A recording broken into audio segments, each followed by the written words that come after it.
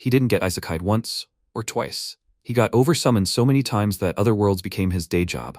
Each summon stripped away a bit of his humanity, until he stopped caring altogether. The system gave up trying to balance him. Now he's finally stuck in one world, with stats so broken they look illegal. And this time, he's not here to be a hero. He's here to finish things his way. This isn't an adventure anymore. It's the endgame. Let's go. One day, Takafuji Inori had a dream. There was a girl in it. She touched his face and said his name. Apparently, she knew him, but he didn't know hers. Then she suddenly stabbed him in the chest with a dagger. He looked at her face and thought, why was she crying? And how did she know his name? When he opened his eyes, he found himself in a classroom filled with the voices of his classmates. He stared at one point and thought, was it a dream? He looked around. His usual classroom. A very ordinary day.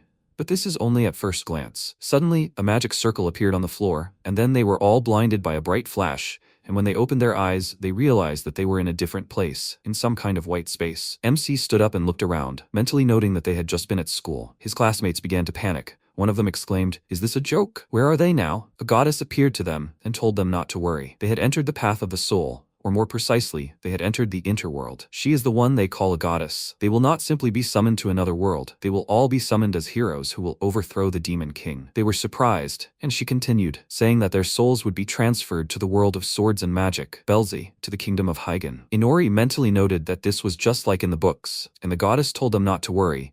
No one would stop them there. They would soon depart for another world. But finally, she would give each of them a gift. She extended her hand to each, bestowing an ability corresponding to the world she would send them to. Let them just not become intoxicated with power. Walk the righteous path and lead others. She wished them all the best and then departed for another world. Opening his eyes, MC found himself in the throne room, surrounded by knights, nobles, the king himself, and the saint responsible for the summoning. She caught her breath, rejoicing that the ritual had been successful, and the nobles began to praise her holiness. Now the heroes had been summoned, and the world would be saved. The king ordered silence in the throne room, then stood up and approached those who had come from another world, introducing himself to them. He was Risen Hagen, the king of the Hygen kingdom. He knelt before them and said that he solemnly welcomed them and asked them to defeat the demon king. Inori appreciated his greeting, and one of his classmates turned to his majesty, asking him to raise his head. But first, he wanted to ask one question. They would be able to return to the previous world, right? He said that Saint Isaiah would answer this question. The saint approached them and said that they would have the opportunity to return, but not yet.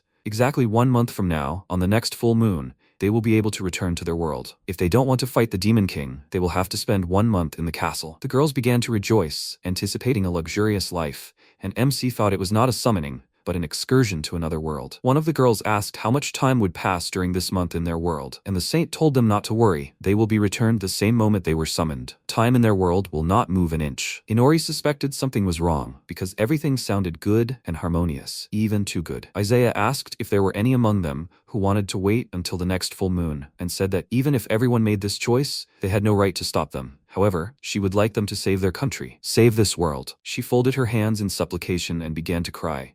And MC, meanwhile, thought that after this, they would all naively consider themselves great heroes. This is a hackneyed ploy to inspire them. His classmates began to mutter among themselves, and he hoped that there were no people among them stupid enough to fall for this. When the discussion ended, his classmates said that he didn't think they would be able to make a final decision just like that. Could they give them a month to think about it? The king remained silent, thinking it over. And Inori looked at his classmates and thought that they had a good idea. He would have supported them himself. But the king agreed. In a month they would all have to decide. Either they become heroes or return to their world. But today they were having a feast, so let them enjoy it to their heart's content. They were very happy, and MC sighed with a smile, thinking that he was so lucky. On the very first day, they would be able to taste the delicacies of another world. He wanted to make something interesting, something with a lot of ingredients at once. Suddenly, a magic circle appeared under his feet. Just like back in the classroom, he touched his chin in confusion and wondered if they would be transported to the table this way. Now he wondered what the magic's capacity was. Could it be used to collect all the goodies? He would like to try some food from a fantasy world. His classmate nervously called out to him and asked why the circle was only under him. MC was confused. Then he was transported to that very space. The goddess greeted him and began her welcoming speech,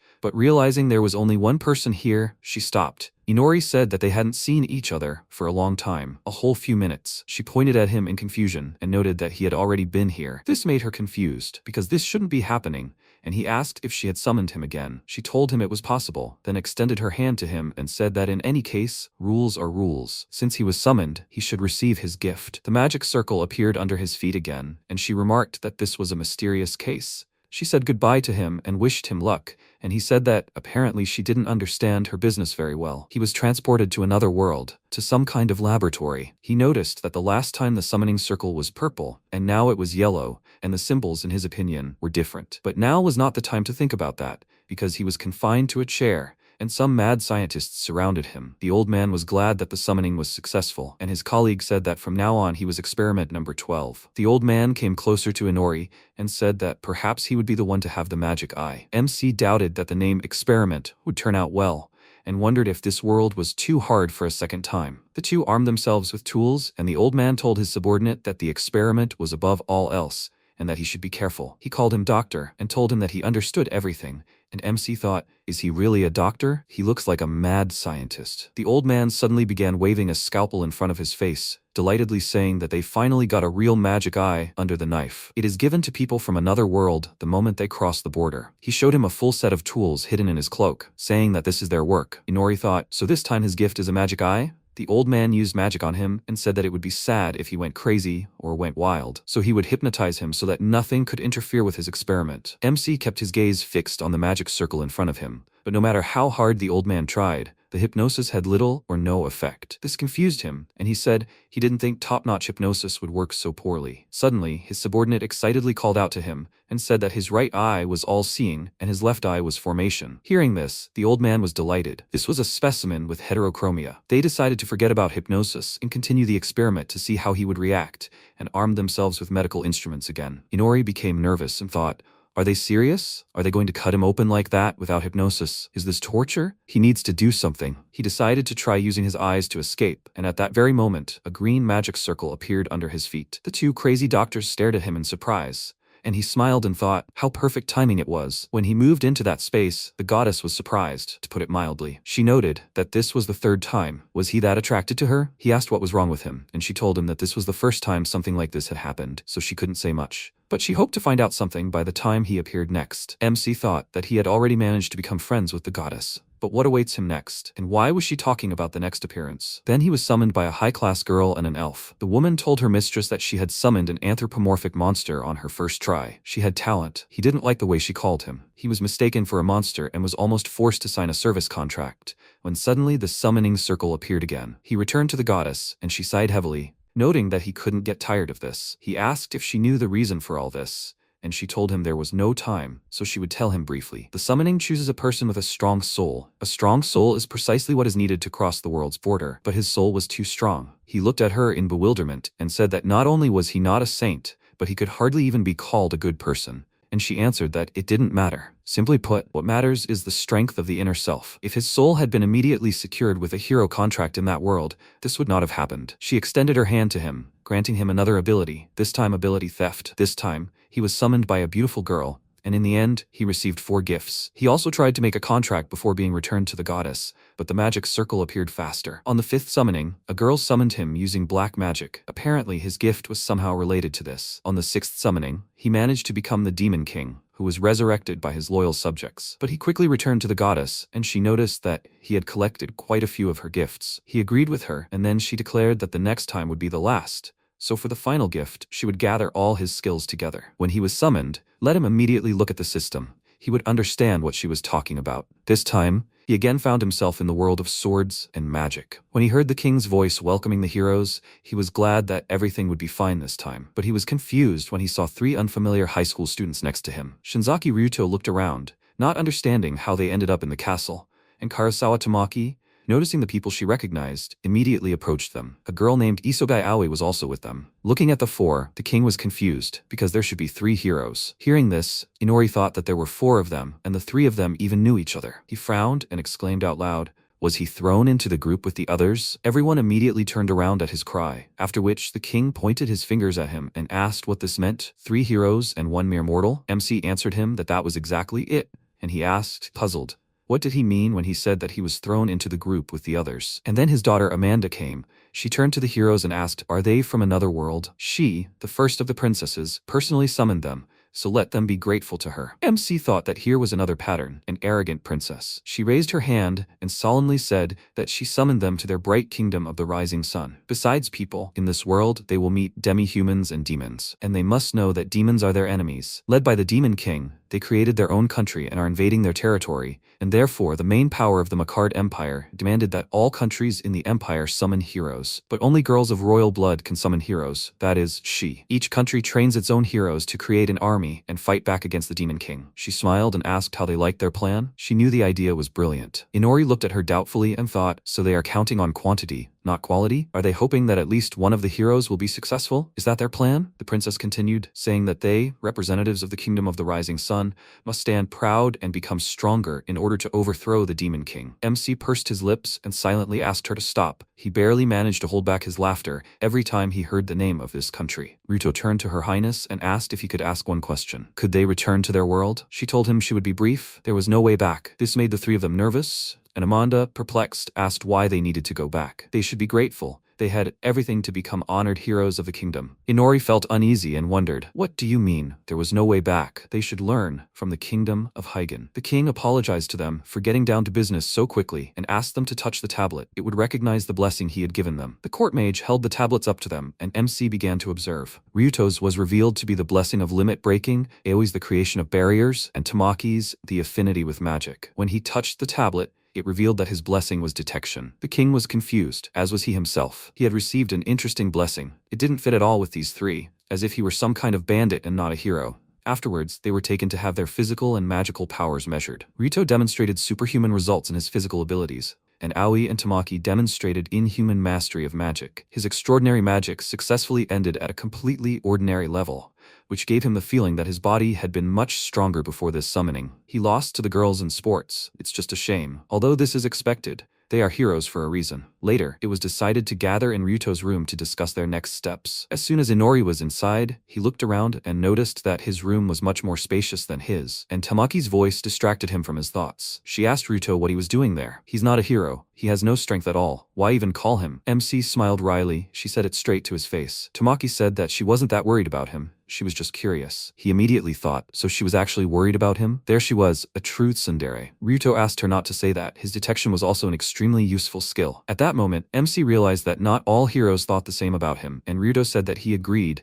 he most likely wouldn't be able to fight, but personally, he would like to be protected by Aoi's barriers. She said that she understood everything, and Inori thought about it. Energetic Tamaki and, in contrast, silent Aoi. A beautiful and sweet face says 1,000 words. Overall, all three are far from being the most beautiful people. Here they are, the lucky ones with personal lives. Tamaki asked if they thought it was worth staying in this country. Rito thought for a second, and just as he was about to say something, MC exclaimed loudly, "Isn't it wonderful here?" And they were received quite warmly. What could he even complain about? He put his finger to his lips and showed them a note saying that they were being eavesdropped on, so they better not say anything unnecessary. They all immediately tensed up and fell silent. Thanks to his gift of detection, Inori figured it out right away. It's hard to believe, but his ability is extremely powerful. It allows him to sense the presence of people and animals even behind walls. And now there are a couple of extra ears outside their door. The maid had already finished her work here, but for some reason she returned. Or was it someone else? He looked down at the notebooks and wrote a new note in which he asked Aoi to create a barrier that would block out sound. She nodded in response, then stood in the center of the room and raised the barrier above them. After that, she said that she had succeeded, but she was not yet used to this, so she would not last long. Ryuto thanked her with a smile, which made her slightly embarrassed, and MC silently asked them to flirt elsewhere. Tamaki asked why they were eavesdropping on them. Ryuto immediately became serious and said that he didn't know whether she realized it or not, but their powers didn't fit into the framework of this world. How could they know if they wouldn't decide to plunge the entire country into chaos? So they acted covertly. Tamaki exclaimed with displeasure, "What is he even talking about? They were the ones who summoned them." MC said that he thought this country was also going through hard times. He couldn't say for sure, since they knew almost nothing about this world, but most likely the state was in crisis. Their king does too much himself. Everything will be fine. He wouldn't have to deal with all this. Besides, he has too few vassals and almost no guards. Tamaki agreed with him. She had thought about it too. But they were fed very well, right? That costs money. He replied that the food was very ordinary, simply stuffed with garlic and spices, hence the taste. He grimaced slightly and wondered, so she liked it? And in his opinion, the food was very specific. He continued, noting that this room did not look like a hero's quarters at all, as if a private soldier had once lived here. And his room was even smaller. He remembered his first summoning and thought that he doubted that these three were summoned somewhere every day, and he had something to compare this kingdom to. He said that they should still consider escaping from this country. With his strength, they had a good chance of getting past the entire army and then start looking for a way home. They remained silent, considering his offer, after which Tamaki said that perhaps they were this country's last hope, and they should not let that hope evaporate. Aoi noted that they were saying there was no way out, but who's stopping them from hiding the truth from them now? Inori pointed out that it was stupid to spill everything right away, and Ryuto agreed with him. They don't have the strength or knowledge yet, so they'll just have to wait. Suddenly, Tamaki approached Inori and noticed that his left eye was yellow. Realizing he'd completely forgotten about it, he immediately covered his eye with his hand, thinking that it was obvious it would be noticeable. After seeing his reaction, Ryuto told the girl that some things were better left alone. It was a bit late, of course, but everyone goes through this, so she should leave him alone. MC thought he was smart, confusing his eye with 8th grader syndrome. Although it was better for him, so he decided to play along for now and said that they shouldn't underestimate the power of his eye. When he returned to his room, he wondered what kind of ability this was. In theory, if he wanted to look at its stats, it would appear. A system window immediately appeared before him. All his stats were around 1,000 or more. He noted that the numbers were quite large, but without an average, they meant nothing. He remembered sweating profusely during the physical test while the three of them chatted merrily, and wondered what was the reason for such poor results. He decided to test his skills first. He had an all-seeing magical eye on his right and a formation eye on his left. Skill stealing, black magic, and detection. He built up a decent set thanks to endless summoning. However, the third time he was called a monster, he became a vampire. Because of this, he was afflicted with the hatred of the sun god effect. During the day, the stats of nocturnal races, rejected by the god, are reduced to 1/10 of their normal strength. Therefore, his abilities are limited during the day. That's the reason for his poor test results.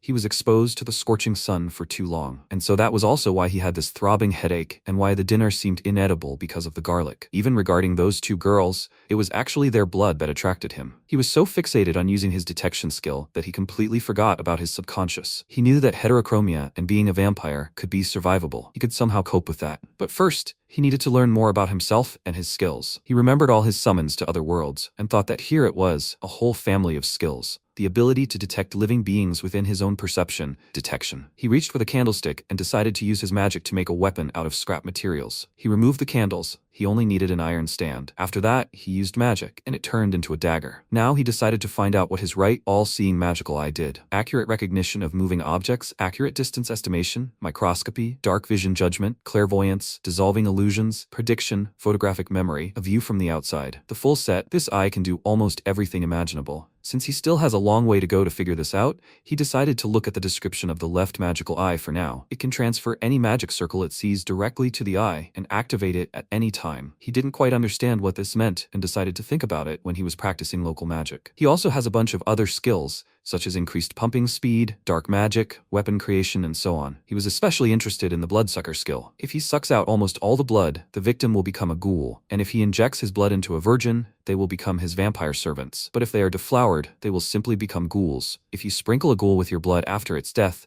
it will become a subject. Furthermore, if he sucks all the blood from a victim, the creature's memories will be transferred to him. This made him smile nervously and wonder what kind of monster he was. Also, if you suck all the blood from a person, you can steal all their skills. Even despite his weakness during the day, it's too early to write him off. But first, he needs to get used to this world and his new body. A new day dawned. They gathered at the training grounds, and a woman came to them. Now, the head of the Knights of the Kingdom of the Rising Sun, Agiana Izzy, will teach them the art of mastering their bodies. Inori was a little confused that the head of the knights was a woman, and he thought that although a fantasy world is a fantasy, but is this the result of the economic crisis, an attempt to change public attitudes? Agiana said she understood that the girls were inclined toward magic, but the basics of body control still couldn't be neglected. She usually started with strength training, but that didn't seem to be the case with them. Inori frowned slightly and thought, of course that was true. He glanced at the three of them and saw their stats. Ryuto's stats were practically the same. Tamaki had the highest mana, and Aoi had the same, but she was much weaker. Despite this, all three had inhuman stats, in Inori's opinion. The head knight told the three of them that once they learned the basics of body control, they could choose what suited them best. With Inori, it was different. He would only choose once he reached the level of an average warrior. After that, he went to train. While he was doing push-ups, the head knight didn't leave his side for a second and constantly urged him to continue. MC was having a hard time. He was so sleepy during the day, and his head was splitting under the scorching sun. Agiana said she would keep a close eye on him and encourage him, but he thought his head was already spinning. Even if he wanted to escape somehow, he couldn't. Suddenly, the princess's voice rang out. Inori immediately realized that the tsundere from yesterday had arrived, but next to her was another girl, a stranger to him. He wondered, who is this? Does she even have a maid? Does she look like a princess? Or maybe she's just beautiful? Her expression unnerved him a little, a fake smile, just like a doll's. The head knight called them both princesses and asked what had happened. The second princess, smiling, told her that they had simply come to watch their heroes train, and Amanda told them that she had found the only bit of free time she had, so they should be grateful. MC chuckled, after which the second princess approached him and said with a smile that she was pleased to meet him. Her name is Arya. She will spend the rest of the day with him. After training, they went to one of the rooms of the castle, and Arya told him that there would be lectures in the afternoon. He looked at her and thought that this was bad. He was put in a separate class, and the other three were put together and taught by the eldest of the princesses. The reason is simple. Amanda said that she is not going to teach a non-hero, since it is outrageous. He sighed heavily and thought that it was not the time to be upset. One day his hands will get to her too. Arya decided to start the lesson. She took one of the books, and before she began the lecture, Inori raised his hand and asked if he could ask something. She inquired what was the matter, and he asked, "Isn't she the younger sister of the first princess?" She told him that, unfortunately, this is not true. She is older than her by a year, but for some reason, she is the one who will inherit the throne. He thought it sounded really complicated. Age doesn't always determine the heir. He decided not to ask her about it anymore, and they returned to the lecture. According to the lessons, the Kingdom of the Rising Sun was founded by a sorceress. She was part of a group of heroes that ultimately defeated the previous Demon King. That is, their founder was a witch. Thus, a certain belief in witches was strengthened among the people,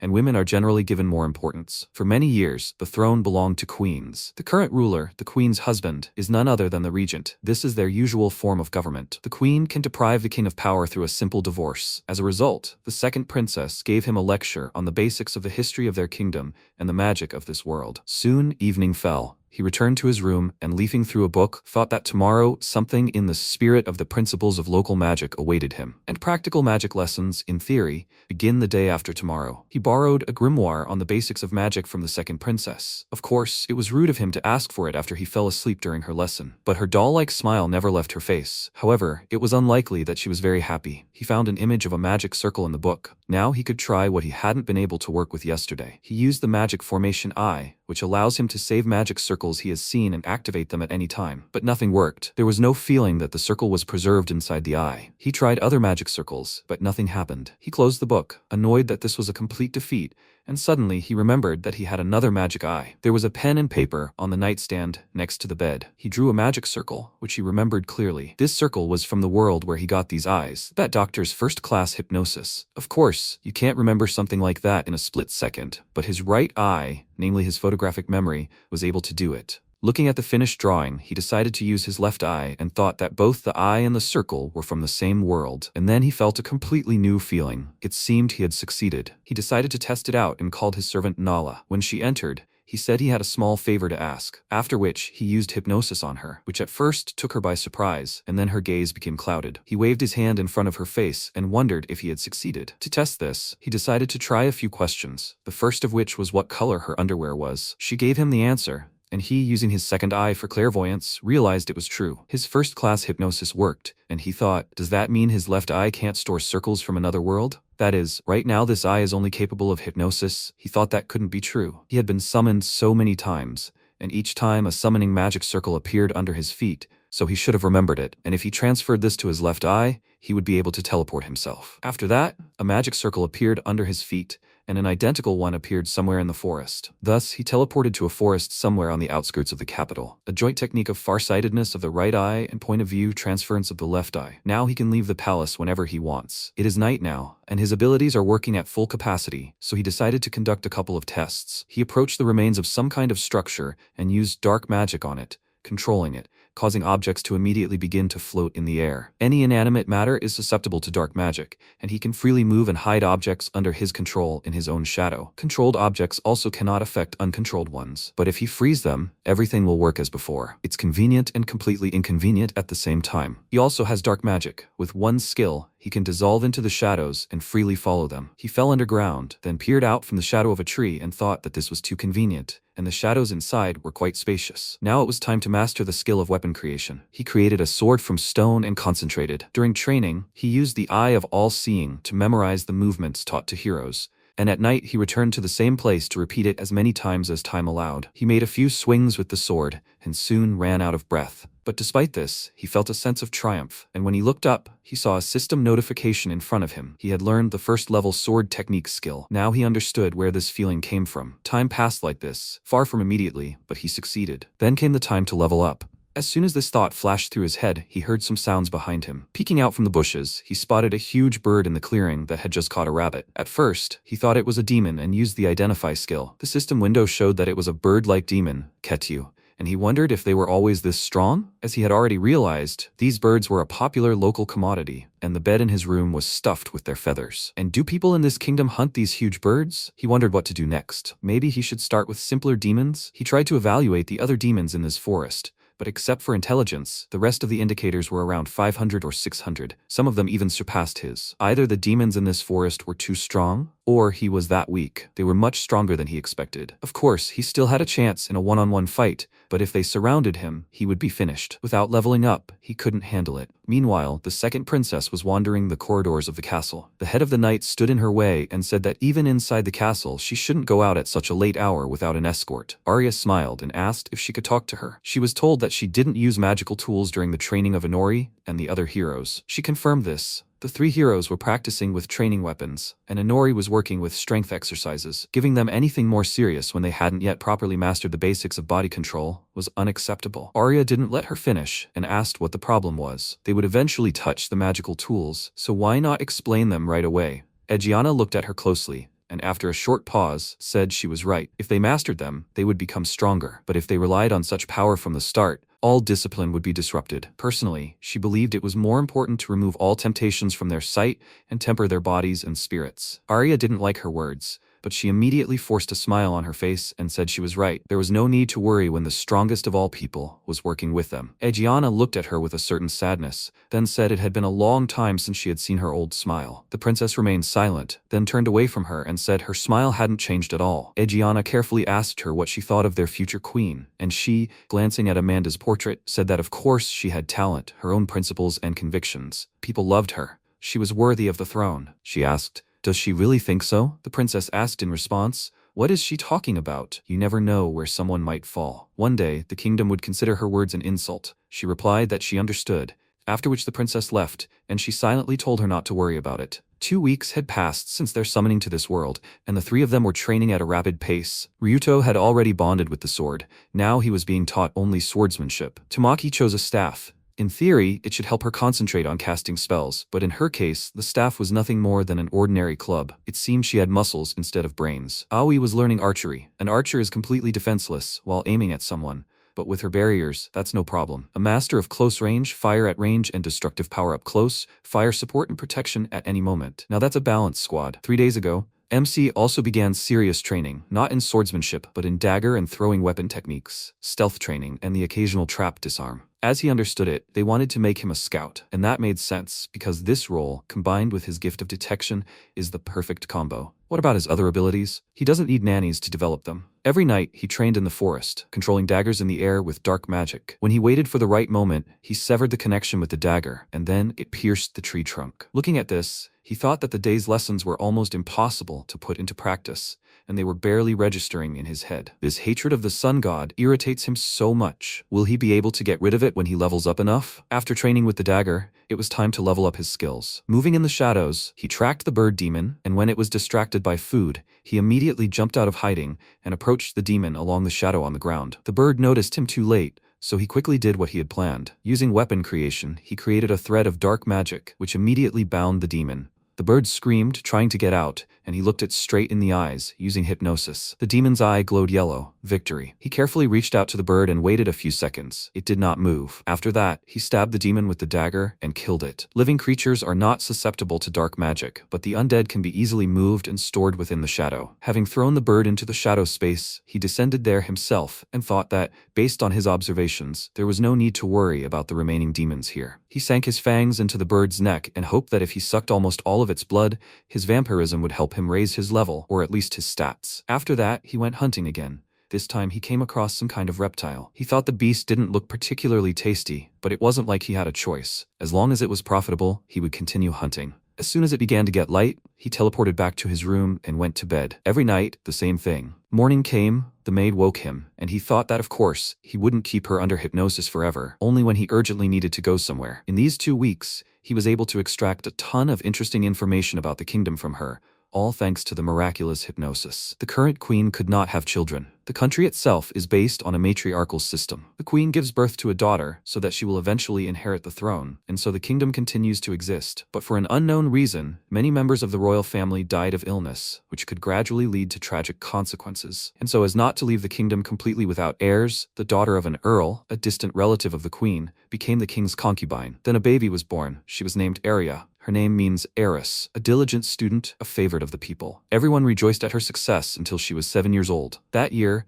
the king and queen finally had a daughter, and they named her Amanda, meaning beloved. The queen loved her daughter immensely, and she inherited a talent for magic. Arya no longer needed to study so diligently to inherit the throne. When Amanda turned 7, she became the first princess and was named heir, leaving Arya in the shadows. The meaning of her name faded into oblivion. People lost all interest in her, and the princess was left alone. Forgotten by the queen, she lived out her days in the castle like a doll. Now, sitting at one of her lectures, he glanced at her and thought that she was just like him, expecting nothing from anyone. Noticing him lying on the table, she asked him to wake up. Learning is light. If he sleeps, he will be empty-handed and empty-headed. He yawned and thought that it had been so long since he had listened to an instructive lecture. After which she said that it was sad, of course, that he lacked talent for magic, but he was being taught intelligence techniques and espionage. He didn't think that this was where his talent lay. He thought about it. He really couldn't use the magic of this world at all. Even the most ordinary people could use simple magic, and in the eyes of others, it was strange to be someone who couldn't use it at all. Arya said that the head of the knights was an extremely busy person, but she still found time for them. Was it because she saw something more in them? He stretched and answered her boredly that it was because they were heroes, and then she seriously said that to become stronger, he should put in more effort. He felt a little uneasy from her abrupt approach, after which she ordered him to follow her. She led him to the tower. They descended the stairs and found themselves in front of huge doors.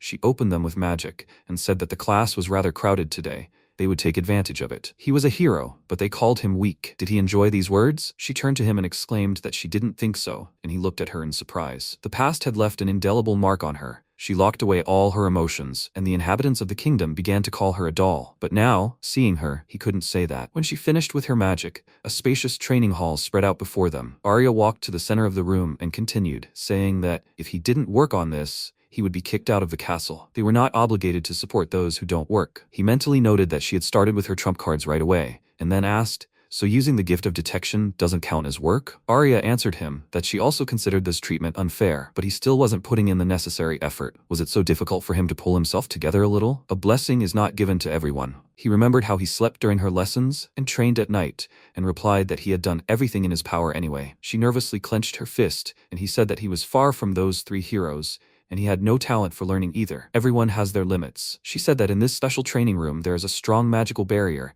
No screams, no noise. No one will hear anything, so he need not worry about that. He asked her how to open the door, and then she quietly approached him from behind and raised a furious glare at him, after which she kicked him in the back with all her might, pinning him against the door with a slam. He turned to her in bewilderment, and she exclaimed that he hadn't even smelled gunpowder yet, and if he was expelled because of his own fault, his life would end with the first demon he met. Even if he's not as cool as them, let him live with what he has and not give up. He looked at her and thought that she wasn't a doll, but a truly noble girl. She exclaimed that he had a chance to change. Let him not give up. This made him grin, then laugh out loud and say that she was a good girl. Her face immediately blushed at his words, and he said that he underestimated her. He didn't expect her to be so strong. She suggested that they do without playing on his nerves, and he told her not to worry. He loves life more than anyone else, just like her. She looked at him in surprise and after a short pause, said that perhaps she had underestimated him too. For some reason, he seems incredibly strong to her. He said that the fact that he will be expelled is a fact,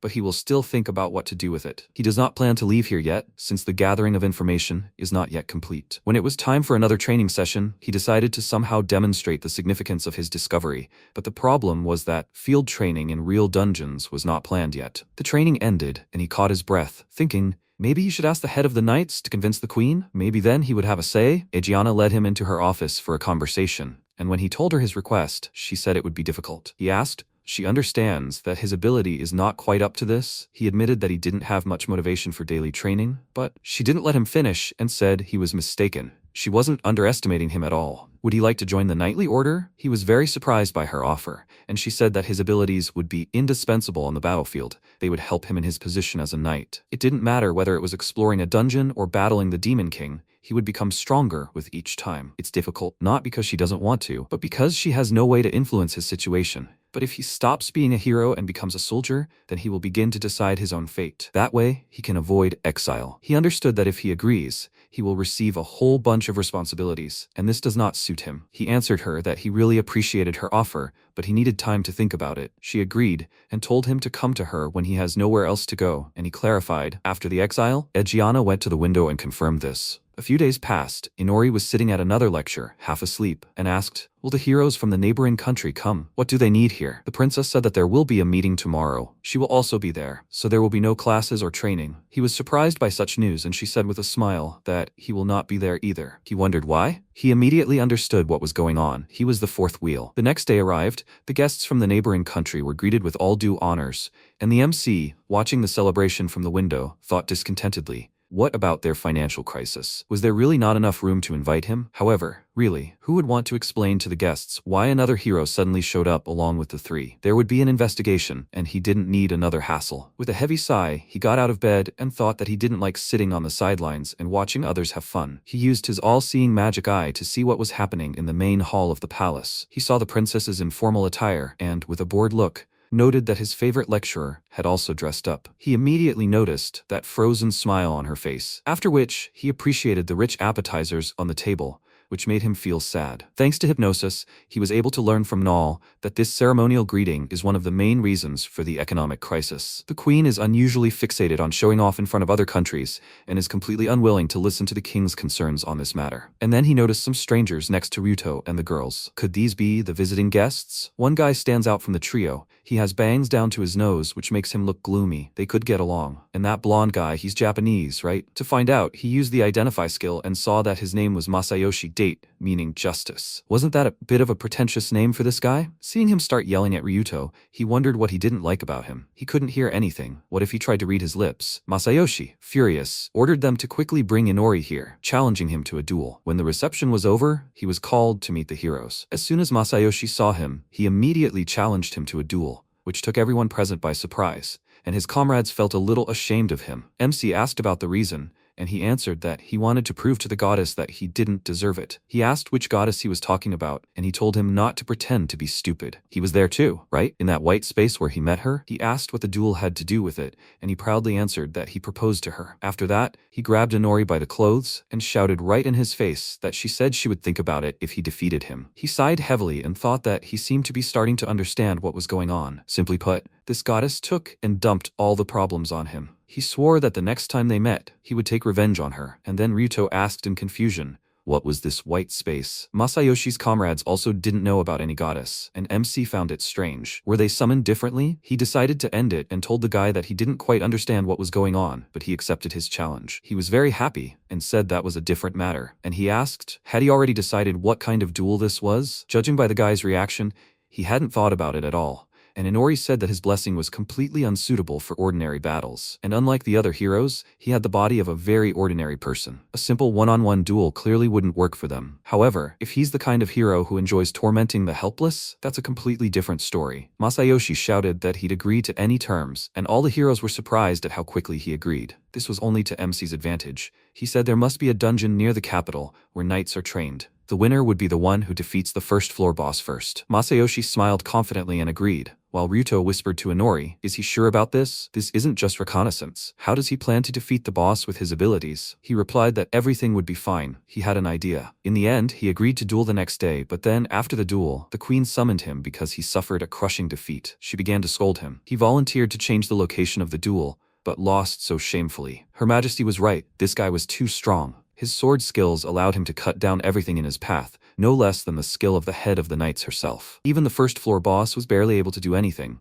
Masayoshi dealt with him immediately. MC, in turn, thanks to his gift of detection, snuck past all the monsters, traps, and even the boss. From the outside, it truly looks like a crushing defeat. The queen said with displeasure that until then, she had turned a blind eye to his laziness and incompetence, because her husband and the knight's master, whose words she trusted, vouched for him and spoke of his untapped potential. But now the moment had come when he had damaged their country's reputation, and she would not tolerate it anymore. An oppressive silence reigned in the throne room for a few seconds, and then the queen loudly declared that he was banished from the kingdom, but he only smiled in response. Everyone around remained stony-faced. They had expected this. The queen asked if he had any objections, and he replied that he had one. Damage to the country's reputation. What was that? She reminded him that he had actually lost the duel, and he agreed with her, but nothing more than dignity was at stake. She did not understand what he was talking about, and he explained that he was talking about the dignity of becoming a goddess's man. It was agreed that this duel would be kept secret from everyone except them. First of all, he was no hero at all. He was a man who had not even been publicly introduced to the country's inhabitants, and he was clearly not one to disgrace the kingdom or her majesty. This duel was essentially a simple farce. However, this does not mean that he sat idly by. After his words, guards entered the throne room. They placed 2 bags completely filled with gold coins and jewels at his feet, and he said that he had brought a modest souvenir of the dungeon. At the sight of such a huge amount of gold, the queen and her daughter gaped in surprise, and Inori said that this was the treasure of the first floor. He cannot compete with the hero, but he may not leave empty-handed. Pleased with his loot, the queen began to examine the gold. MC said with a grin that with his blessing, it was a piece of cake, and all this was done so that they could see its value. The second princess was very surprised. She expected him to be kicked out, and so the troublesome guest was satisfied with his victory and returned to his homeland. And since there were no more obstacles, it meant that exile no longer threatened Inori, and he could take up hunting in earnest. That same night, he set off into the forest. Having already managed to eat someone, he emerged from the shadows and thought that he was already getting pretty tired of the birds. Noticing something strange, he looked around and thought, is something wrong again? Is this forest trying to surprise him with something else? There are only trees around, so it's not immediately clear, but his gift of detection still aches and aches. He thoughtfully touched his chin and realized that this was no longer the gift of detection. Something else would help him here. He used the magical eye of all-seeing to dissolve all illusions and saw a magical dome in front of him. Now he understood the source of this aching feeling. Did this gift of detection work so poorly because he got it from this world? And no protection worked on the magical eye of all-seeing. He wondered what was inside. Maybe there were demons stronger than the birds. He decided to quickly check it out right now. After all, he could always escape. At that very moment, packs of wolves roaming nearby sensed his intervention. When he found himself inside the dome, he immediately heard the rustling of leaves. Several gray wolves ran out of the bushes at him, and he immediately clung to his shadow, excitedly thinking that he had never dealt with a pack before. He created black threads from his shadow, which quickly dealt with the wolves. When he was finished, he touched the wound on his face and winced in pain, thinking that even one was strong, and here there was a whole pack of them. But he still dealt with them all. Having hidden the bodies in the shadow space, he himself began to descend there, thinking that if everything went well, he would no longer need the bird, but just in case, he needed to take one for inspection. After that, he went further, reached a lake, in the center of which was an island with a huge tree. He glanced at it, hesitating to go further, because he felt that the boss was about to appear. He decided to pretend to be unsuspecting and took a step forward, immediately after which, a huge wolf jumped out of the forest and attacked him. The guy jerked back. He saw that almost nothing was left of his arm, and was very surprised. He certainly expected a monster to attack, but not like this. Immediately after that, the wolf attacked again. It hit him with its paw, throwing him to the side, and he hit the trunk of a nearby tree. Having come to his senses, he looked at the enemy and thought, what the hell just happened? The identify skill showed that Fenrir, a wolf-like magical beast, was in front of him. He thought, so he's not a demon? He glanced sideways at his hand and thought, is this just a mini-boss? What should he do now? Hide in the shadows? But it will still be waiting for him at the exit. At that moment, Fenrir rushed to attack, and when it got very close to Inori, he panicked and told himself to think faster. As soon as the wolf attacked, he was no longer in the same place. It turned out he had managed to fly into the air a few seconds before the blow. And then the title of a monster from the third world made itself known. He was a vampire for a reason, and now he decided to test all his abilities. Fenrir looked up at him and asked why he had come to them, and he mentally noted that he was also talking. However, that was why he was a magical beast. He landed on the nearest rock and told him that he was lost. The wolf didn't like his answer, because you can't just get past an illusion, and he said that he already understood that, so he was curious about what was inside. Illusions are not erected without a reason. Fenrir said that this meant he was an intruder who had killed his kind. Therefore, he would not let him go alive. MC measured him with a thoughtful look and asked, is this place important to him? Fenrir said he'd give him something to think about in the afterlife, and he was glad he could tell him everything now. The wolf told him that they once made a pact with a witch in these lands, so they protect this place and root out any demons they deem a threat, including curious ones like him. Let him not resist, and his death will be painless. Otherwise, it will turn out like with his hand. But seeing what happened to his hand, he immediately fell silent, confused. While he was telling him all this, Inori had already managed to heal all his wounds without realizing it. He immediately realized that it was thanks to his vampire abilities and said that he didn't expect expect his regeneration to be so strong. Fenrir clenched his teeth and warily noted that he was clearly not an ordinary guy, after which he pounced on him, shouting that he wouldn't leave here alive anyway. MC didn't expect such a sharp attack. He immediately jumped aside an instant before the wolf's powerful jaws would have snapped shut. All thanks to his right eye, he was able to see his attack, but it would be difficult to continue like this. He flew higher and thought that, although he could fly, he would hardly be able to get above the cliff. He needs to stay in the air for now and try to glide down to the forest edge. He dropped sharply and Fenrir turned, watching him from the top of the cliff, and then Inori saw something shiny flying at him at high speed. He immediately covered his face with his hands to protect himself, and these sharp things broke all the trees around him. It turns out that Fenrir threw his clumps of fur at him, sharp as blades. MC howled in pain. Several clumps of fur still pierced him. Before he even had time to catch his breath, Fenrir immediately appeared in front of him, and there was a roar. Dodging the blow, Inori thought that hypnosis didn't work on him either. He was too aggressive. What should he do? Seeing the waterfall in front of him, he realized that he was at a dead end, and this made him very nervous. Meanwhile, the wolf was already right above him. He swung his tail, throwing sharp tufts of fur at him. They punched large holes in his wings, causing him to grin and then pounce, wanting him dead. MC waited for him to get closer and pulled huge stakes from the shadows. Fenrir was surprised by this. He barely managed to dodge them, and Inori said it was good that he had prepared all this just in case. However, victory was still far away. His wounds began to heal again, and the wolf bared his teeth. MC thought that he would like to teleport now using the magic circle, but his left eye of the formation was set to hypnosis, and to change the effect, he needs to look at the teleportation circle with his left eye, so he needed to somehow buy time for this. He pulled the prepared knives from the shadow space, and thought that he just needed to stab him. After that, he waved his arms, throwing knives at Fenrir, who slowly walked towards him, saying that he was already starting to wonder what he would do next. The knives simply bounced off his fur. Inori became nervous, and when the wolf pounced on him, he jumped aside and again took out the knives, then broke into a run. The knives bounced off his body again. He said that this would not kill him, after which he swung his tail, throwing sharp needles at him. MC immediately stretched his arms out in front of him, and when one of the needles hit him in the stomach, he realized that there was no point in trying to protect everything. His heart and legs were enough. The wolf was furious, calling him a stubborn guy, after which Inori waved his hand, throwing a net of black threads over him and the entire area. The trees swayed with a crack under the tension of the threads, and the wolf was no longer able to move. He growled loudly, and MC was already glad that he had managed to hold him back. But at that moment, there was another cracking sound. The threads broke the trees and snapped, freeing Fenrir. The wolf growled that it was all useless, and he broke into a run, wondering how he could have broken the black thread. Now he had only one thing left. He created more threads and began tying them around all the trees around him, while making sure the wolf didn't catch up. He hoped that everything would work, after which he climbed a tall tree, and Fenrir exclaimed that it was stupid to try to escape through the sky, since he had become an excellent target. Inori, meanwhile, used his left eye. The threads glowed yellow, emitting magic, and when a magic circle appeared under the wolf, he said with a smile that the rewriting of the circle was complete. He used the magic of his left eye, movement, and when a magic circle appeared behind him, he began to dissolve into thin air. The wolf looked at him in surprise and exclaimed,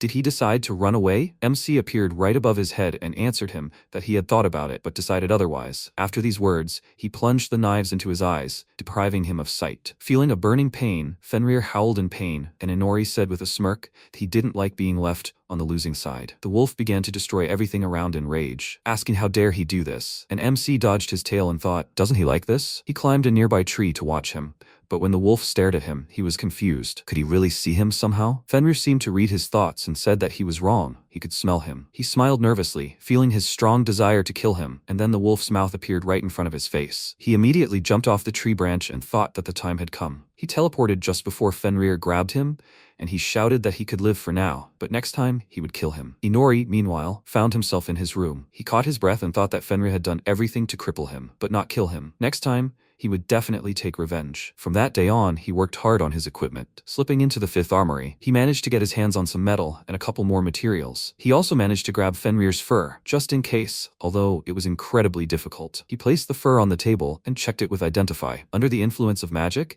an object is endowed with extraordinary properties: crystallization, hardening, narrowing. He imbued a tuft of fur with magic and it turned into several needles. Now he understood why he couldn't pierce it. He was completely covered in this fur. He decided to make a weapon with it, and black threads appeared before him, but with a different effect. Gleipnir crystallizes when exposed to magic if it is not strong enough to break the threads. He looked closely at the weapon and thought that, according to legend, this is what Fenrir was forged with. Could he really get revenge with this? An idea occurred to him. He made gloves from this thread, which now activate special properties when in contact with magic: hardening of darkness, hardening, crystallization, constriction. He experimented a little, and now some parts glow during crystallization, creating a beautiful magic circle. He came up with the idea of making a couple more things from these threads, and so he ended up with an entire suit of Gleipnir. Now, he was ready for revenge. Immediately after that, he set off for the forest, and Fenrir turned at the sound of his teleportation. MC greeted him, saying they hadn't seen each other in a while, and he asked if last time wasn't enough. He didn't think he'd come here again. He pounced on him, and he smiled, noting that he now had such beautiful eyes. Fenrir responded to his mockery with a blow, ordering him to shut up,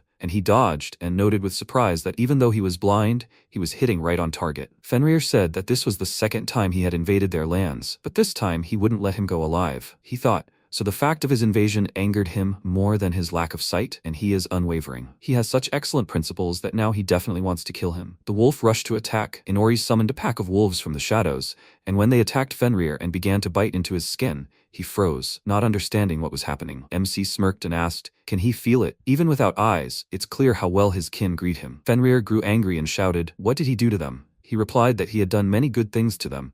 Now they were his little useful subjects. Fenrir suddenly began to kick, throwing the wolves off himself, which Inori didn't expect, and he had to jump to the side to avoid being hit. This time, the damage was less. The suit doesn't completely block the blow, but it does its job. Fenrir pounced on him in a rage. He blocked his blow, and then a pack of shadow wolves ran out of the forest thicket. Fenrir pounced on Inori while he was resting and shouted that this was revenge for his brothers. He immediately used teleportation, and instead, Fenrir bit off a piece of wood, exclaiming in frustration that he had escaped again. Feeling the vibrations of magic from above, he gathered all his strength in his legs and jumped high. And MC said that he hadn't escaped at all. He was mistaken. Fenrir suspected something was wrong, and then a net of threads fell on him, forcing him to descend. During this time, Inori managed to stretch the threads around the area, and the shadow wolves kindly helped him with this. Because of this, Fenrir didn't feel anything, not even his own kind, and therefore began to panic. He asked him what it was, to which he was told it was yarn from his own fur. Now the wolf couldn't escape. He waved his hand, commanding Gleipnir to contract, after which the threads began to tighten, slowly wrapping around the wolf's body. In the end, he couldn't withstand Gleipnir's power and was pinned to the ground. He growled, trying to break free, but he was having no luck. MC came down to him and said it must be hard for him to smell something made of his own fur. He provoked him, deliberately angered him, continued to take hits, all for the sake of completely distracting him from the trap. And then, at the very last moment, he teleported out of the trap, leaving him in his own web. Wishing him luck, he pulled the thread tighter, and the shadow wolves came out to see their comrade off. Fenrir said that he had put so much effort into his life, but now the oath was broken. Time passed, Inori drank all his blood and his level increased by 5, and he also gained several skills during the fight. Now his list of skills included one unique one, the King's Vessel. Suddenly, someone's voice came from below. It was one of the shadow wolves. MC was surprised that they could speak, and the wolf apologized for calling out to him so suddenly. He thought, so it was because of the king's vessel? Are they his subordinates now? He wondered what he wanted, and he asked if he had the power to make their former master a subject like them. Inori looked at Fenrir, and the wolf said that he had defended this land until his death, fought to protect them. They wanted him to serve alongside them as well. He promised him that he would try to do so, for which he thanked him. After that, he sighed heavily and thought that he doubted there would be any consequences, and then he felt extremely tired. After that,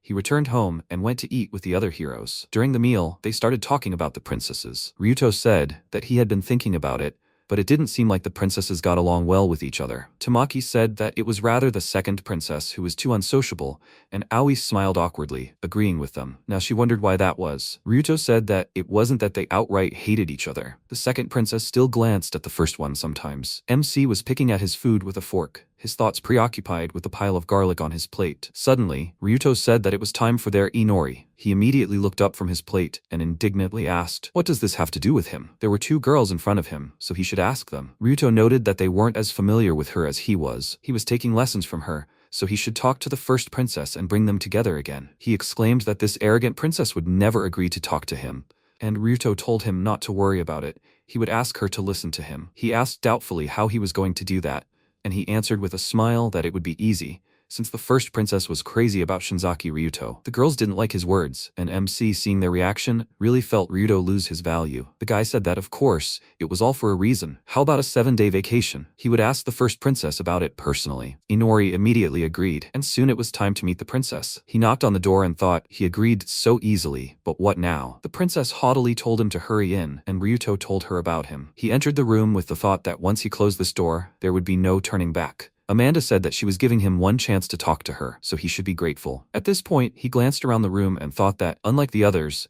this room looked luxurious, but there was not an ounce of uniformity in style. Noticing his thoughtfulness, she smirked and asked if he was already speechless. Of course, after all, there were things everywhere that he had never even dreamed of. He pointed his finger at a very remarkable vase and asked if she liked it. She confirmed this and boasted that there were gifts from her mother and people from all over the world. The royal family has no need to buy anything for themselves. Let him remember that. He decided to get down to business in order to get out of here as soon as possible and asked if she was worried about her current relationship with the second princess. She looked away and said, slightly embarrassed, that she was not at all worried about what was happening to her. So what did he want to talk about? At that moment, he realized that it would not be easy to finish the matter. Amanda said that she had been told he came to reconcile them, but it was not that she wanted to make peace with her. He asked irritably, that is, she does not want this at all? Because of embarrassment, she began to tug at her hair and said that it was absolutely none of his business. He tiredly covered his face with his hand and thought that this wouldn't work. He needed to use his trump card. He said that it was all Ryuto's fault. He arranged everything so that he could help her. But if she didn't want to, then so be it. Of course, when Ryuto finds out about this, he will be upset that all his efforts were in vain. Because of his words, Amanda got worried and asked him to wait. She just wanted to start explaining everything to him,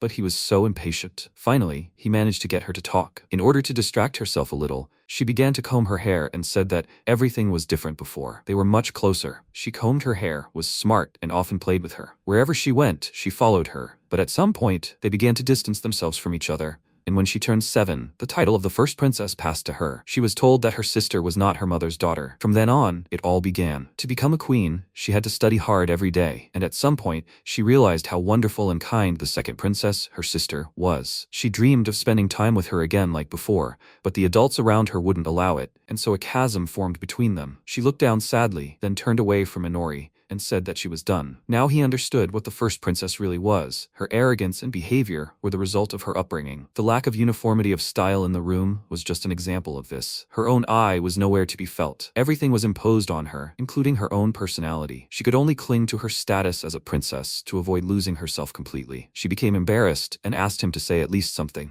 Who was she telling all this for? She would even consider listening to his advice. He immediately took his words back and thought that her arrogance seemed to be her innate pride. He asked, then, why doesn't she just come up to her and say, let me call you sister? She said sheepishly that she definitely won't say that. How will the retinue and servants look at her after that? He smirked and asked, in this country, the servants are more important than the princess herself? Doesn't she decide what to do? She's the first princess, after all. She was worried that such decisions could cause her problems, and he said that her sister was stronger than she thought. Amanda seemed to sincerely think about this, after which she said sheepishly that she could handle everything herself and didn't need his advice. He should be grateful to her for listening to him. After that, he left her chambers and went to his room. He told Nala about everything, and she honestly admitted to him that she was not thrilled with the idea, but she would consult with her. He mentally noted that this was not the most pleasant answer. Well, that's what she's, the second princess's maid, is for. The next day arrived, and Nala came into his room in the morning to give him a message from the second princess. He had apparently just woken up and greeted her, asking what message she was talking about. She smiled and said that this time everything was different, that today's lesson would be special, which gave him a bad feeling. In the end, they both dragged him out of the palace, and he asked what kind of lesson awaited him in the middle of the street. Arya said that studying trade flows and the mood of the people was no less an important part of the training than everything else. As a representative of the upper class, he would accompany her and carry her purchases. He looked at her warily, not understanding what purchases she was talking about and how this related to the hero's training. First, she decided to look at the selection of jewelry, and he thought she said she never bought anything. So what was this then? Arya was so focused on choosing jewelry that she frowned, but she had a hard time settling on just one, so she asked Inori for help. He said that whatever she took, it all suited her, and she sheepishly clarified that she wasn't buying it for herself. He looked at her in confusion, and Nala whispered in his ear that she was choosing a gift for the first princess's birthday. When she told the second princess what they had talked about last night, she declared that they would immediately go buy a gift for her little sister. He said that he understood everything, but why should he choose a gift? Arya remained silent, choosing her words, and asked, didn't he see her yesterday? That's why she thought he could choose something. He answered her that, unfortunately, even after yesterday, it didn't become clearer to him, but he noticed that she had long been accustomed to receiving gifts. No gift would do any good. She was slightly upset and asked, does that mean a gift is a bad idea? He replied that the giver is more important, so he thought her choice was already the best. Nala smiled and thought it was so sweet of him while he was only thinking about how to get back to the palace. Arya smiled at his words and then chose a gift. While she was talking to the seller, Nala said that if she hadn't talked to him then, she never would have thought to persuade her to give something to the first princess for her birthday. Arya smiled, looking at the box in her hands, and Nala was very happy. She finally saw her real smile. At that moment, Arya approached them and asked what they were talking about, which made Nala very nervous and decided to change the subject, offering them a snack. 5 days later, MC received an invitation to the first princess's birthday party, and he, dressed up, went to the banquet hall. He stopped in a corner overlooking the entire hall and thought the banquet was as luxurious as always, and all around were pompous idiots. Applause swept through the hall. Everyone was greeting the birthday girl. Amanda entered the banquet hall, enjoying the attention, and her parents watched her with smiles. Ryuto bowed slightly, greeting the princess, and she was very happy to see him. He congratulated her on her birthday and said that today she was even more beautiful than yesterday. She smiled genuinely, enjoying the compliments, and as they chatted, Inori thought they weren't even shy. Among the crowd, he noticed Egiana talking to a man, and he wondered who he was, since he didn't look like the other nobles. His identify skills showed him that he was the prime minister of the kingdom, Betray, and he thought they were probably talking about security in the country. But now was not the time for them. He glanced around the banquet hall in search of Arya. She was hiding behind a column and watching her sister, afraid to approach her. It became hard for him to watch. Was it really that hard for her to just call her sister, or was it hard for her to squeeze between them? He decided to help her a little, all for the sake of the weekend. When he approached her, she asked him for advice on how to call her, and he said that he would do something now, but she should not take it too personally. She remembered how well she kicked him, right? And where did all her energy go? Before they could say anything, he pushed her right into the center of the hall, and her legs carried her to her younger sister. She managed to stop, and realizing that she was now right in front of Amanda, she became nervous. Everyone present froze in anticipation, and MC looked away, as if he had nothing to do with it. Amanda stared at her older sister in surprise, who looked away shyly, hiding the gift box behind her back. The guests began whispering, and Inori thought the noise was due to the sisters simply bumping into each other. He began glaring at Arya, silently telling her to act. They hadn't been preparing her for this for nothing. Swallowing nervously, Arya handed her sister the box and wished her a happy birthday. Then excitedly and loudly exclaimed that in honor of this occasion, she had a gift for the first princess. Amanda hesitantly accepted the box, opened it, and stared in surprise at the jewelry. She excitedly asked her to braid it into her hair right then, which Arya was initially surprised at. And when Amanda said, "Please," she got down to business with a smile. The gift she chose for her was 2 hair clips. She braided her hair, and Amanda, shyly turning to her, asked how they looked on her. Arya smiled and told her that the clips looked very nice, and Amanda smiled broadly, thanking her. After that, all the guests applauded. Everyone was genuinely happy about the sisters' reunion. Then Amanda asked her sister for one more gift. She was silent for a second, very embarrassed, and then told her to just call her sister. She agreed, right? Arya stared at her in surprise, remembering their childhood friendships,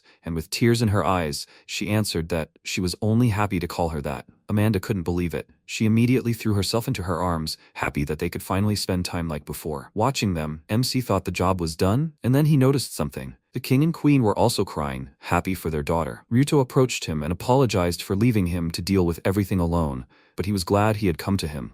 He told him that everything was fine, and that he was also counting on full compensation. The guy laughed, promising to think about it, and said that he was grateful. It was hard for him to watch how hard they were having, and he was glad that they were able to make peace. He looked at them with a smile, and quietly repeated that he was very happy, and he wondered if he was being too kind. He wanted to say something about his heroic deed, but he walked away from him, saying that he needed to get some air, and went out to the balcony. While he was enjoying the sunset, Arya approached him and said that she needed to tell him something. Realizing they might not be alone, she immediately corrected herself, politely asking if she could talk to him. He told her to go ahead. There wasn't a soul around. She smiled and asked if this was his gift of detection, a rather practical blessing. He looked at her thoughtfully and said that she should listen to her feelings more often, and she immediately exclaimed that he was the last person she wanted to hear that from. At that moment, someone in the banquet hall sprinkled a blade with blood, and everything fell silent for a moment. Inori silently told the princess that if she listened to herself, then no one would dare call her a doll again, and then, suddenly, loud screams were heard. They both immediately turned towards the sound,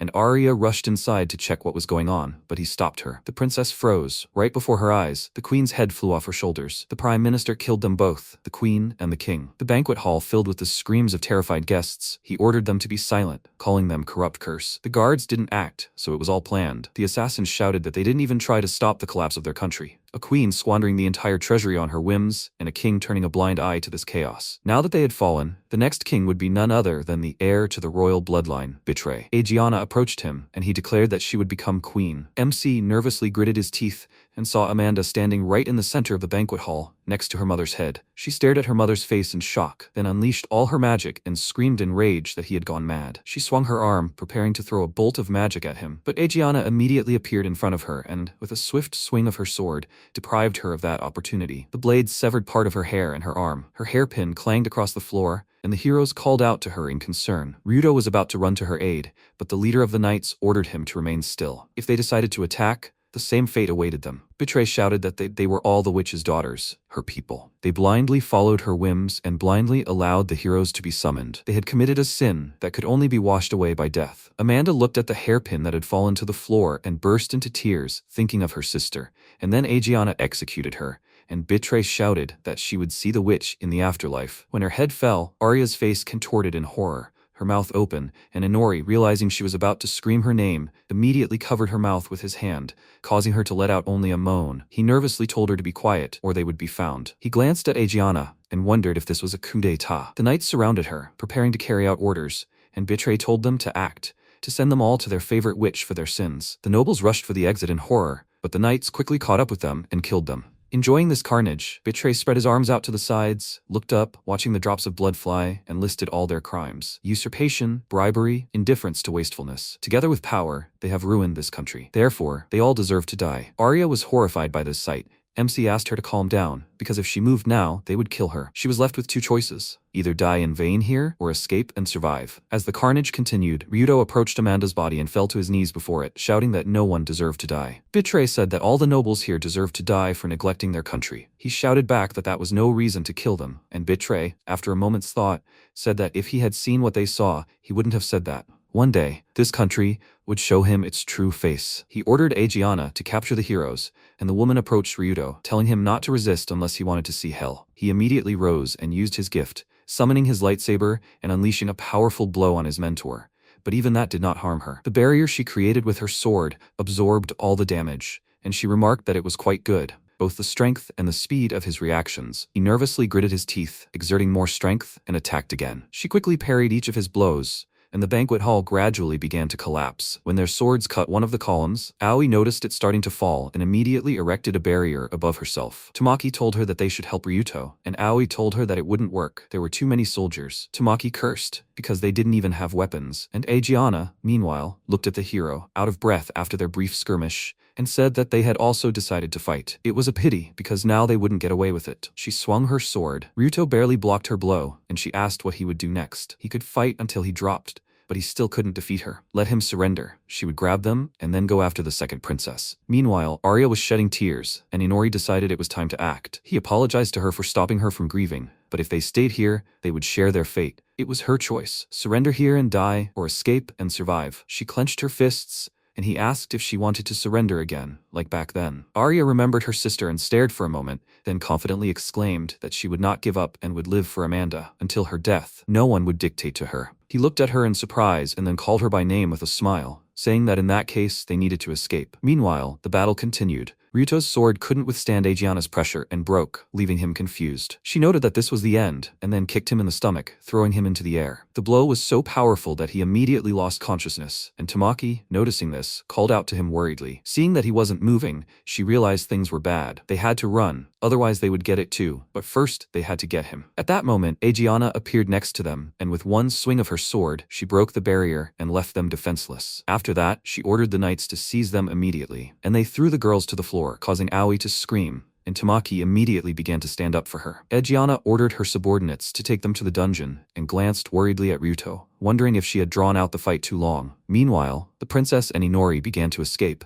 and Aegiana thought that it didn't matter now. The outcome would still be the same. She didn't think she could escape alone. All this time, while MC was leading the princess along the corridor, he was using his gift and was getting very tired from it. He told her that they couldn't go right, they would go left. They ran past the knights, and she thought that he easily determined the location of the guards, as if he was specially trained for this. He called out to her and asked, can she use magic? She told him that she could use the most basic magic, and then he grabbed her hands and said that 3 guards would appear around the corner in about 10 seconds. Let her deal with them somehow. She looked at him in confusion and asked, Is running away not an option? He answered her that it would be problematic. They had nowhere to run. She swallowed nervously, then began the spell and asked, "There are only 3 of them?" He warned her that there were 2 seconds left, and as soon as the knight's shadows appeared on the floor, she fired a spell at them, enveloping their faces in streams of wind, causing them to fall instantly. MC emerged from hiding and noted that she had eliminated all 3 with one spell. She said that she had managed to prepare in advance, and they hadn't expected the blow. It was good that everything worked out. Noticing how heavily he was breathing, she remarked that he looked unwell. "Is he alright?" He told her that he was tired, but the enemy didn't care. There were almost no guards further on. First they needed to get there. The protagonist frowned, continuing to run forward, and thought that they could still cope with ordinary soldiers, but they were no match for the leader of the knights. He himself was not yet in a state to fight. He said they just needed to get past her. He thought she was a special case. Then he stopped, breathing heavily, and peering around the corner said, "There were almost no guards in this area. Not a single living soul in that room. They would lie in wait there and plot their escape, okay?" Arya looked at him in surprise and asked, "Not a single living soul?" But that was the staff room. Then they went further and found a pool of blood. They looked inside the room, where there were many bodies. The protagonist looked away and thought, of course, there are no guards because they are not needed. Killing everyone, even the servants. They really thought this through. Then Arya said, "Nala." She crouched next to the girl's body and extended her hand. The protagonist remembered how they had hugged and recalled Nala's words, when she had said with a smile how glad she was to see her smile again. He silently watched Arya hug the body. She began to cry, then turned away and said, "Inori, it's all right. It's all right." She was grateful he waited. He said he was catching his own breath. So how were they supposed to escape? Meanwhile, Aegiana reached for the bars and, creating a magical symbol, said, "This is the royal dungeon, created to seal the most dangerous criminals.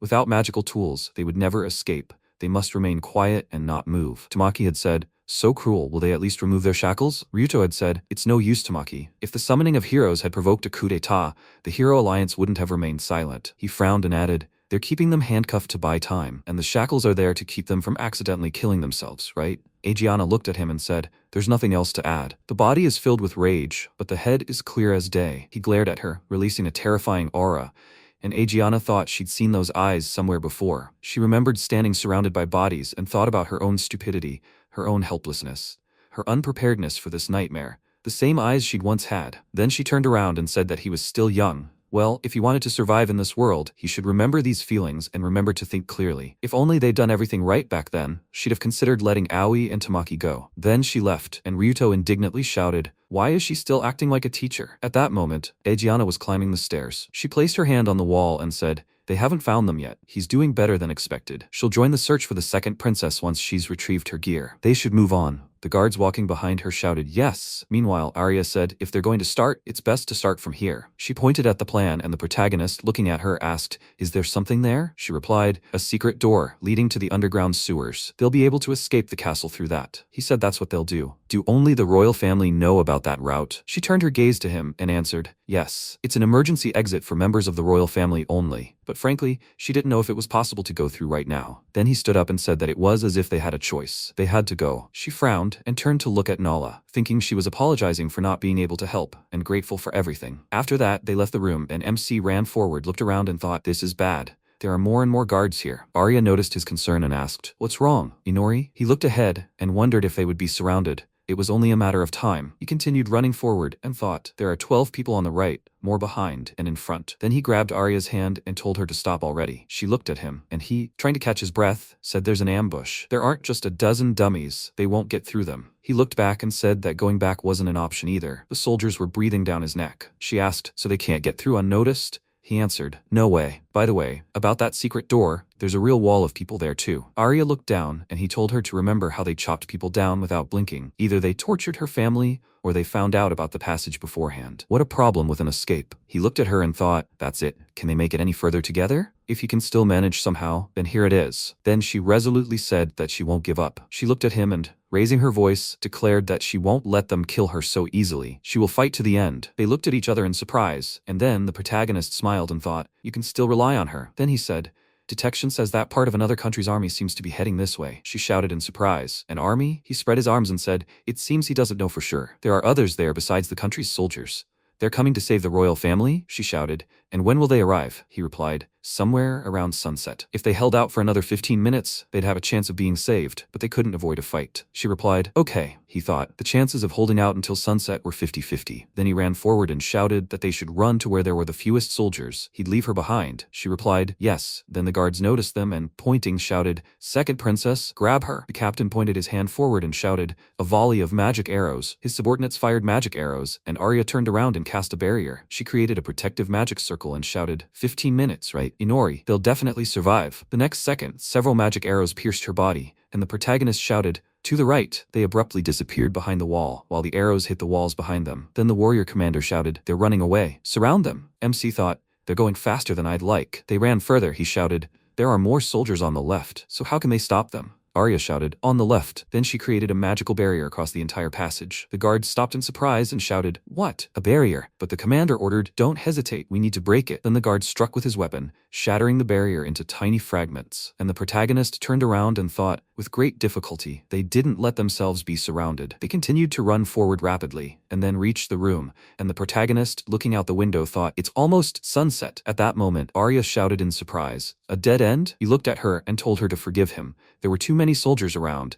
The other paths were simply blocked. 3 minutes until sunset, they must stand until the last one. Then they turned to the guards, shout, they're here. The commander ordered a volley of magic arrows. Arya erected a barrier in front of them and shouted, back off, back off. At that moment, the guard turned to the commander and shouted, will he order an attack? He replied, no, don't get any closer. Otherwise, they've already killed some of them. They must continue shooting to kill. The guards fired magic arrows and shouted, another volley. Arya, breathing heavily, spoke, but her strength was gone. She once again concentrated the magic symbol in front of her and, frowning, said, the defense is starting to crack, but not in the most crucial places. A multitude of magic arrows rushed toward them, and there was a small explosion. The commander shouted, another volley. The barrier in front of Arya cracked, and she breathed heavily, simultaneously creating a new barrier. She turned slightly and asked, help is about to arrive, yes, Inori? At that moment, the guard smiled and thought, great, not a single counterattack. Just a little more, and they're theirs. Then he looked ahead in surprise and shouted, one of them had disappeared. Arya, trembling all over, lay on the ground and noticing the dark liquid in front of her, thought, Inori? She propped herself up on her hands and looked around, shouting,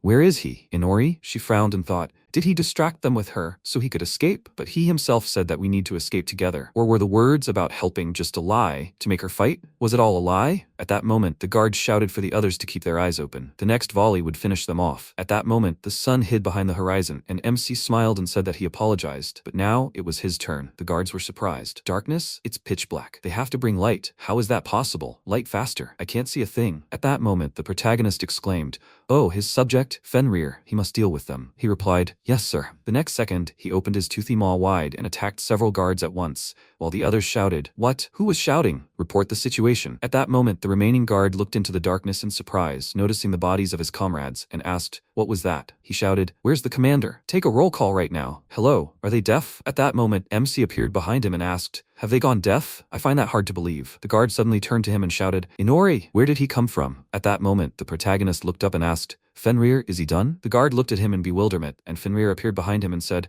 only he remains. A bunch of deaf idiots, not soldiers. The protagonist told him not to compare them to himself. Then the frightened guard pressed himself against the wall and screamed, why him? Help. MC said, they've already cut down a lot of people, right? Well, they shouldn't be surprised if someone responds in kind. Isn't he right? The frightened guard shouted. Is he really that Inori? He replied, who knows? The next second, Fenrir placed his head under his control. Meanwhile, Arya, lying on the ground, said Inori. He looked at her and, noticing the magical symbol, said, she quietly heals herself with a drop of her remaining strength. A good move, but she'd lost too much blood. It was too late. She looked at him with the last of her strength and asked, is this power? Had he been like this from the beginning? He told her not to look at him. This power only appears at sunset. That's why he told her to hold out until sunset. That's why he lied. However, he personally didn't need to wait for his salvation, but she had to see how desperately she began to fight after those words. He thought, those eyes full of faith. She continues to fight even in this state, so why not? Then he said, he doesn't have time to beat around the bush, so he'll ask directly, has she had contact with men? She was surprised. What? He replied that if not, she would live. She frowned and looked at him, and he added, but then she would obey him, meaning she would become his servant, either accept death as a human or live, rejecting all that is human. It was her choice. She spoke with human dignity. She remembered Nala and added, whatever it took, she would sell her soul to the devil, but live. He smiled and said, Good answer, true. Closer to the devil than to God. With these words, he bared his fangs and leaned toward her neck. The next second, the poison penetrated her body. After a while, the protagonist turned to his subjects and said, and they too, once they were done with the bodies, they must take care of the other soldiers and protect her until she woke up. At that moment, Arya, her eyes closed, sat near the wall. He looked out the window and said that he would go and have some more fun. After a while, the guards knelt before the king, and one of them shouted, His Majesty, King Betray. Another knight added, He reports.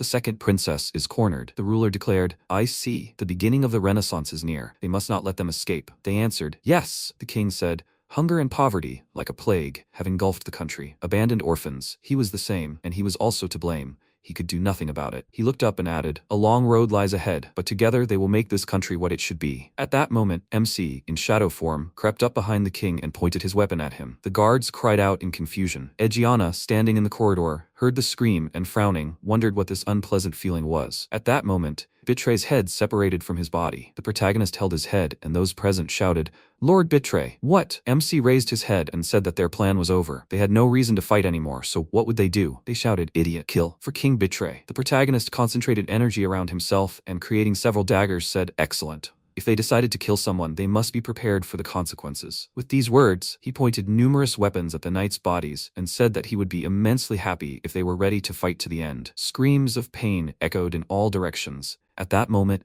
Miranda looked to the side and shouted, Did she hear that? Alice looked at her and shouted, Yes, someone screamed. They all rushed forward, and she added, From the side of the hall, forward. Then Maria stopped in surprise, noticing the protagonist standing in the center and releasing dark energy. He turned his gaze to her and said, And they, if he's not mistaken, are a combat detachment under the personal command of Captain Agiana, right? Maria frowned and shouted, Inori, was this all his doing? He asked. If he answered her question, would they fight him seriously? At that moment, Elf, clenching her teeth in irritation, looked at him, grabbed her weapon, and charged. Maria, noticing this, shouted, Elf. The next second, she plunged the weapon into the protagonist's body, tears streaming down her face, and the protagonist was surprised by so much emotion. Did he accidentally hit her beloved? At that moment, in Elf's eyes, the man standing before her wasn't the main character, but another guy. MC said it was rude, it turns out. With these words, he plunged several blades into the girl's body, and Maria shouted in surprise, What? She thought it was a draw? No! And then she shouted, Miranda, or they should get ready. He's dangerous. Eliminate him. They all concentrated energy in their bodies, and Maria, looking at the protagonist, thought Elf had pierced him without him even blinking. She has no idea what drives him, but he can't live without a head. At that moment, the protagonist used his appraisal, and looking at Maria's weapon,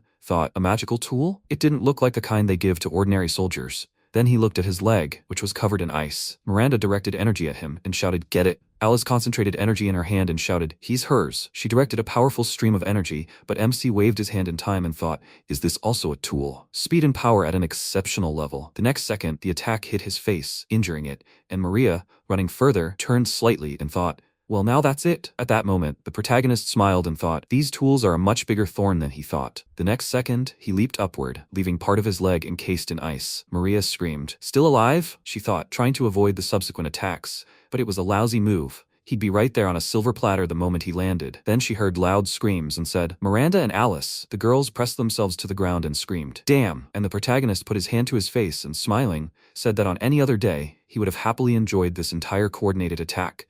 But this time, he had a busy schedule. If she didn't mind, he'd like to dance with her face-to-face, deputy. Maria glared at him. He stepped forward and added, The best warm-up before a deadly battle with Agiana. Maria said, A battle with the Captain Agiana? He has plenty of courage. He activated the skill on her and asked thoughtfully, She's the strongest of them, right? It would be easier to fight, completely forgetting about the others. But no, she's still stuck with them. Why? She clicked her tongue in irritation, then pushed off the ground, rushing at him, and told him to shut up. She struck him with her weapon and shouted at him not to say that, because he knew something. She smashed his dagger. Then he pulled another dagger from a clot of darkness and struck his own blow. She frowned and thought, He has talent, but will he stand up to her? She remembered how Agiana put her hand on her shoulder and said, Listen here, they must meet, Maria. She hoped they would get along. The other girls looked at her and immediately surrounded her. Elfa hugged her and shouted, She's coming with them? They're short-handed. Does she know the rules? Miranda asked what books she liked. Alice happily introduced herself. In the present, she frowned and shouted, How dare he look down on her comrades? She will never forgive. He looked at her happily and shouted, That's a different matter. What a spirit. She must keep up the good work. At that moment, he pointed Gleipnir at her and thought, Good, she must fight him. The next second, he looked in surprise as she flew next to him. She placed the sword under the magic threads and lifted it, shouting, Come on, get up, they will avenge Elf. Then she looked at the protagonist and thought, She is not alone, she has a squad. She has them, a squad of battle maidens. At that moment, Alice bit her on the neck, grabbing her head, and she shouted in surprise, Alice? At that moment, Miranda bit her on the side, and she shouted in surprise, Miranda? MC said that he apologizes, but someone turned into a ghoul. She screamed, Elf. The protagonist said he'd really enjoyed fighting her, but ideally he'd have liked to warm up a bit longer. But alas, he sighed and, heading for the exit, waved his hand. He said they could do whatever they wanted. At that moment, the transformed girls stood next to Maria,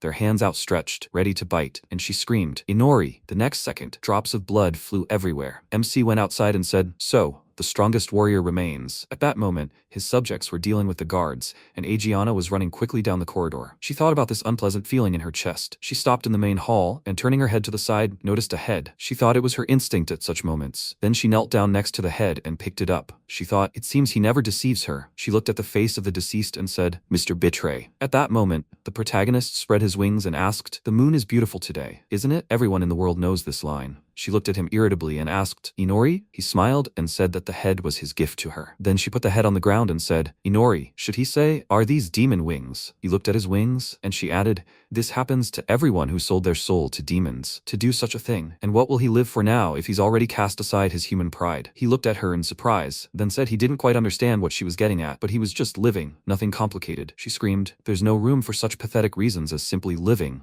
She pounded her chest and added, she was fighting for her country. She rose to her feet, still looking at him, and screamed, In this world, there's no way to live without a worthy reason. She even understands that when it's for family, for her own personal desires or revenge. Then she clenched her fist and, lowering her gaze, added, If she had taught him everything properly, perhaps he wouldn't have become a demon. She apologizes, Inori. He put his hand to his face and, landing opposite her, said that he appreciated her lectures, of course, but she still treated the demon as if he were her student, despite the fact that he was the one who killed their leader. But their coup was over, and if the country no longer exists, then what's the point of fighting? She replied, Even without his majesty, they're still here. He interrupted her and said, Adriana, she seems to be missing something. She looked at him in surprise, and at that moment, several creatures emerged from the wall, holding the bodies of guards in their jaws. MC said there is no more they. The soldiers who pursued them and who slaughtered everyone in the castle, the squad of battle maidens. Nothing remains, only her alone. Well, those who are bound hand and foot can still be saved if she sacrifices herself. With these words, he sat down on Miranda's body and, looking ahead, thought that he had finally had a battle with someone worthy.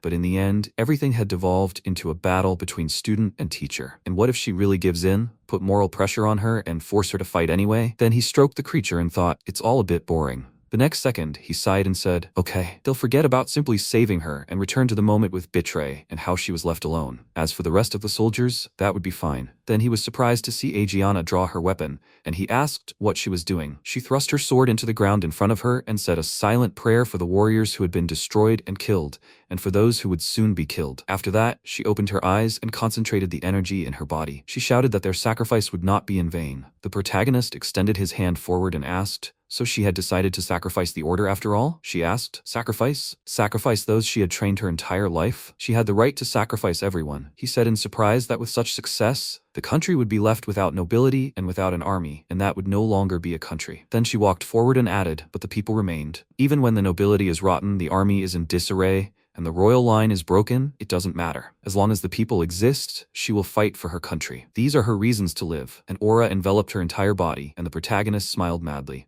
She asked, Why is he so happy? He covered his smile with his hand and said that he apologizes, Captain. He underestimated her, and he apologizes for his ignorance. Still, it was inappropriate for him to lie and bluff, he will be honest. At that moment, the dark shackles fell from the hands of the transformed guards. MC said that they are all very far from what they once were. Bodies that could not become vampires, and they cannot be saved. All her comrades have long been dead. At that moment, the ghouls moved forward, and the protagonist pointed his hand at her and said that for them, she is just fresh food. Adriana lowered her gaze and said, Inori, he too cannot be saved. She drew her weapon, the light from which scattered in all directions. She added, her enemy. MC spread his wings and, gritting his teeth, flew back. Adriana began swinging her sword, scattering everyone around. The protagonist frowned and thought, oh, this is more serious than he thought. So that's Adriana's trump card. In her hands she held an ancient artifact. The protagonist conjured several daggers next to him and thought, all the ghouls in one fell swoop. They wouldn't even be enough to knock down a wall. Now that, those eyes, just what he wanted. Their gazes met, and the protagonist placed his hands to the sides and concentrated his weapons above himself. He shouted, Captain Adriana, I am her legitimate enemy.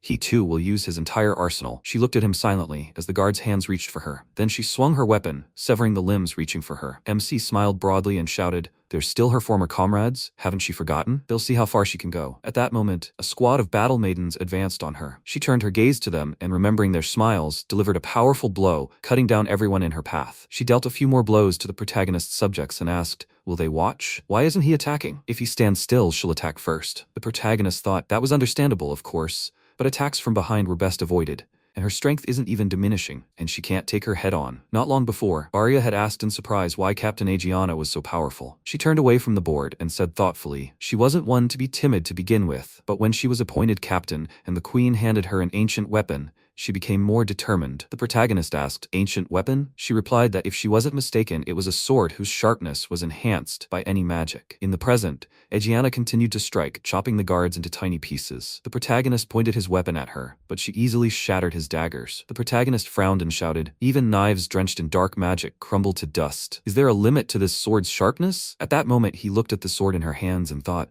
it could literally cut through anything. Then Aegiana looked ahead and thought, a contraction magic circle. Air hammer. A powerful blow crashed down on the wall. MC, surprised, thought, "What?" The attack hit his wing and he thought, suddenly switching to magic. Aegiana looked at him and said, "He won't fly anymore. What next?" He began to slide down, trying to slow down, and stabbed the knife into the wall. He thought, at this rate, she'll get right up to him. Then, he pointed his weapon at her, but she continued swinging her sword, parrying every attack. He thought, stop now, and suddenly up. At that moment, he sharply jumped upward, dodging her attack, and finding himself above her, he thought he'd caught her. But then, surprised, he jumped aside, and she managed to chop off his hand. He dropped to one knee and, looking up at her, said that he too thought it had worked, and really, no approach. Then she turned to him and said that he was very flexible. He could become an acrobat. He laughed and said that unfortunately, he wasn't interested in such things. Then he noticed a system window appear above the sword. It said, "A sword made of pure mithril, an ancient weapon, a lost technology. A sword made of 100% pure mithril is imbued with magic and can be activated without a magic circle." He thought,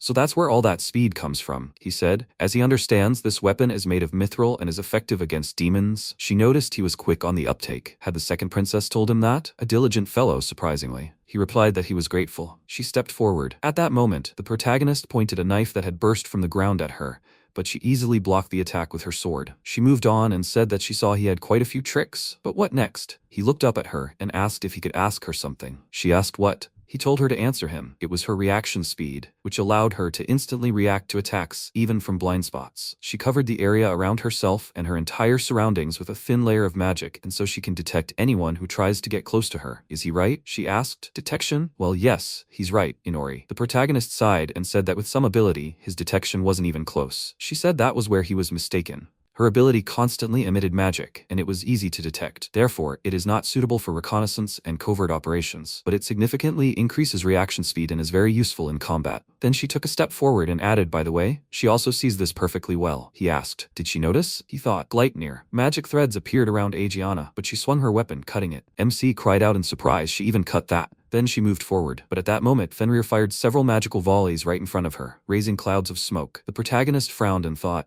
even attacks outside the range. How? Aegiana asked. Are they his subordinates too? Attacking from the outside is a good idea, but at this distance, attacks take too long to reach her. He thought, she didn't notice with the ability, but simply managed to react and dodge. The next second, Aegiana used the air hammer again, aiming it straight at the roof, and Fenrir managed to jump to the side. The protagonist turned and shouted, they can't get too close and must keep attacking. They mustn't give her a moment's peace. The next second, he ran forward, pointing several knives at Aegiana. He shouted, she's doing well, but how long will she last? She shattered several of his weapons with a single swing of her sword. He turned around slightly and wondered if he should continue until she ran out of magic. No, she'd been fighting for so long without slowing down for a second. It was simply unthinkable. He would soon be out of knives and ghouls. He had to think. There had to be a way, he spoke. Field that allows her to detect any attack. Infinite combat power to deal with countless enemies. An ancient weapon capable of cutting through even Gleipnir. And the reaction speed itself is so high that attacks from afar are useless. He stopped, skidding to a stop on the ground, and wondered how he could approach her so he could strike her at close range. But outside her range, what lengths wouldn't he go for her? There was no retreat, only forward. At that moment, Aegiana cut through a few more attacks and,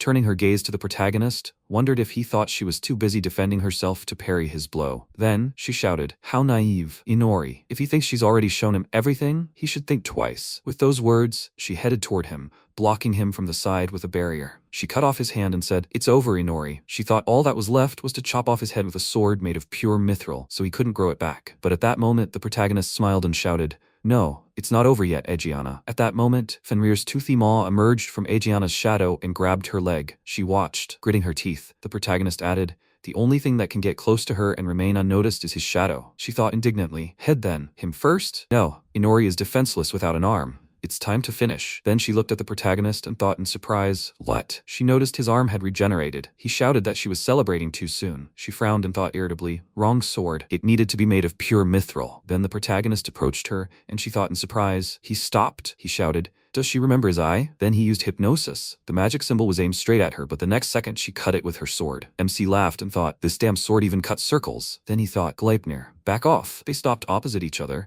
and Fenrir began to appear from the shadows and aimed his mouth at her leg, but she swung her weapon and asked, "What is this now?" The protagonist replied, "Who knows?" She asked, "Why is he so happy?" He said, "Because he's having fun. Isn't that obvious? She's having fun too, right?" She replied, "Who knows?" They smiled, looking at each other, and he shouted, "Come on, Egiana." He aimed several attacks at her, but she swung her weapon, cutting them off. He thought, "It's time to finish." He adjusted the glove on his hand, creating a magical symbol behind Egiana's back. She turned and thought, "Another circle? Not today." At that moment, the protagonist appeared behind her and she shouted in surprise. "What?" He thought, "Great." She was distracted by the circle. If he can catch her hand before the blow, he can catch her off guard. Then he grabbed her arm and opened his mouth wide to bite. Egiana, gritting her teeth, thought, "This is bad. With a bitten leg, there's no way to dodge, and the mithril sword in her other hand simply won't have time to reach. Do or die." Air hammer. She concentrated powerful energy in her hand, then pointed the weapon at the protagonist. He looked at her sword in surprise and thought, "Her?" Launched the hammer on her own hand. At that moment, the blade of the sword slashed across the protagonist's shoulder and neck, separating it from his body. He thought, "Egiana." And she, gritting her teeth, thought, "Inori." Then the protagonist's body and head fell to the ground in different places. The next second, Fenrir rushed at Egiana, opening his mouth wide,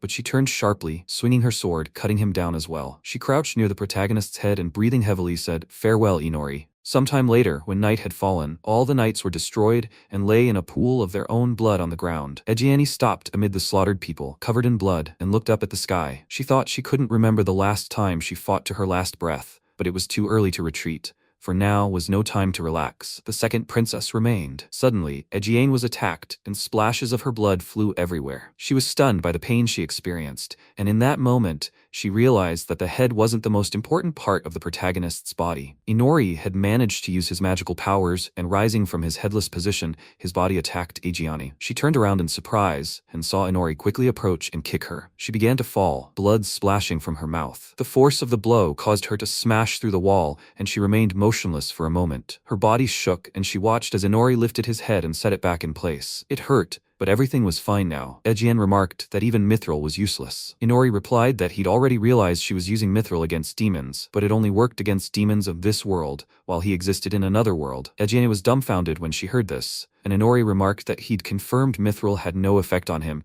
when she'd cut off his arm. Egiane understood and said he hadn't intentionally restored it. That was clever. Inori silently looked at her, musing that he'd assumed the head wasn't the most important part of a vampire's body. During the fight with Fenrir, he clearly grazed his spinal cord a couple of times, but his body wasn't paralyzed and he continued fighting as if nothing had happened. Now, he understands that a vampire's most important asset is their heart. He'd suspected this, but he hadn't had the chance to test it. Egiane acknowledged her defeat with a saddened expression, her head bowed. Inori also apologized for the fact that he ultimately survived. After all, he didn't have much experience in such hand-to-hand combat. Egiane noticed this during the battle, and Inori remarked that it was understandable since he fought like it was his last. Egiane laughed and said she'd noticed it too, when suddenly Inori looked away. He turned to her and said he'd gladly accept all her power and thought she'd be bored being his subject, especially as a ghoul. With these words, he approached her face and opened his fanged mouth to bite, after which he bid her farewell and destroyed her. Sometime later, as Inori was descending the stairs, they heard his footsteps. Inori came closer and said through the bars that Ryuto looked terrible. He looked at him with bewilderment and was surprised that Inori had come to them. He replied that yes, he had a magical tool that could open this cage. The girls were very surprised that he was unharmed, as they had been very worried about him. Inori told them to worry about themselves first, calling them kind-hearted. Ryuto couldn't stand it and screamed, "What is he doing?" Inori used his magic magic eye and looked at Tamaki, who was dumbfounded. He asked her to calm down as he wouldn't do anything bad. Ryuto became even more angry, but Inori told him to come closer, and suddenly he too froze. His body shook and he screamed, "What's going on?" He couldn't move. Inori was surprised that Ryuto was still conscious and thought about it. His spell should have worked by now. Did the technique really rely on the victim's mental faculties? He placed his hand on Tamaki and Aoi's heads and told them he had a small favor to ask. Could they please clean up here? He needed them to deliver something to the people of the country, and so they should listen carefully. Ryuto, stunned, asked,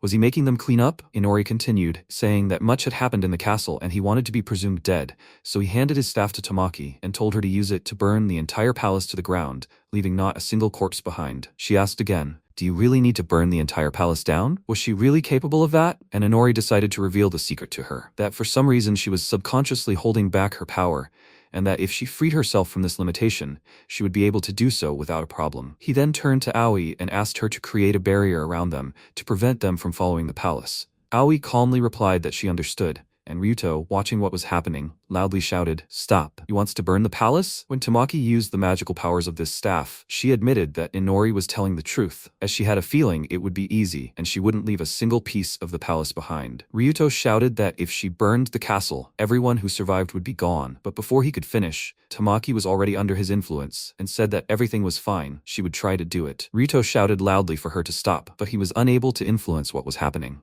and Tamaki was transported within the palace walls. When she arrived, she literally blew the palace from the inside out, and every part of the building blazed with fire. Inori watched from afar and considered this. Of course, he told her to remove the limiter, but with this power, even within the barrier, the heat could be felt. What a blessing. Suddenly, the protagonist glanced to the side at the frightened Ryuto and asked if he could appoint him as the one who would tell the people the truth. Sometime later, the palace was burned to the ground, and the people around watched the bright flames. Arya walked through the flames, carefully examining the fire. She looked with sadness at the destroyed princesses of the kingdom and all the members of her family. Closing her eyes, she recalled the outlines of her former self and opened her new red eyes after the transformation. Her hairstyle had changed so much, and she emerged from the flames. The protagonist appeared next to her and asked, "Is it all over yet?" Arya asked, "Have you finished cleaning up yet?" Inori asked how she knew about this. She replied that his knowledge and thoughts had entered this body along with his blood. She hadn't thought even her hair color would change. Inori approached her and said she had become his subject,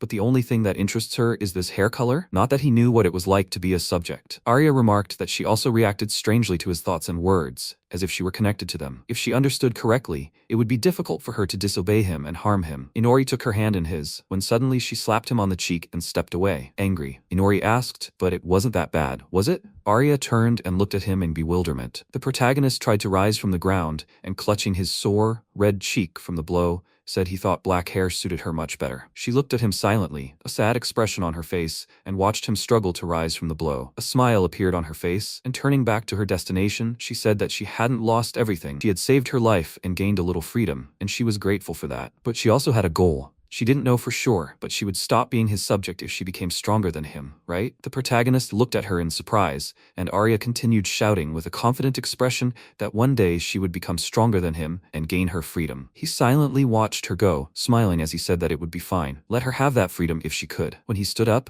he said that the former princess had decided on her goals and that they could now go to his domain. Arya, frightened, asked again where he had acquired his domain. He replied that he hadn't been idle and that it would be safer for them to stay there than somewhere in the city. After some time, a bright pink glow appeared in the sky above them, and Arya watched in amazement. This place used to be Fenrir's home, and the local barrier hides it from prying eyes. Here, they would have time to understand their abilities. Inori led her to his domain and she asked again, "What does this house mean? Where did it come from?" Inori replied that it had originally been a dilapidated hut, but as an experiment, he had tried creating tools for himself and repairing it. Arya asked in surprise, "He created the tools?" He replied that he would tell her more about that later, but for now she could consider it their base or fortress, whichever she preferred. Arya remarked that he was fond of evading questions and not answering them. When they entered, Arya remarked that there was very little space for two. He replied that, compared to the palace, yes, it was quite cramped. But alas, they would have to get used to living differently now, especially with only one bed. Arya became very embarrassed and her face turned red. She was silent for a moment, then suddenly sat up next to the protagonist and said she'd never considered herself royalty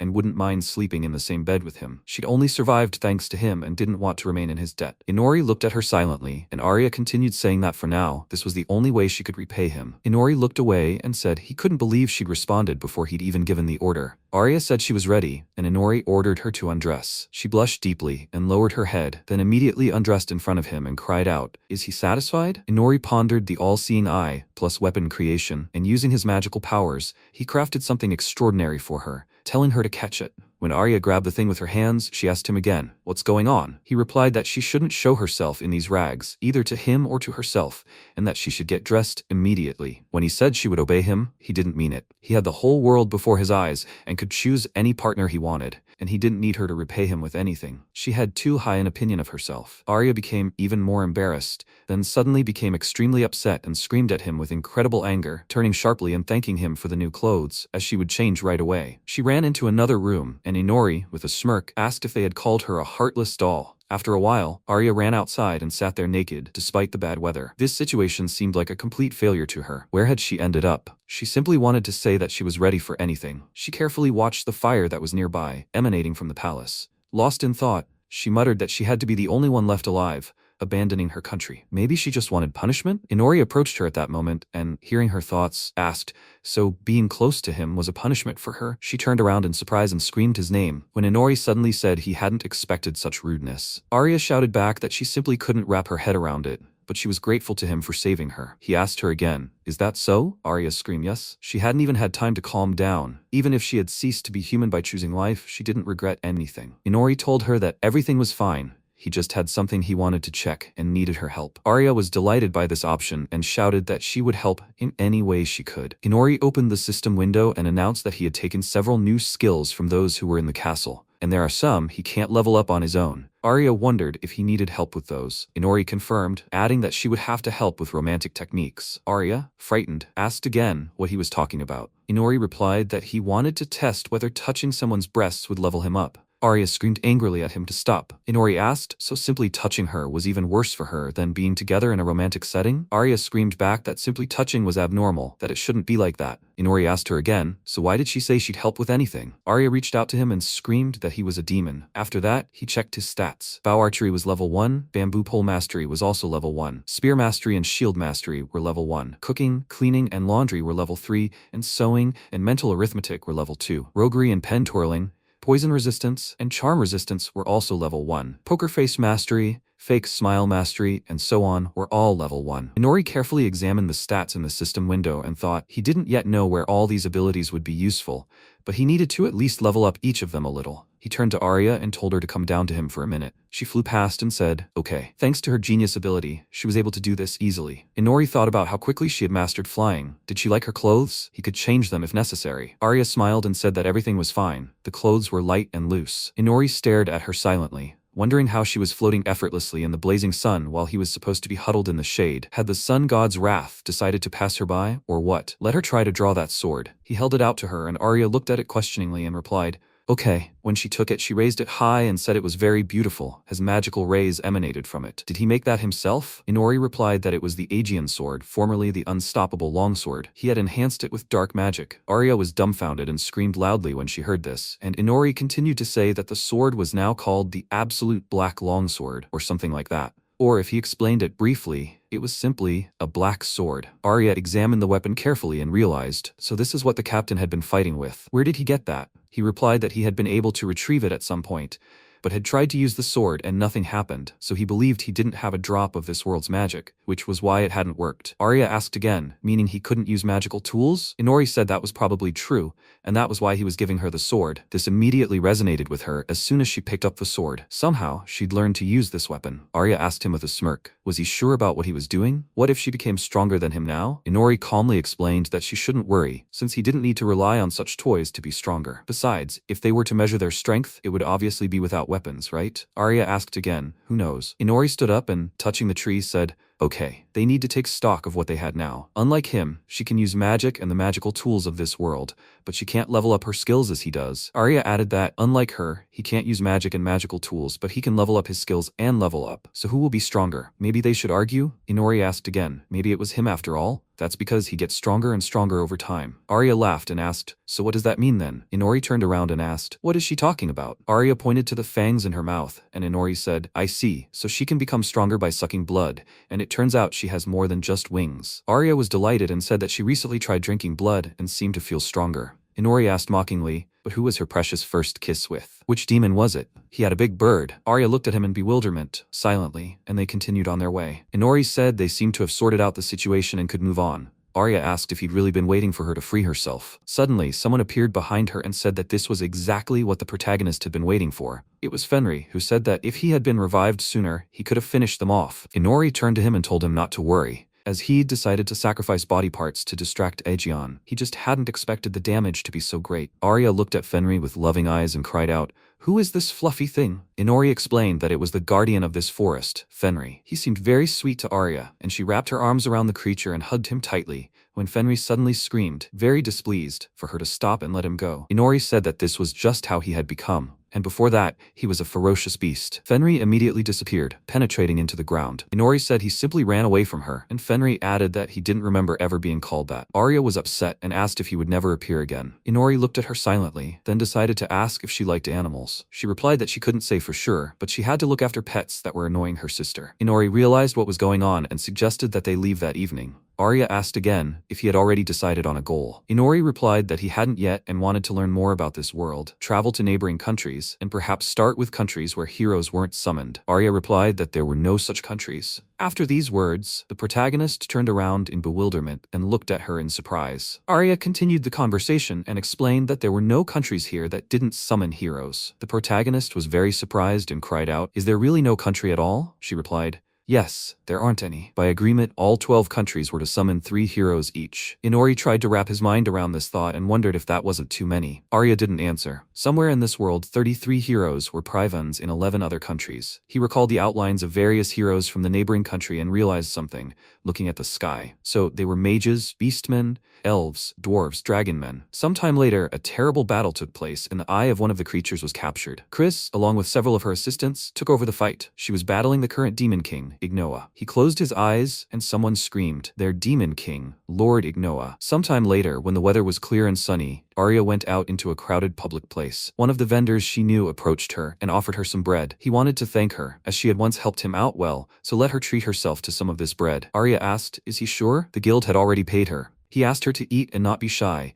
and to also grab some vegetables. Arya thanked him for his generosity and took the huge bag. One of the guys asked with a smile, will she be able to carry this? Arya looked up at the sky and realized that some time had passed since they moved to the provincial town of the Lin theocracy. It was a small trading town, distinguished by its large brick street. She was surprised at how lively it was, compared to their country. And since the country is a theocracy, the clergy plays a significant role, and even this small town has a huge church. They registered with a local guild to earn some money. Inori also goes by an alias, his name being Kiri. However, he sleeps during the day, so she has to do the work alone. Thanks to this, she was able to meet a lot of interesting people. When Arya arrived home, she approached him and told him she was back, but he suddenly gave her a big scare when he jumped out right in front of her and fell on the steps of their house, breaking it into several pieces and covered in blood. He asked her to help him, and Arya was terrified and didn't understand what was happening. It turned out that the unknown girl was involved, who chuckled and said that it was surprising that he was still conscious after her blow. Arya stood dumbfounded, holding the bag in her hands, unsure what to do. The girl continued laughing and said that he has such talent, although he's a terrible person. He really intrigued her. She is a holy knight of the Lin theocracy, a fanatic of Raskos. She should take him on as an apprentice to bring him back to the true path. Fauna grabbed his tie and pulled him toward her, causing Inori to ask, perplexed, what was happening now? Arya watched the scene with bewilderment. This was her first city, her first job, her first encounters. Thus began her life outside the country. After the protagonist joined the guild under the name Kiri, he drank alcohol at a bar, and everyone around him turned to look at him. He began drinking diligently. The waitress approached him and asked when he would pay the bill. He replied that she should charge it to Arya as usual. Unlike him, Arya diligently completed the guild's mission and gradually rose through the ranks, earning her the nickname Black Rose Arya. People called her this for her black hair, clothes, and the superb skill with which she defeated monsters. It seems she is already popular with some people. He's so entangled in the hatred of the god and the sun, all he can do is sit and drink. One of the men at the next table wondered why Black Rose had decided to be with him. Another guy also wondered if he was blackmailing her. At that moment, Ignoa was also sitting at the table and asked him if he should go do some work too. The girl works all day, and he drinks all day. Inori told him to leave him alone, This old man is his only drinking buddy from the guild. They drank together. Initially, he drank alone, but now he sits with him. He also has a lot of free time, apparently. If anyone asks him why he drinks all day, he'll answer that he was leveling up his skill in poison resistance and gathering information from local adventurers. But over time, people became skeptical about how much he drinks, and only this old man remains. He couldn't ask for more news, but at least his resilience was improving, so that suited him. Suddenly, a bell rang in the room and someone entered. It was the holy knight Fauna, who smiled. Inori turned around and asked, confused, what a holy knight was doing in such a place. Waving at her, he shouted if she wanted to join them for a drink. Ignoa told him to calm down and not to say such things. Fauna addressed them as brothers and said that drinking so much was very harmful to the soul and body and that everything should be in moderation. Inori noticed the mark on her forehead and wondered, since he couldn't make it out from here, if he could take a closer look at what it was. When he reached for her, Fauna suddenly shifted and replied that it was a sign of faith in God, and that he was not allowed to touch it without reason. Inori turned in her direction in surprise and began shouting loudly. Meanwhile, Arya was already approaching the establishment with a bag full of food. The people around watched silently, and Inori wondered if he'd said something wrong. Fauna started fighting him and slammed his head into the ground. He lay there, looking at the sky in bewilderment. When Arya came a little closer, she watched in surprise as Fauna grabbed his face in her hands and approached him. The men around rejoiced at Inori's pain and shouted that this was the right way to treat this drunkard, as he shouldn't have been sitting around drinking alcohol all day. Let her show him how to live. Fauna smiled and said, of course, she won't leave anyone unattended. Everything is done in the name of the Lord. After Fauna finished speaking, she turned around and saw a surprised Arya. She asked her, what's wrong? Arya tried to speak but finally asked, what are you planning to do with him? Fauna grabbed Inori in her arms and placed him on her shoulders. While he was hanging from her shoulder with his head down, she asked again, what will she do with him? He was just a brazen brat trying to join the guild, but she shouldn't worry, there was still some masculinity left in him. There, she and God would teach him a lesson. With these words, Fauna set off in an unknown direction, taking Inori with her. Arya looked away in surprise, unsure what to do. The surrounding men began joyfully shouting at her that she was free and congratulating her. If she didn't mind, how about they spend some time together? Arya ignored the strangers and, snatching a bag from the ground, offered to take it, shouting her hatred loudly about it. After these words, she took off running after Inori. The men watched her in bewilderment, wondering why she was still chasing him. It seemed he really was blackmailing her. After some time, Saint Fauna dragged Inori to the palace and laid him on a bench outside. At that moment, he came to his senses and wondered what was happening. Fauna extended her hand toward him and said that she would heal him instantly. Magical waves of a bright hue appeared on Inori's face, and suddenly they changed from blue to green. Inori was surprised and examined his body with curiosity. Fauna asked again, had it really worked? He shouldn't get so drunk again. Inori apologized to her and asked who she was. She replied that she was a holy knight. He asked again, was that really true? Fauna replied that he could simply call her Mentor or by her first name, whichever was more convenient. But that would have to wait. She grabbed his hand and led him along, as first they needed to pray. Arya, who had been watching them, peeking around the corner, wondered if they were already holding hands. It reminded her of something. She frowned and grew angry, wondering if this was even normal. That girl looked very dangerous. Arya called Fenri, who informed her that he didn't know if his master had realized it, but he felt her divine blessing. Arya asked again what he was talking about. Fenri clarified that she had felt it too and decided to follow his master. Arya confidently replied that it was indeed so. Fauna, meanwhile, continued to lead Inori by the hand and said that this was the largest church in the entire region. He was very lucky today, incredibly lucky. She smiled and looked at him silently, then asked his name. He told her his name was Kiri, after which he noticed a huge statue standing in the center of the church. His mouth dropped open in amazement, and he asked again, what is that? She replied, it's a statue of the Lord God. If he doesn't know how to pray properly, then he should just imitate her. You need to put 5 fingers together, 1 for the god, and 4 for the 4 goddesses. After that, he should close his eyes and pray. Inori did everything as he was supposed to, and thought that he simply couldn't imagine how it had come to this. But it would be better not to argue with Saint Fauna. If he thought about it, he'd never believed in anything or prayed to anything. Suddenly, he felt strange and continued praying silently when suddenly someone turned their attention to him. Inori immediately sensed it and became wary. He didn't understand what these feelings were. He had a feeling as if someone was watching him. Maybe they have a connection? Is it her work? No, he doesn't think so. So who is it? His detections reveal nothing. It's not the magic of this world, or even a physical phenomenon.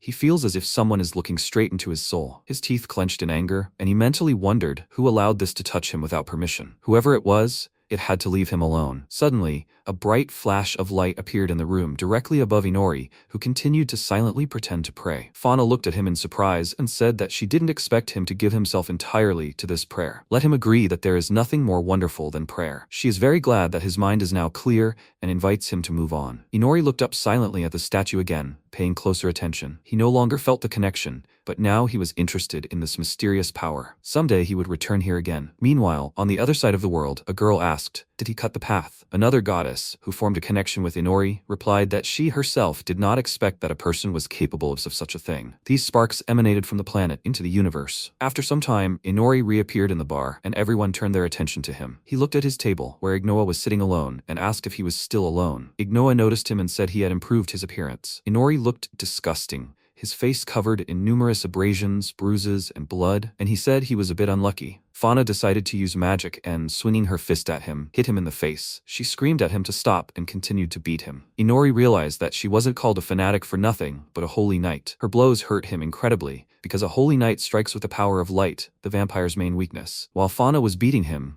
she screamed that she'd sensed his gaze was truly sharp back at the bar and that she was sorry her body couldn't keep up. He realized at that moment that she was seeing everything, and Fauna continued screaming that it was okay and that she'd keep hitting him, and eventually she'd get the hang of it. So she decided to continue. But Inori yelled that it wasn't working that way and suggested she stop and take a break, as she was already overdoing it. Arya watched from behind a nearby tree, hiding, wondering if she should intervene. Fenri, who was also nearby, said that the master had said to intervene only in the most extreme cases, and that he could escape even during the day, but if he didn't, he had some higher purpose they couldn't understand. Arya watched silently until they noticed Inori had escaped, and now he's at the bar, telling his friend Ignoa about the situation, who sadly says it's all clear to him. In the end, he escaped. It was probably the most desperate escape of his life. Ignoa confirmed that it hadn't been easy, and by the way, the girl turned out to be a holy knight. Holy knights kill demons and demon-like creatures and sacrifice them to God. Most of them wield magical weapons and fight with the powers of light, which is very effective against demons. Ignoa lowered his gaze and added that when it comes to attributes, it's important for them to know who's who, but here it's a matter of tactics.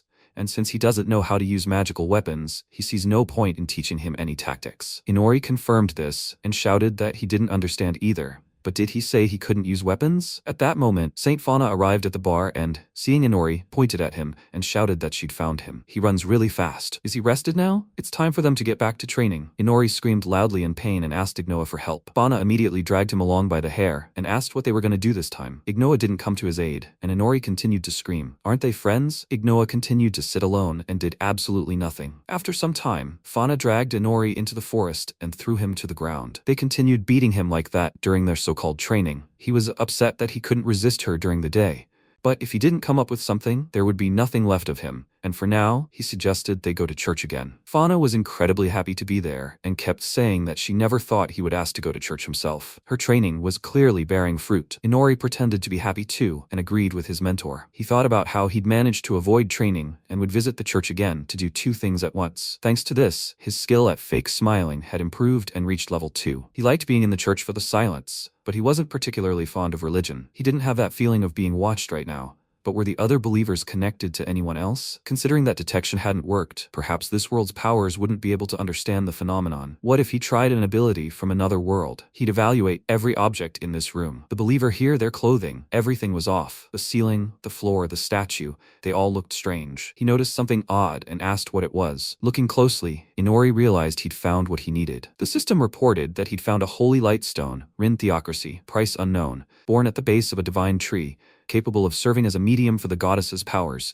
and a must-have in every church. Inori wondered if this holy stone was the goddess's intermediary. So was this the stone they used to contact people in the church? He doubted she was the goddess, given that the statue had 5 figures, and theoretically, 5 goddesses. He was afraid the goddess of this world wasn't very fond of him. Well, at least he learned something new. That was good. Suddenly, Fauna's entire body shook and she screamed. Inori asked what had happened. She noticed a man named Ravon standing nearby and shouted that he was the 4th commander of the Holy Knights, the hero of Regin. Inori asked again, was he a hero? Fauna continued, explaining that 10 years ago, he defended the city from rogue demons and still stood guard over it. He was a living legend after all. And this was the first time she'd seen him up close. He wondered if it was his mentor's boss. Fauna said she'd just run over to say hello and apologize, but he could return first. They'd see each other a little later. Inori replied that everything was fine and watched the proceedings. The hero of Regin City, he was unlikely to be stronger than Egeon, but he should assess him just in case. Suddenly Raven looked straight at him with a creepy look, and Inori realized he might have noticed him. Had he really noticed the assessment, or was it just his imagination? But he clearly sensed something. It was dangerous for him to try that again. While Raven was trying to figure out what was happening, the holy girl approached him and called his name. Raven ignored it and noticed the scent of his lineage lingering in the room. As Inori left the room, Raven watched him go. Suddenly, a loud explosion erupted outside, sending rocks flying everywhere. Arya sat on the roof, watching the proceedings. She wondered if Inori had been training constantly since that day. She was sad and bored, as they'd barely even spoken. Inori was training with Saint Fauna, who reported that he'd become more skilled at dodging and moving against magical weapons. Inori thanked her for this, then reflected that thanks to Igiana, he'd already realized how much trouble they could cause him. Fauna continued to point out that he was still fixated on defense, so she asked if he knew any weapons. Inori asked her about it in surprise. He possessed dark magic, but couldn't tell her. Fauna replied that she understood and shouted that it was all settled. Suddenly, she struck the rocks again and suggested that Inori buy himself a weapon of his choosing. She'd never heard of travelers going completely empty-handed. Inori replied that he would, and Fauna continued by saying that she too would be absent for the foreseeable future, as she'd been allowed to meet with Lord Raven. Therefore, she was declaring a day off from training. The main thing was that he didn't choose a weapon at random, okay? Inori agreed with her and wondered if this really was a day off. Fauna went home at sunset and said she'd check everything the day after tomorrow. Arya, meanwhile, was still sitting on the roof when Inori suddenly decided to approach her and asked if she'd enjoyed watching him train so much. Had she already figured out how to defeat him? Arya replied that she hadn't, and Inori looked at her silently, then said it was okay, since he and Fenri had been taking turns, and it hadn't helped. He sat down next to her on the roof, and after a moment of awkward silence, Arya asked again if he needed anything else from her. He asked if she was free tomorrow. The mentor had told him to find a weapon, and he offered to go with him. Arya was surprised by this offer and watched silently as Inori explained that he had no idea what or where to buy in this city, but she was a local and knew everything. But if she was busy, he could figure it out on his own. Arya was delighted by this offer and shouted, confident that she would go with him. She had no requests from the guild, so she was free tomorrow. Inori was happy about this, and Arya said he couldn't cope without her and would have been lost long ago. Now they needed to go back immediately and prepare for tomorrow. Inori asked, "What do you mean prepare?" She grabbed his hand and pulled him along, and Inori, perplexed, asked why she'd started talking so much so abruptly. Arya replied that they needed to go. The next day they went out into town together. Arya turned to Inori, pointing at some food, and said that this looked delicious too. He sighed and said that he understood,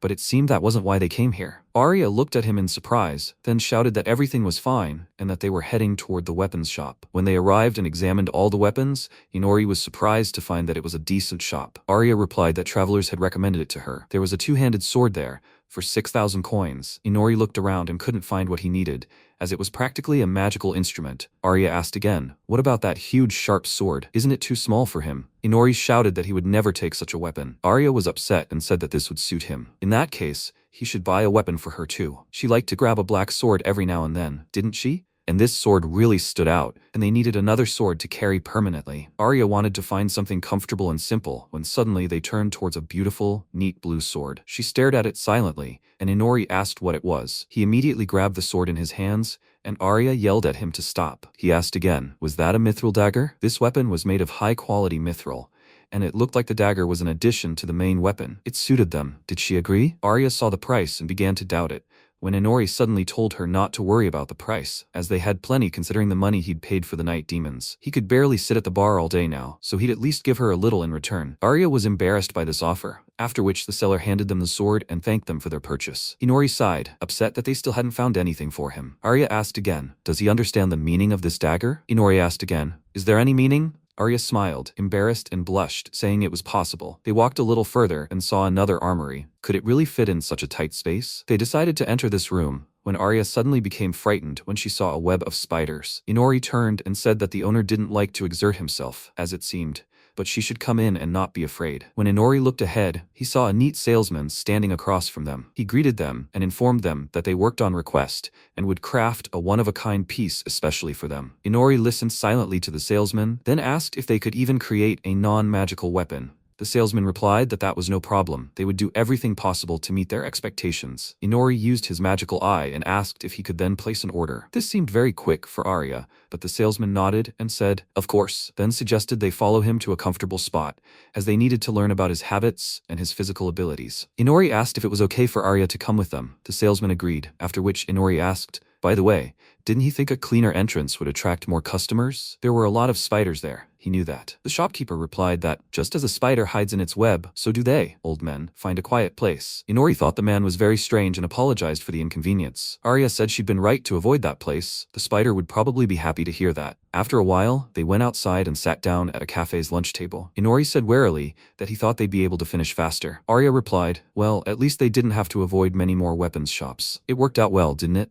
At that moment, Arya noticed the tea. It was delicious. Inori replied that he thought it was the same tea they had in the palace. Arya replied that even if that were true, everything else here was not like a palace. The atmosphere and mood were different here, and every time she came here, she just wanted to sit down and quietly sip tea. Inori asked again. She had the desire, she had the money, so why did she need him? Arya got angry and shouted that she needed to talk to someone, as it was very important. They had a hearty lunch, and Arya asked why he had chosen that store so abruptly.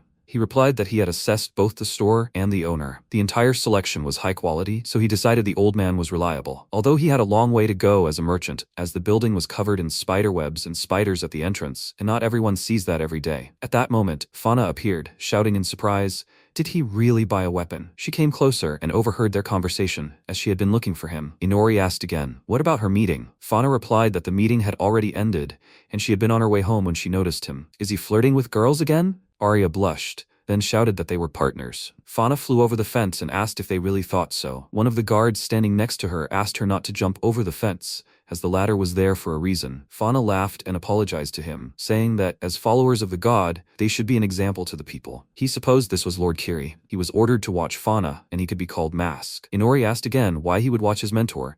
Had she done something wrong? Fauna replied that the church was so strict that it doubted their relationship with Inori, even though she had told them they were simply teacher and student. Holy knights have strict commandments and must maintain chastity. Simply put, they must remain virgins. Inori's mouth dropped open in shock, and Fauna blushed. Mask suddenly remarked that when the beautiful Black Rose Arya and the drunkard Inori appeared, rumors about them quickly spread throughout the city. Inori said it sounded terrible, but Mask continued that becoming Fauna's apprentice and living off the money he earned from Black Roses was very curious, for which he apologized. Inori looked at him questioningly, when Mask suddenly pulled out a special card and announced that it was Black Rose Fan Club card number 5. He wanted to know the secret. How did he manage to win this girl over? He suddenly bowed and asked to be taught. Fana shouted that he had forgotten his own words, since he himself was one of the saints. There were many sweets on the dining table, which Fana decided to snack on. Mask was chatting with Inori at the next table. Arya remarked that men were good friends because they quickly found common ground. Fauna turned to her and asked, is her name Black Rose Arya? Is she really friends with that drunkard? Arya replied that she was, and Fauna looked away, then asked why the mithril dagger was on their table. Arya didn't know what to say, and an awkward silence ensued. Fauna said the dagger had a special meaning, synonymous with a marriage proposal. Kiri's not bad. Arya blushed and looked away, after which Fauna stood up and said, if he knew and implied it, of course, but still. She turned to Mask and said that they had to go, as the cafe was closing. Mask shouted, it's already that late? Fine. He'll tell them in detail that they're just teacher and student. Fauna said she'd enjoyed talking to Arya, and she smiled back. They left in an unknown direction, and Inori shared his thoughts about how they'd had a strange day. The Mask began to think that the traveler Inori, even after meeting him in person, remained somewhat of a mystery. When they reached their street, Arya waved and said she still had a few things to do, so she'd step away for a bit. Inori asked again, though she'd told him she was free today. As he inserted the key into the door, he sighed with fatigue, then suddenly sensed something was wrong. He silently looked ahead, and the unknown girl said that he'd finally noticed her. He was perceptive. Inori used his magical powers and wondered if that voice was really inside his head. The girl asked if he'd like to go inside first. Inori took a step, and it turned out the girl was sitting on the windowsill, Mensch looking out. She greeted him and told him her name was Flux, and that she was very pleased to meet him. Inori looked at her silently, then asked what that voice was inside his head. She rose from her seat and replied that he'd sensed her before he'd even opened the door, but he didn't know about spiritual magic. Inori asked her again, what did that mean? Flux replied that she'd heard rumors about the town drunk and was curious. If he wanted, she could show him what spiritual magic was. She'd do it with her body. When Flux took his hand, she asked him to come closer, and Inori collapsed onto the bed with her. She climbed right on top of him, after which she said that there was an unfamiliar girl in front of him, but he didn't even resist. Inori replied that when a girl was really beautiful, he couldn't pass up such a chance, and he grabbed her hips with his hands, causing her to become enraged and scream. Mind control magic. After this spell, everything around him glowed with a bright magical light, and Inori realized that at that distance she would never have time to dodge. Flux looked at him with a smile on her face, but alas, the spell didn't work, and she kissed him. Inori, perplexed, wondered what was happening. Another world appeared in his mind, and Flux said he was in her spiritual world. This is a unique dimension that exists within each of us. Inori was very surprised, and Flux continued to say that this was her world, where everything was under her control. Absolutely everything. Did he understand what she was talking about? For example, she can easily remove his clothes, and moments later, Inori found himself naked. He was dumbfounded, and Flux said that she could also drive him crazy with pleasure. Did he like that? She could make his body and soul want to depend on her. Inori gritted his teeth in irritation, and Flux asked him again what was going on. He is a man, and the girl is already in his arms. Why wasn't he hugging her? Was he really that afraid of getting involved with someone? Inori grew angry and ordered her to be quiet, but Flux refused, saying he wasn't afraid. Suddenly, some unknown magical field formed behind her, and she tensed. The magical forces emitted loud sounds and filled everything around them with darkness. This darkness enveloped Flux's face, which became frightened, and Inori ordered her to be quiet again. Flux wondered what was happening to her world. Why was it withering before her eyes? How could one soul do something like that? Inori reminded her that she had said she controlled everything in this world, right? What a coincidence. He was also very good at controlling everything. At that moment, Arya approached their house and realized the door was unlocked. When she opened it, she yawned and announced that she had returned home and thought leaving the door wide open wasn't the best idea. But before she could finish, she saw the girl sitting on Inori's body. They were kissing. When he suddenly realized Arya had returned, she became wary and remembered the dagger's spell, saying that if she was betrayed, she could stab him with it. A moment later, Flux jumped up and fell to the floor. Inori used his magical powers and threw her aside, causing a fairy to emerge from his mouth. She fell to the floor completely wet,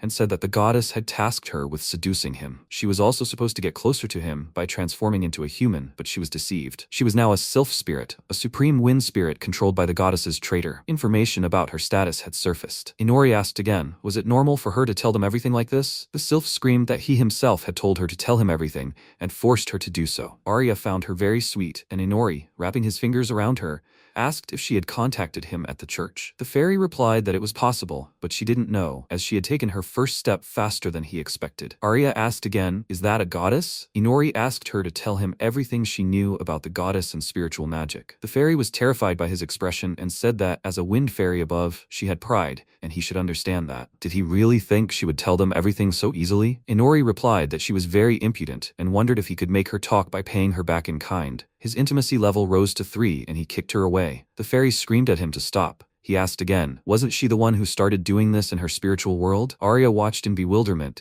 after which he told her to get what she deserved, and Arya closed her eyes. She heard terrible screams, and the protagonist's intimacy level rose to 4. The fairy collapsed onto the bed, and Inori asked again, well, does she understand now who's in charge here? Besides the goddess of magic, he also needed to know what she herself was capable of, and now they would test that. The goddess replied, okay. She understood he knew nothing about spiritual magic and would be easily deceived. She had tried, but it hadn't worked. Inori asked again, is this what they'd come all this way for? Was she really the supreme wind spirit? The fairy replied that she herself was curious as to why this was happening. The protagonist asked again, is she even capable of anything? The fairy shouted at him to shut up, then looked at her hands and realized her hair had turned black because she was now under his control. Why did control, which shouldn't work on living beings, work on a fairy? Aren't spirits living beings? Perhaps it somehow helps him maintain control. By the way, where else are spirits found? She asked again, where? They're everywhere. They're all around them. Can't they feel it? It was thanks to these spirits that they were able to find him so quickly. They can use spiritual magic and observe them with impunity. Inori couldn't understand what could be worse, so he asked,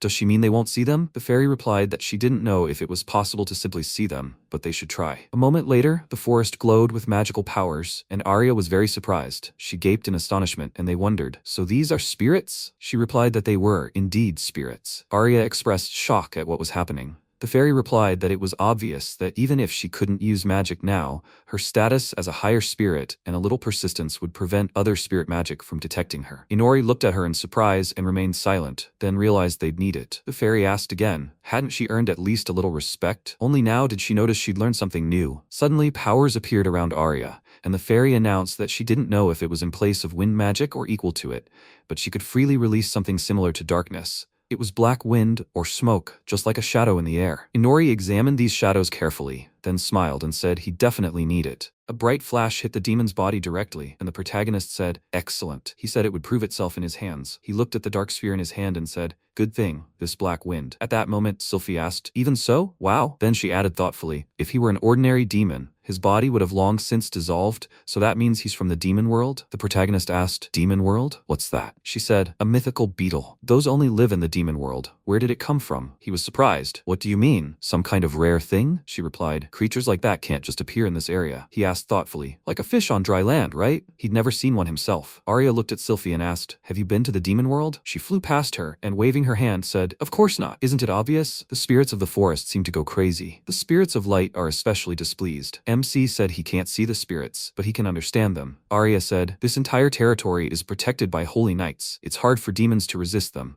It's strange that one of them decided to climb here alone. Then the protagonist asked, how did this get here? At that moment, Ignore watched them from a high cliff. After a while, the blacksmith said his order was ready. The protagonist looked at the sword in his hand and said, wow, this sword. It was a longsword made by Sebastian, quality A, stats strength. Arya clapped her hands and said happily, simple but tasteful. The protagonist looked at her and said, it feels like an extension of his arm. Then he looked at Sebastian and said, he heard he's moving? Too bad. Here's the payment. Sebastian took the bag, closed his eyes and said he'd been planning this move for a long time. Mr. Inori, he was his last customer. He thanks him. He doesn't know if they'll ever see each other again, but he hopes so. With these words, he bowed, and then Arya looked at the protagonist and said, good, there was enough money. The protagonist responded, and the mentor added a little. She was surprised. Did he just take it? Why didn't he politely refuse? He turned his gaze to her and asked why. She told him to buy a sword, and he went and did it. She shouted indignantly, that's no excuse. He must go and return the money right now. He looked at her in surprise. After some time, the fanatic looked at the protagonist in surprise and said, Inori. Then they went outside, and she happily looked at the sword. She said, what an excellent sword. Weighty, perfect for a real fight. The protagonist sat next to her and folding his arms across his chest, said that he found a good blacksmith. She added, a very good one. High-quality work is immediately evident. He tilted his head back and looked at the sky, saying,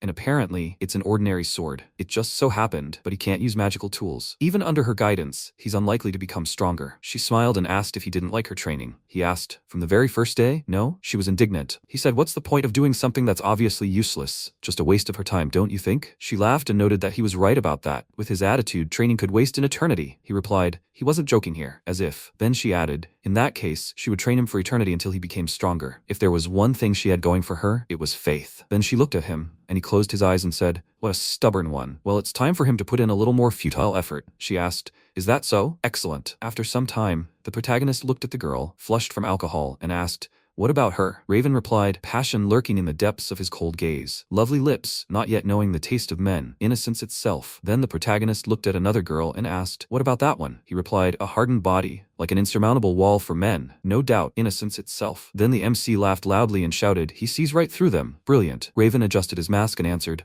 of course, church ministers should be able to assess the purity of people. Then the protagonist thought, mask. Lately, he sometimes started spending time with him at the bar. If he gets carried away, he might blurt out something unnecessary. He hopes they haven't had too much yet. Although, well, as long as he's buying him, he doesn't want to focus on it too much. Then he pointed forward and asked, what about her? Raven looked at Arya and replied, elegant yet powerful. He sensed beauty mixed with genuine agony, and there's more than just purity hidden within. There's something wicked about it. Innocence. Or is it? What a difficult choice. She smiled nervously, looking at them. After a while, marks from the blows appeared on the boys' heads, and Arya said she'd been told that someone was talking too loudly about others. They understand, right? That they won't be allowed in here soon? They knelt, and lowering their gaze, said they were asking for forgiveness. Then Arya turned to the bar patrons and, bowing, asked for forgiveness. She would make sure it didn't happen again. Then the protagonist looked at Raven and asked, by the way, why was he sitting with him? His job was to keep an eye on Fanatic, isn't it? He whispered that he needed to make sure of their relationship. Besides, she was busy right now, taking an exam at the church. The protagonist asked, exam? He asked, what? She didn't tell him. Holy knights flock to this city to take the promotion exam. Knights often fail and die, so wasting their allotted time to meet a man who isn't even a member of the church is only natural for the church to raise questions. MC whispered, so she came to this city to take the exam. Then he looked at Raven and asked, how is she doing? He replied that he'd heard she was taking her final exam, set by Lord Raven himself. So yes, she's doing well. He said, wow. At that moment, Arya looked at them and wondered, is she nothing to them? The next second, the bell attached to the door rang loudly, and Ignore walked forward, hiding under his hood. The protagonist looked at him and said, man, he's just in time. He has to help them out. He replied, he started this mess himself, so he should clean it up himself. The protagonist sighed and said, you little brat? He asked, are you kidding? At that moment, Raven said that he apologized, but he had to leave them for today. Then he rose to his feet and, looking at Arya, said that he would apologize to her later. She looked at him in surprise, and the protagonist asked, Where is he going? He should apologize with him. Then Ignore said that he should learn to choose better friends, haven't he? He replied that he was the last person he wanted to hear that from. He has an even worse reputation than he does. He replied, perhaps. Then MC raised his hand and shouted, girl, more drinks. At that moment, he heard Sylphie's voice, asking why he was so calm. Even in his shadow, she couldn't stand it. They all feel something contradictory. It's the instinct for self-preservation. She hugged herself in fear and added, he feels them, spirits. The protagonist's mouth dropped open in surprise, and Ignore said, looks like a new companion has joined. A spirit this time, right? He wasn't arguing, a good choice. MC looked at him in surprise and he said, okay, look at him like that. But he knows, he can see others' abilities. At that moment, the protagonist used the ability on him and information appeared before him. Ignore. Race, demon, chimera homunculus, demon, draconid, dwarf, elf, beastman, and human at 16.66%. Divine gift, demon king, punishment of the 6 gods. Status, current demon king, former demon king, reincarnated from a simple worker, subject of divine punishment, absolute, and so on. The current demon king, Ignore. The protagonist thought in surprise, huh? At that moment, Arya looked at him in surprise. And then Ignore suggested leaving this place. There are too many people here. Does he agree? Inori. Arya looked at the protagonist in confusion, and he lowered his gaze and said, yes, wherever he wants. Arya shouted, Inori, she's going with them. But he ordered, she's not going with them. She cried out in surprise. He added, only he is going. Ignore asked, how about the forest, outside the city? He replied that he would agree to anything. Arya watched them go and thought, Inori? After some time, they stopped in the forest and Ignore said, a good place. Okay, he should relax. With these words, he looked at the protagonist, who looked at him silently. Then the current demon king added,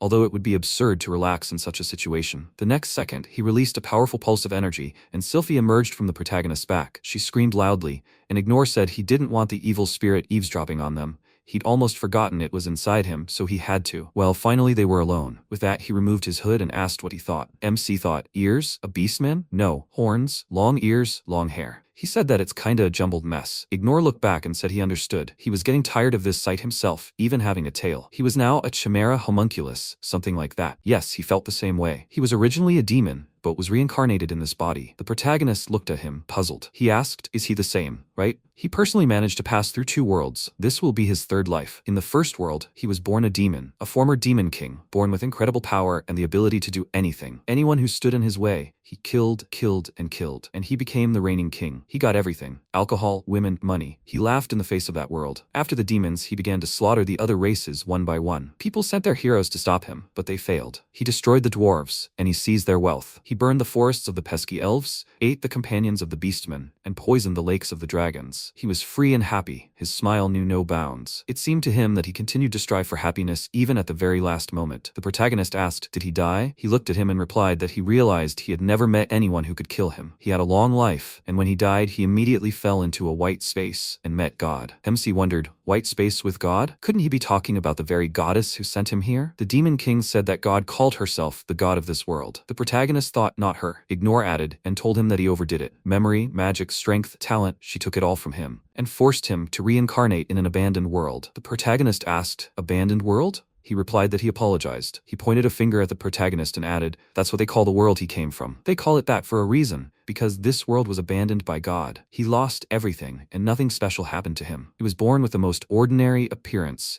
and in the most ordinary family. He had no special features or merits, so he was rarely praised, but he continued to try his best. He set his mind to work, began to earn a living, and more or less learned to bow when necessary. He married a colleague, a girl with a very ordinary appearance, but their son, with a face like his, was a little luckier. Sometimes there wasn't enough money and he and his wife argued, but mostly it was a completely ordinary life. He was happy back then.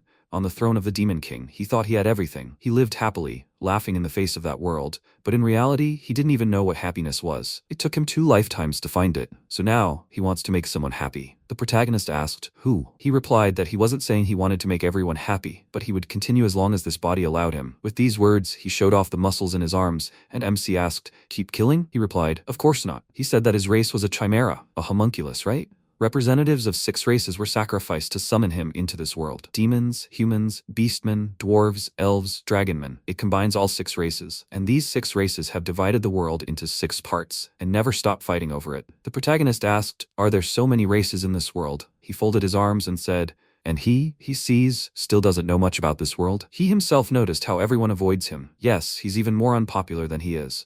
God deliberately created this world in such a way that different races would be incompatible with each other. The protagonist looked at him questioningly, and he added that he, a man from another world, was unlikely to understand everything in words. But once he traveled around the world, he would see that there was war everywhere, discrimination against half-breeds, oppression of races. He asked, and he wants to help them? The Demon King took a drag on his cigar and, blowing out smoke, said that he wanted to destroy this wrong world. He needed his help. The protagonist was surprised. He said that at first he wanted to destroy it himself, but then he met him and changed his mind. He asked and decided to intimidate him into agreeing to help him. He apologized. That's not what he meant. Rather, he was giving him complete freedom, but for his cooperation, he was ready to provide an advance knowledge of this world. The protagonist was surprised. An advance? He replied. He will destroy everything, even if it was not part of his plans. Ultimately, any action he takes will help him achieve his goal. Trampling on the lives and destinies of others, that's how he lives. Then MC sighed and said it was selfish of him, but he would have agreed anyway. He asked, right? That's great. The protagonist smiled and added, but only if he provides more knowledge. Ignore said he was being greedy. Okay then. He replied that he'd been on edge since he'd called him. This was his retribution. Not long before, Arya extended her hand after the protagonist and Ignore. After a while, she sat down by the tree and thought, she's not going with them. Is she? She'd never seen him so tense. She just thought that she could finally help him, but the order made her remember that no matter how far she went, she would still stay here. She lowered her head to her knees, and at that moment, several demons were descending the tree trunk directly towards her. At that moment, Fanatic asked why she was sitting there. She attacked several monsters with lightning speed, and Arya looked at her, perplexed, and then thanked her. She replied that she shouldn't be doing this. This isn't the right place to settle under a tree. She apologized again, and then Fanatic smiled and said that she didn't know how Black Rose managed not to sense the demons approaching. Was something bothering her? Something with Inori again? She replied that nothing was bothering her. She sighed and said both Inori and Arya. The next second, she pointed her hammer at her and chopped down the tree behind her. Arya jumped back and shouted, "Why? Why all of a sudden?" She replied that she wanted to see what she was really capable of, in honor of their acquaintance. Besides, she looks depressed, but this would at least cheer her up. She screamed that it was none of her business. The next second, Fanatic struck again, and Arya ducked back, dodging her blow. She smiled and said, "Excellent reaction." Arya shouted indignantly, "Does she want to kill her?" She replied that she should listen to her. As a child, she wondered if God existed. She looked at her in surprise, and Arya said that she didn't believe in him. Her mother was a believer and never missed a single prayer, but she never forced her to pray. One day, a swarm of demons attacked their village. Her mother fled with her, but died protecting her. The demons surrounded her, and when she was ready to say goodbye to life, she began to pray with all her heart to go to heaven with her mother. To this day, she doesn't know who saved her then, but after that, even she believed in God. She smiled and added that now she doesn't just pray, she can help people like her. She is strong, Arya, so she had to believe in Inori, help him. She replied that she believed she could help him. She screamed, then she had to be by his side. Arya screamed back, as if she didn't want to be there, but she couldn't disobey. With that, she punched Fanatic in the face, then pulled her hand back in fear and asked how she was. A drop of blood rolled down Fanatic's face, and she said, "What a good punch." But she managed to find out how she really felt. She sighed loudly and began to fall to the ground. After a while, Fanatic said, even in time for their training with Inori, and then she thought, how could she be so stupid? She replied that she didn't know. The written exams were easy for her. She said, okay, really impenetrable. Then Fanatic added, although it was a little offensive, she didn't know Inori as well as she knows him. Arya smiled, looking at the girl lying on her lap, and said that she was right to think that such a clumsy girl like her would solve problems only by force. But she was grateful to her, Fanatic. She replied that she felt thorns in her words. Black Rose? She asked, is that so? Then they laughed loudly together. Sometime later, Arya, sitting on the bed, looked at the rising moon. At that moment, the protagonist appeared from the shadows behind her, and she screamed in fear. She asked him not to scare her like that. He walked up to her and said that they had been talking so much that he had forgotten about time. The fastest way to return was through the shadows, but he had learned a lot, and when the time came, he would tell her everything. She looked at him silently, then sighed and asked, had they been talking too much? He didn't attack him? He asked. No. Was she worried? She replied, well, yes. If he were to accidentally die somewhere, it would be an unfortunate story of her release, not a joke. She doesn't even know if he'll release her at all in that case. He said thoughtfully, I see. Then he turned his gaze to her, and she asked, so, why did he go silent? He closed his eyes and answered, no, nothing. Then he smiled, looking at her, and said that he saw that she was painfully cheerful. Next time, she would go with him for his little experiment. He wanted to see what she was capable of. She asked in surprise. She wouldn't mind, but what was that smile about? He replied that she would soon understand. She said she didn't like it. After a while, several girls were sitting near the wall, and Raven, looking at the half-open door, asked, have you arrived yet? He apologized for calling so suddenly. Raven stepped forward and asked,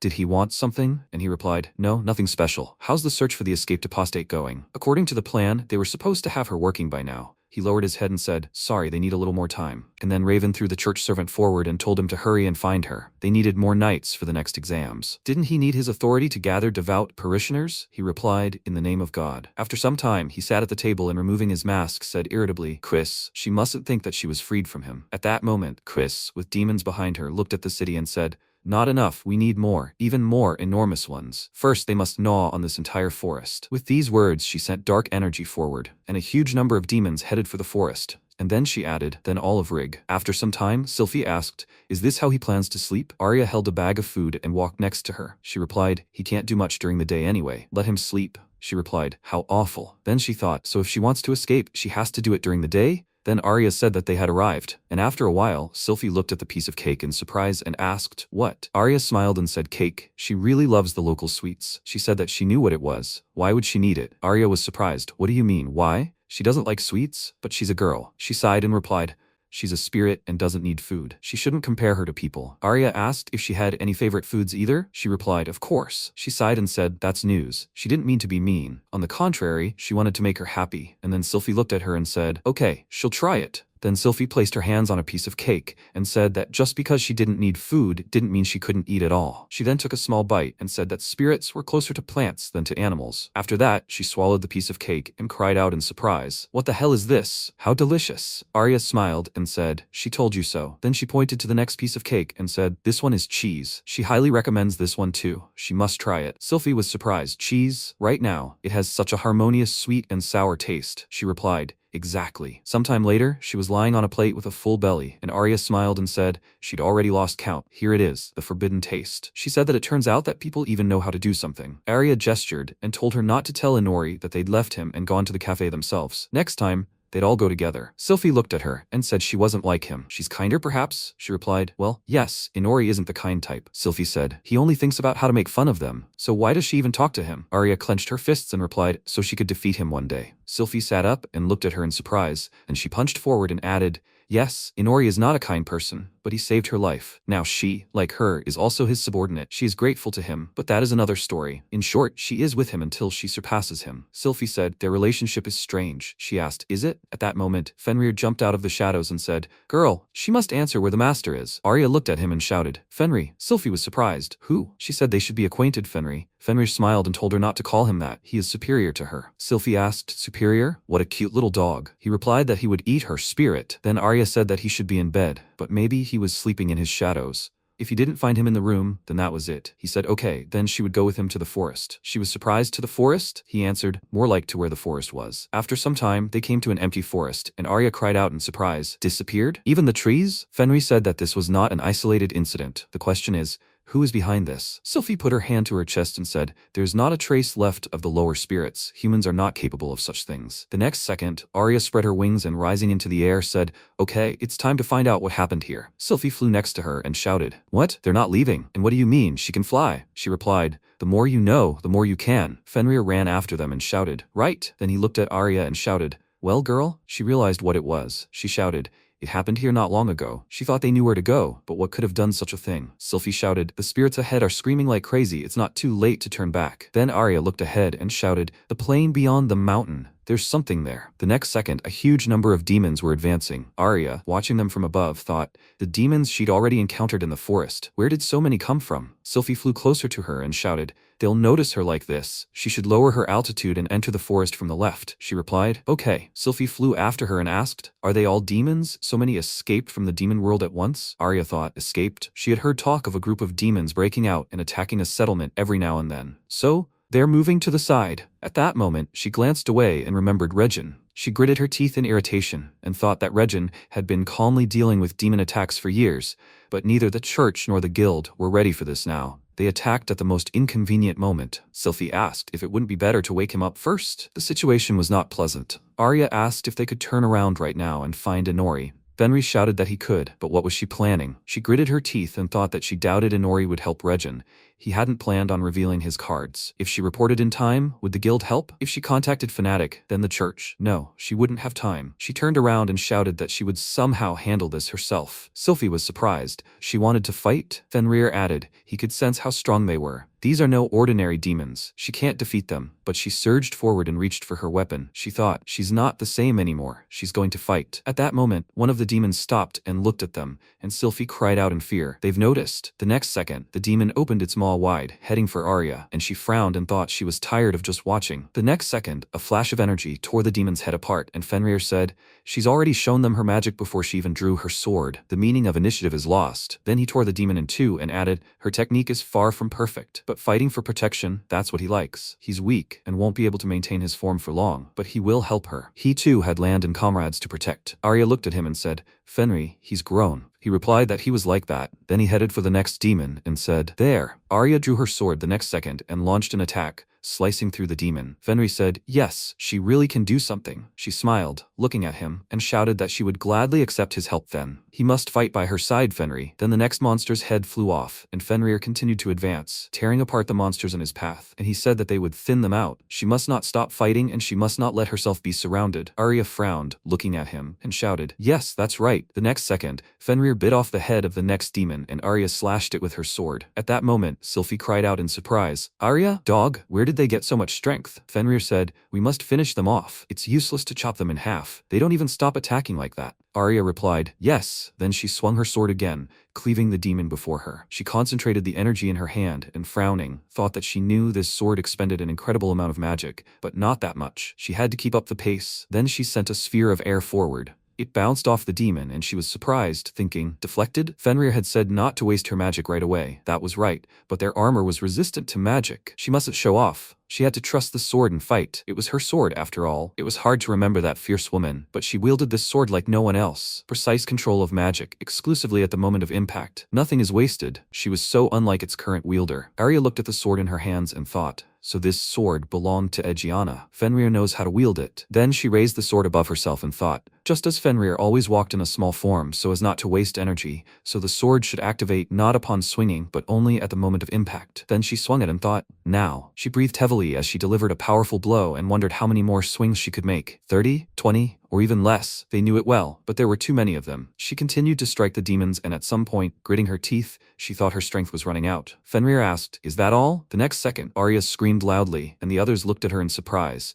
She jumped on the demon and bit off a small piece. She thought, what the heck? Sylphie screamed in bewilderment. She's eating him? The next second, Fenrir laughed loudly and said, a vampire replenishes strength with blood, just like his master. After that, the fight continued, Arya striking with her sword while Fenrir added blows with his energy. At that moment, Chris extended her hand forward and then clasped her hands. The demons advanced with renewed vigor, and Arya, her body shackled by small centipedes, thought smaller centipedes had appeared and surrounded her. Fenrir told her to keep fighting. Sylphie cried out in alarm, Arya, she must fly. The next second, a demon rushed past Arya, grabbing her arm, sending her arm and sword flying off. Fenrir cried out in alarm, girl! At that moment, Arya looked in surprise at the wounded part of her arm, and then another demon attacked them and sent them flying. Arya flew back and Sylphie, pointing her hand forward, thought, what's it called? Black wind. At that moment, a dark space appeared before the demon, followed by several streams of powerful energy piercing the demon's body. Fenrir bit it with a final, hateful bite. Arya fell to the ground, and he asked how she was. Alive. His strength was already waning. They must retreat. Sylphie thought she had instinctively saved her. Then she cried out, Arya. At that moment, Arya looked ahead and, noticing Amanda leaning over her, heard her say, sister. She asked,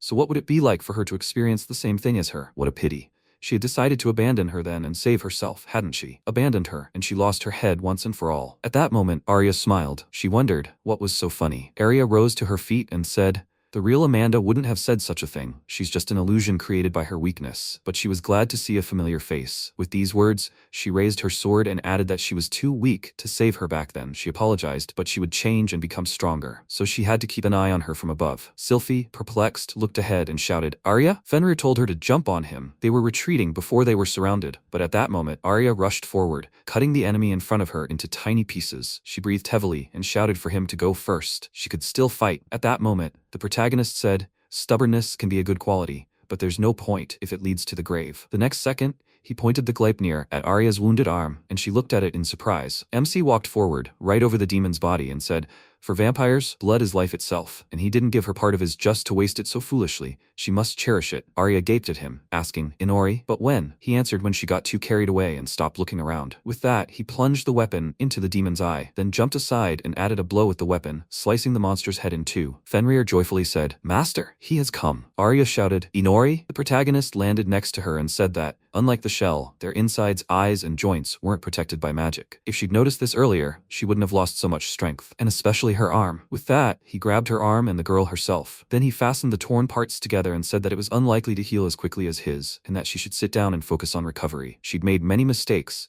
but the most egregious was that she'd somehow decided to stay instead of abandoning this city. Had she gotten that attached to it? She smiled slightly and apologized, saying she'd rushed things. Then MC added that she'd missed something. No matter how many bugs they killed, they couldn't save the city. They had to check one thing. Arya looked at him in surprise, and the next second, several demons headed straight for them, while Chris, with a sly smile, clasped her hands. At that moment, the protagonist, carrying Arya, jumped out from the ground behind Chris and, pointing his hand forward, said, That's who's responsible for the demons who've attacked. She turned around in surprise. He told her to hold still and that she had to answer a few questions. He bound her body with Gleipnir, and she cried out in surprise. At that moment, Sylphie, looking up at the cliff, thought, Inori, who suddenly appeared, then immediately appeared somewhere up there. Fenrir asked, Where did the master go? Sylphie thought there were almost no spirits left, and she couldn't say for sure, but they were holding someone captive? At that moment, the protagonist looked at the hostage and asked, Chris Kamser, right? She clenched her teeth in irritation, and he added, It's obvious from her abilities. Arya was surprised. Her? But how was the girl able to control her? He said she had the power to control demonic creatures. Regin is regularly attacked by escaped demons, and each time,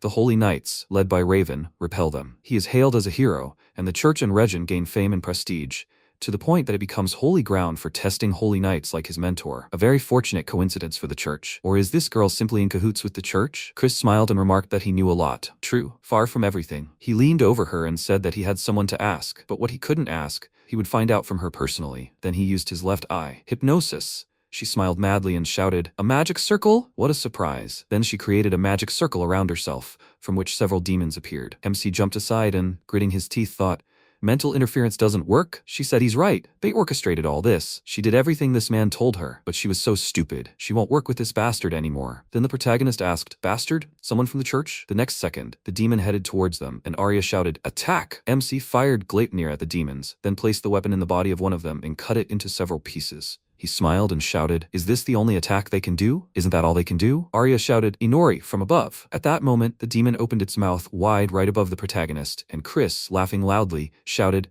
Didn't they order minced meat? But the next second, the blade of a sword emerged from the demon's body, followed by the entire protagonist, cutting the monster in two. Then he licked his finger and said, Ah, not the most delicious blood. It tastes of iron somehow. The next second, Chris clenched her teeth in irritation and said, What is he doing? Stop bothering them already. She has no time for upstarts like him. He wiped his mouth and said she'd rather rip off her own arm than break that thread. Then Sylphie looked ahead in surprise and thought, All the demons at once? Arya! The demons are heading towards the city. At that moment, MC smiled and thought, Did she go to them for help herself? She was starting to understand who was in charge here. She told him to shut up. She was talking to Arya. At that moment, she shouted in surprise, Towards the city? Then she turned her gaze to Chris and shouted, Did she sacrifice her guards and direct them towards the city? She smiled madly and replied, What a pity. Now even her death won't stop them. The protagonist said he'd hoped they'd be done with their leader, but given that she'd resisted his hypnosis, he'd unexpectedly underestimated her a bit. At that moment, the demons continued to advance, and Chris, as if mad, screamed, Forward, forward, her family. They must follow their wishes. The next second, the girl put her hands to her face and said, Chris's little sister. They must destroy those who called them demon children, along with their city. Destroy the church that toyed with them. Destroy the one who deceived and used them. Destroy them too. At that moment, Chris began to break free from the threads that bound her, but it was tearing her apart. She screamed that nothing could stop the big ones. Forward, they must devour everything in their path. She began to laugh loudly, and Arya, gritting her teeth, said, This is bad. The protagonist said, She must wait, Arya. Personally, he didn't care what happened to that city, but he took responsibility for underestimating her. Arya looked ahead, perplexed. In the next second, the rainy sky began to let in rays of light. The protagonist said, She should say Arya. She knew why the raindrops falling from the sky didn't bite into their skin, thanks to the atmosphere and its resistance. He pointed his hand forward and added that the enormous thickness of air dampened all the energy a drop tried to absorb. But objects under his control didn't affect the atmosphere, and accordingly, weren't subject to its resistance. The atmosphere didn't hinder this, and unlike raindrops, it could accelerate to unimaginable speeds. Then, at some point, he realized the black wind led to the same space as his own shadow, but it was capable of hovering in the air. And now she had to imagine how the objects under his control flew out of his shadow and fell into the black wind, flew out of the shadow again, and fell into the wind again. So the little rocks had been swaying back and forth high in the sky for 7 minutes and 28 seconds. At that moment, Arya looked up in confusion, and MC added, "It's even simpler from here." He just needed to cut the black wind at the right moment, and boom. The next second, several rocks, coated in fire, headed straight for the demons, and a powerful explosion occurred. Arya, shielding herself with her hand, screamed loudly, and the protagonist, smiling, said something like that. The next second, Chris opened her mouth in confusion, and they stared at the huge holes in the ground before them. She said, "Yeah, he's joking." The protagonist smiled and said, "Roughly speaking, they pelted her with rocks. However, their power is so great that it's perfect for exterminating an entire army." At that moment, Arya gasped loudly, and Fenrir appeared from her shadow. She turned around in surprise and shouted, "Fenrir, is he all right?" At that moment, Sylphie, perched on Fenrir's head, asked, "Doesn't she want to worry about her?" Fenrir added, "If it weren't for the Master's shadow, things could have been much worse." So that's how powerful his new power is, but to cover such a large area. Then the protagonist grabbed Chris by the face and used hypnosis. He spoke, and this time it worked. One way or another, she gave in. Arya wondered if she'd willingly allowed him to interfere with her mind. But why? She looked at her severed arm, then turned her gaze to the protagonist and shouted, "Inori, doesn't he want to ask her why she attacked?" He looked at her, then closed his eyes and said he'd find out the most important things, not the details. She'd asked. She wanted to know what happened to her. He sighed and said she'd almost been killed, but she, well, fine. He had some questions of his own though. She had interesting abilities. Then he looked at Chris and asked her to tell him about herself. She said fine.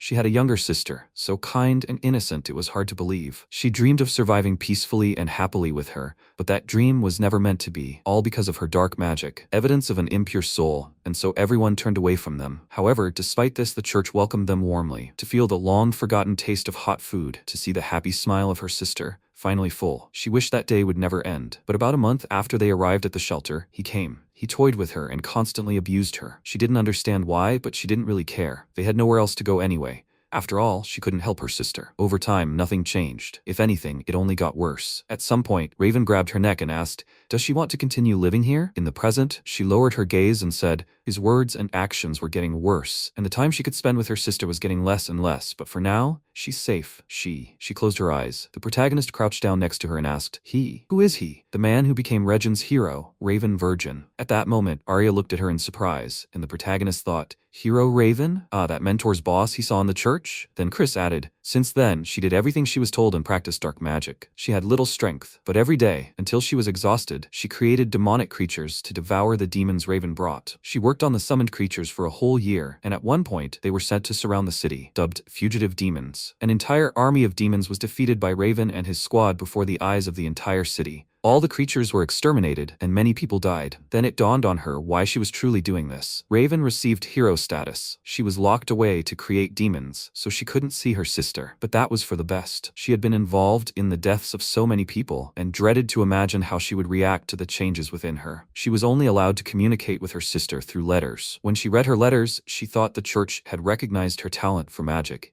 and wrote that they were proud of her. At that moment, tears began to stream down her face, and Arya asked, "Where is her sister now?" She answered, "She died. Not just died, but it was that same man who informed her of her death." It turned out that her soul was tainted by the fact that she created demons, and her sister served as a toy in the church and atoned for her sister's sins, hers, because she used dark magic. Ultimately, she couldn't take it anymore and died, but she was told that if she stopped doing what she was told, she would too. The question was, how did it all happen? Was it simply because she had been able to use dark magic since childhood? Because no one in the city wanted to accept them? Or because they decided to stay at this church? Something inside her snapped. At some point, a demon approached her and leaning over her said, "She's a summoner like him." Very appropriate. A demon named Neon was kept in the same cage with her. Then he asked, "Do you wish to have power?" She decided to escape imprisonment and made a deal with him, becoming a demon, to take revenge on him, but they stopped her and her army, and now she has no idea what's next. MC asked who exactly this Neon was. She answered, "A demon. That's all she knows." The protagonist looked away and thought,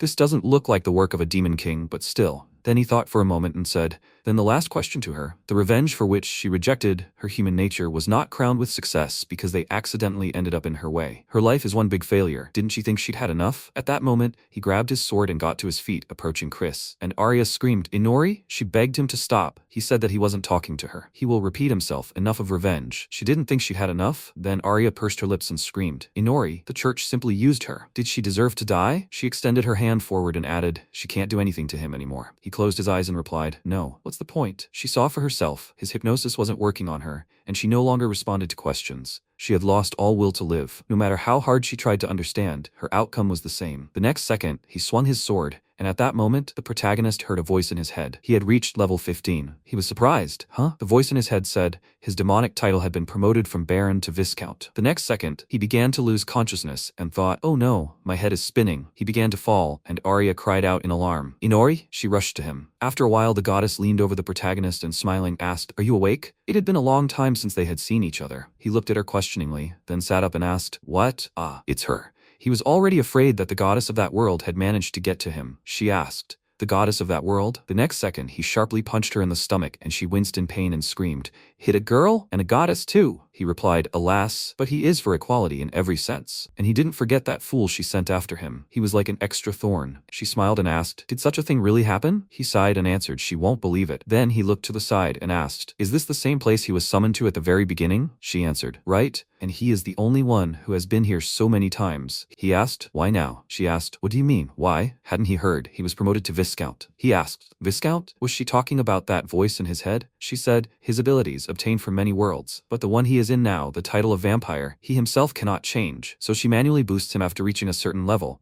He should be grateful. He folded his arms and said, well, the goddess has nothing better to do. She screamed, not at all. And then she directed energy from her hands at his head. And he asked, anyway, why did they summon him here? She asked, didn't he notice how his level suddenly skyrocketed? If he didn't adjust the boost manually, it would get even harder later. What did he manage to do? He closed his eyes and thought, he mowed down an entire army with meteorites. Maybe that's why? Then she happily said, everything is ready. She has no idea what new things he might have acquired, so good luck finding out yourself. In response, he thanked her, and she added, and finally she will give him one piece of advice. The goddess of that world is a little special, He looked at her in surprise. After a while, Arya, holding the hero's head in her lap, placed her hand on his head and said, he scared her. What's wrong with him? Fenrir came closer and said, Master is unconscious, but he's fine. They were very lucky that Master's compulsion hadn't worn off this girl. He doubted they could have stood up to her. It was dangerous to leave her alive. Arya looked at her thoughtfully, then let her gaze fall, thinking that she had given in to her feelings, asking for something she wasn't ready for. But what to do now? At that moment, she heard Ignor's voice, saying it was useless to try to reason with her. She turned around sharply. She said he did it. At that moment, MC suddenly sat up and grabbing his weapon asked, old man? But why? Arya cried out in surprise. Inori. The protagonist said he woke up from a surge of magic caused by his appearance. Ignore said he was apologizing. What could he do? The protagonist asked, but then again, why was he here? Ignore looked away and told him to look at what he had done and then ask questions. The sound and vibration reached the city itself. He wouldn't be surprised if someone came here at dawn to find out the reason. He replied, okay.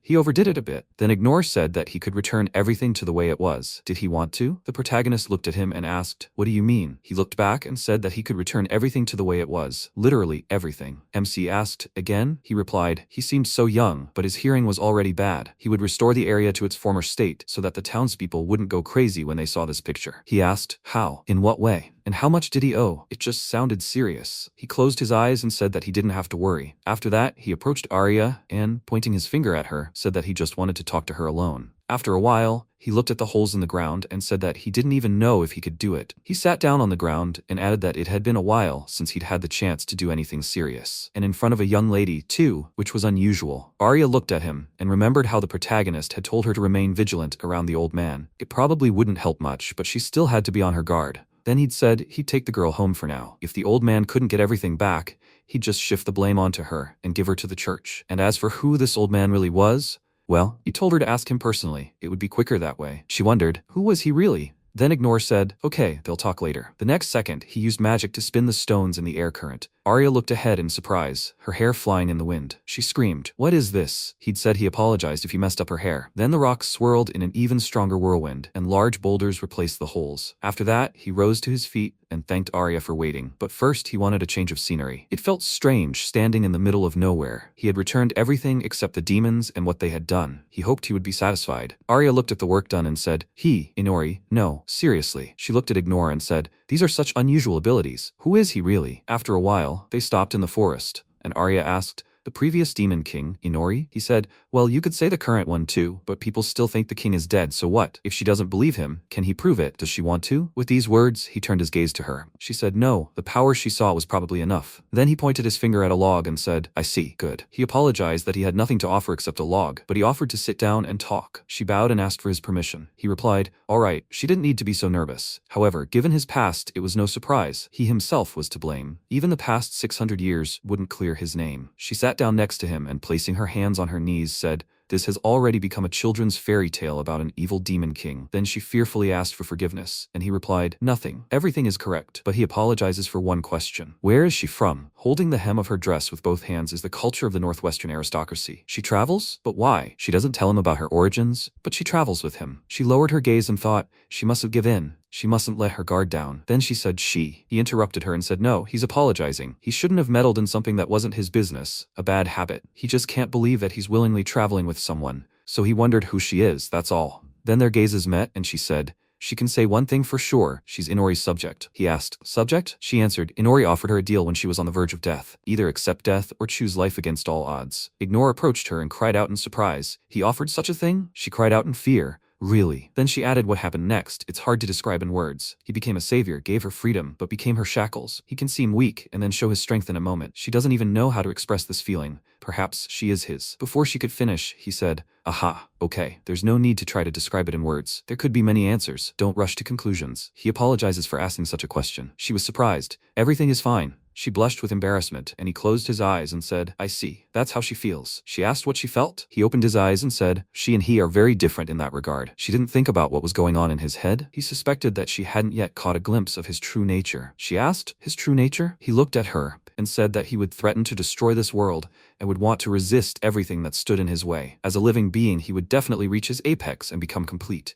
She looked at him in surprise and asked again. He said that he was interested in her, and imagining her future, he was subconsciously drawn to the fact that she could be the one to kill him. She asked in surprise, would she kill him? She didn't understand. He said one of the possible outcomes, and he was perfectly aware of it. She said that even if she tried to sneak up on him during the day, she'd be unlikely to succeed if ordered. He laughed and said he'd like to see it. Still, she should think about it. After that, he lit a cigar and said that youth was meant to be tormented by doubts. She asked, so she really could. Looking at his strength, she felt insignificant. She didn't even know if she could ever free herself from her subordinate status. He approached her and told her to listen to him, no matter how important a role he occupied in her heart, or how important a master he seemed to be to her. But he was just a brat. With these words, he blew smoke from his mouth and added that only recently he had helplessly clung to his mother's breast, growing up well-fed in warmth and comfort, acquiring knowledge already vetted by someone else, in a school built by someone else. He even acquired his skills when he came to this world. He hasn't created anything he could consider his own creation. He probably knows that himself. That's why he seeks out anyone who can make him jump above his head, to one day become the perfect version of himself. And that applies to her too. After all, she'd never worked or earned her own money before, right? She already had everything. She reminisced about the old days and confirmed it, and he added, for example, that no one liked him in his time. She was surprised. Him? Seriously? He replied, well, that's how it is, okay? In short, there's no point in being shy or afraid of this brat. If she has something to say, she should tell him directly, and it doesn't matter whether she's a subject or not. She must speak her mind to him. He clenched his fist and said that she should make the first move.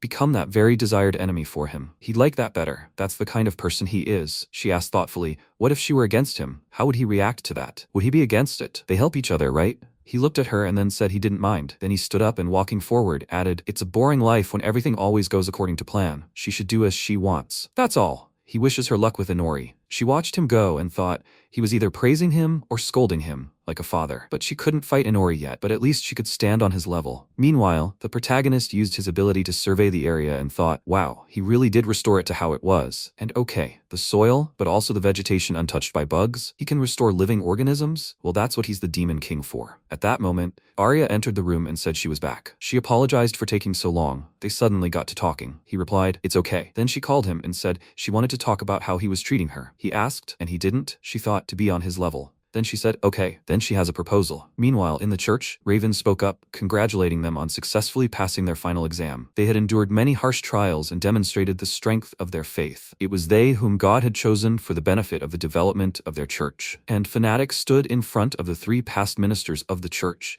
and Raven, looking at them, asked if they were ready for their bodies to no longer belong to them. He extended his hand forward and added that they would become a shield called upon to protect people from demons. The girl next to Fanatic said yes, she is ready to become a shield in the name of the Lord. Raven asked if they were ready to sacrifice themselves to help the parishioners of the church. Another girl answered, yes, she will save people in the name of the Lord. The next second, he waved his arms and shouted, amazing. Their determination proves they are worthy of serving in the church. From now on, they will strive together for a common goal. They congratulate and welcome them with all their hearts. The next second, several church workers closed the door. The fanatic, hearing the sound, wondered if it was the door. Then she noticed that some energy had bound the body of the girl next to her and shouted, Commander Raven, something is wrong. Then she suddenly jumped up, dodging the attack of the magic-struck church workers. The man shouted, quickly seeing through it. At that moment, the fanatic, flying above them, thought, is this a binding spell? Why? Never mind, she'll deal with it later. Then she drew her weapon and thought, this must appear, the holy hammer of Onrith. The next second, she shouted, what is this all about? The men looked at her in confusion and she struck with her hammer,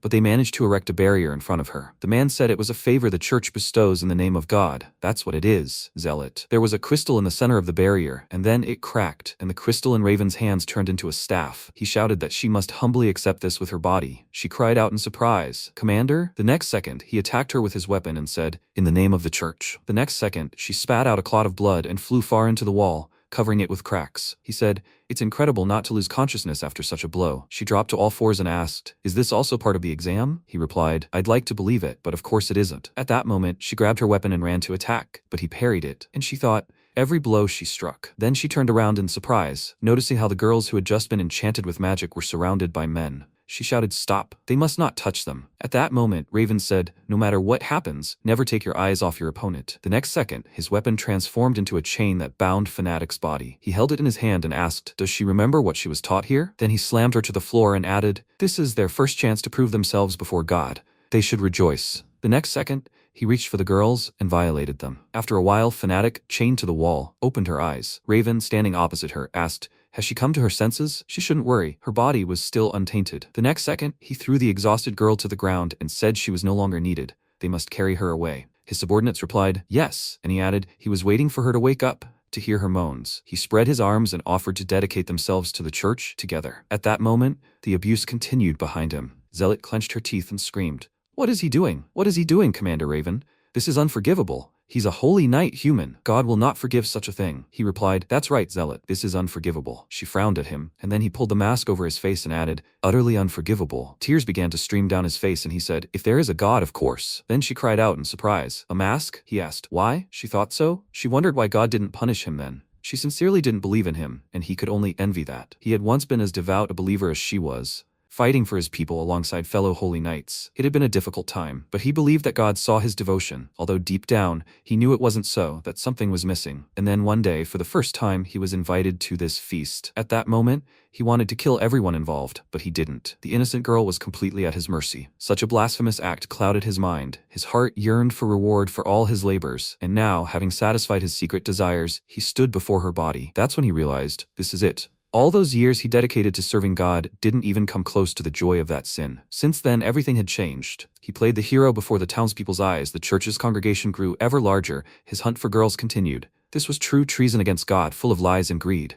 Well, now God must punish him. He raised his hands and cried out, God, if he exists, he's asking. He must punish him. He's no longer the saint he used to be. He can clearly see what he's become. Or maybe he was never with them. At that moment, the fanatic said he was wrong, and he turned sharply to her and said that God himself would decide that. Do you think he would allow a believer to be used? Well, now they will find out. At that moment, MC said, terrible logic. Several demons made their way forward, and Raven, perplexed, looked around and shouted, what is this? The demons grabbed several men, and the protagonist said, for his beloved God, maybe it is important whether he is a sinner or not. Then Raven looked at the protagonist and shouted in surprise, Lord Inori? He answered, but they didn't care. The fanatic looked at him in surprise and shouted, Inori? Raven asked, why is he here? And with demons too? The church servants shouted, "Why are there demons in the church?" The protagonist put his hand to his side and told them not to let them escape. The next second, the demons dealt with the servants, and the fanatic watched in bewilderment. After that, Raven asked, "Are these his demons? Did he have dark magic all along?" He replied that he didn't. He borrowed it. He knew perfectly well who. He said Chris. The fanatic asked, "Inori? What did all this mean? Why were the escaped demons suddenly here?" He said that the church itself had raised these demons, so he was bringing them back. No surprise, right? The girl didn't like what they forced her to do at the church. Raven said that Chris had sent him that way. They saved her life, and she repaid them for their kindness this way. What impudence. And since he agreed to help her, he's no better. The next second, the crystal in his hand turned back into a staff, and the protagonist asked, was he angry? He apologized for distracting him from his hobby. He ran to the attack and shouted, no. He sincerely regrets that he will have to raise his hand against his friend. The fanatic shouted, Inori, he must run, he. Then Raven struck, but the protagonist jumped sharply to the side and, smiling, said, wow, he should listen, not bad, for a legend of the city. In response, he shouted, excellent, wonderful reaction, but how long is he going to fight him without even drawing his sword? MC flew on and said that he bought this sword especially for his mentor.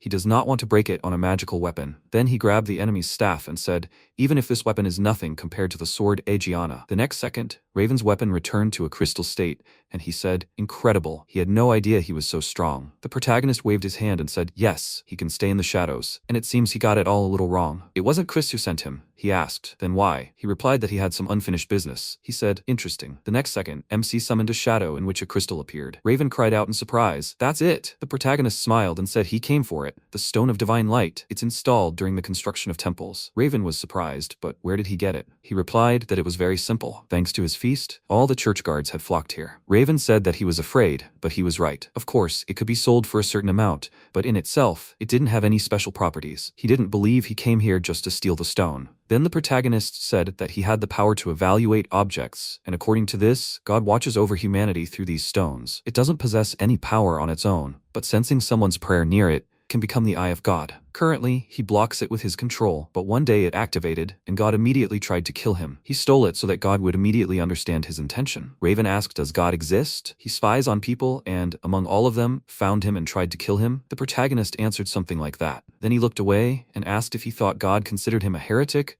like kill him quickly, something like that. Then Raven bowed and said that he admitted there was something about him that could brand him a heretic. Then MC added, although okay, heretic isn't quite the right word, more like an eyesore. Raven said, then all the more reason he should explain it to him. The protagonist asked, what? It all depends on how you look at it. He replied, if God is watching them, if God takes lives, then why did he try to take his life and not his? At that moment, the demons continued to deal with the church parishioners, and the protagonist said, it's very simple. God doesn't care about them people. The fanatic looked at him in surprise. He asked, now does he understand why he's here? Raven reached for his mask with a trembling hand and, laughing, said, how awful. But now he realized he wanted to test something. He grabbed the crystal and, running forward, asked if he'd be interested in the god if he offered his head. Would he even notice him then? Then MC chuckled and said he was starting to worry the night would be boring. Now that was something else. He understood. The next second, a chain bound his hand, and he clicked his tongue in irritation, and Fanatic shouted, Inori, he mustn't let him grab him. Raven said he'd repelled all of his previous attacks, but this time, he'd used the weapon of divine execution. At that moment, the protagonist appeared, the statue's doors opening, revealing sharp spikes. Then Raven reached for his mask again and said, God, he grants it to him. Then he clenched his fist, and the statue's doors slammed shut, trapping the protagonist inside. Fanatic screamed in fear, Inori. After a while, blood began pouring from the statue's eyes. Fanatic continued calling out to the protagonist, and Raven approached her and told her he would never hear her voice again. He walked forward and said,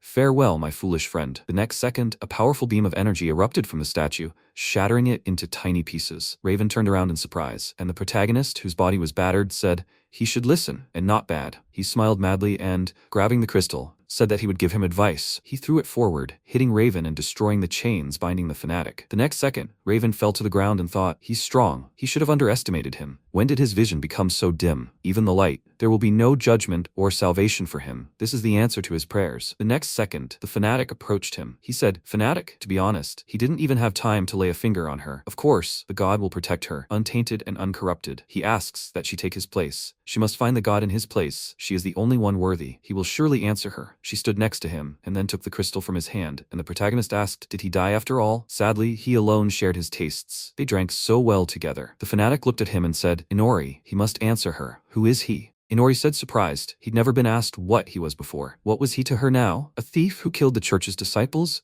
Or just a thorn in the side of God? Fauna narrowed her eyes and remembered how some time ago she'd asked him if he didn't like their training. Inori replied that she was rather wasting her time on him. Fauna replied, it's okay, she can train him her whole life until he gets stronger. She certainly has plenty of faith in someone. Currently, she sighed and said, it's true, training him was a futile endeavor. MC spoke up. Frankly, he didn't care. He continued out of pure curiosity to see how far things would go. First of all, their values and ideology are not just incompatible, they contradict each other. He came from another world, different from hers, so their God took an interest in him. And he, in turn, moved here to eradicate the church, to destroy the main instrument of God. So he killed everyone he deemed necessary, because now nothing is more important to him than defeating their God. All this time, Fauna listened to him, motionless, her mouth only slightly open. MC said nevertheless, he would not mind taking part in her little performance of student and teacher. He flashed his eye and said, however, this too has come to an end. Fauna said, yes, indeed, it is time to put an end to this. She thought she would never be able to touch the real him, but now she is little by little beginning to understand him, and that his path is only just beginning. She extended her hand and asked, but will he let her know? She placed her palm on MC's cheek and added, his real self. Inori took human form and said, that's it, it's time for him to go back. He started running, and Fauna loudly asked Kiri to stop. He turned around and said, Inori, let her call him that if they were alone again. Fauna looked at him carefully, and he said, and also those novices who were with her, they're still alive. It was news to him too, but it turns out those demons only react to movement. They didn't even think to let the poor sinners in on the details of their plan. He climbed out of the hole and said, they'll see each other again, master. Fauna looked after him and said, Inori. Everything around her began to crack, and she looked around in fear. The monsters began to attack, and Fauna began to lead the girls out of the building. People were shouting loudly in the street, where did the demons come from? Why are they inside the church? Where is Captain Raven? Fauna froze when she saw the terrifying creature before her. Suddenly, Arya appeared in front of her and cut the monster's body. She said she knew she would be fine, but she was still glad to see Fauna alive. Fauna cried out in surprise, Arya. She turned around and ordered her to stop. They are dangerous even without a head. Let her help the wounded and take them away from here, please. She swung her sword and quickly attacked. Arya screamed, now let her take them away. Fauna replied, okay. She thanks her for saving her, Arya. An arrow flew behind her and hit the monster's body, which caught Fauna's attention. The archer shouted, followed by the Black Rose. The girl cried out in approval. Yes. Arya ordered the guild to listen to her and lure all the demons to themselves. She ordered them to let the survivors escape. Everyone shouted loudly, yes. The monsters began to attack the knights, and the people tried to save the injured. MC watched from the window and thought, he has an idea. A while ago, Arya entered the room and said, let him answer. Has he wanted to attack the church all this time? MC asked, yeah, so what? Arya replied, surprised when he came to their aid. Unlike her, he seemed indifferent to the city's fate. At first, she was even glad to see him, but he could have avoided the battle with Fenrir if he had simply not disturbed their territory. He stopped the coup d'etat not to save the country, but to anger Commander Aegeon and challenge her to a fight. The same goes for Chris. He didn't necessarily need to exterminate all her demons. He's always looking for a rival for some reason. MC looked at her silently, and she said that he couldn't care less about those who might be attacked, and he wouldn't even think about saving them. Right now, he's only interested in the demons, their king, and his desire to fight the god. Inori turned and asked if she no longer wanted to help him now that she knew everything. Arya said the church was no joke, but there were good people there too, including Fauna. She wanted to help her, but she didn't want to kill ordinary people. Now it was in her power to involve the guild in the church's investigation. With their help, numbers and authority, they would be able to hide the fact that he was the instigator, and there would be no need to risk hypnotizing witnesses or even killing them. There would be fewer victims. She extended her hand and said, but on one condition, this girl will be under her care, okay? Inori waved his hand and said as she wished. He didn't care. She had already lost all will to live. Arya said she understood that this was selfish of her, but she wanted to try, even if he disagreed with her on something. Currently, MC stood and watched the church tower fall and remembered Arya's words. She belongs to him, but she still wants to help those in need. She will continue to help him, but she will do it in her own way. Currently, Inori looked at her from the window and thought, well, one way or another, this did not affect his plan. The key figures of the church were eliminated, and the stones were stolen. If she wants to try so hard, please, that's her problem. He looked at the fact that the people dealt with the monsters and said, they are done. MC looked at the sky and said, it is. He congratulates on losing one of his eyes. Does this please you? The same awaits her, goddess. After some time in the forest, Arya said, it's over, Chris. She was sitting near the roots of a tree, hugging her knees. Arya looked around and said, neither Raven nor the people of the church, all of them are gone. Chris continued to look down and remained silent. Arya sat next to her and said, she also had a little sister, but she died. Chris turned her gaze to Arya, and she smiled and said, she was so sweet. She constantly grabbed the hem of her dress. Combing her silky hair was a pleasure for her. They were even similar in some ways. They both couldn't be honest with themselves, but they had the opportunity to make peace before she did. Chris listened to her attentively, but remained silent. Arya stood up and said, okay, what does it have to do with her? She wants to say that she is free now. She handed her a note and said,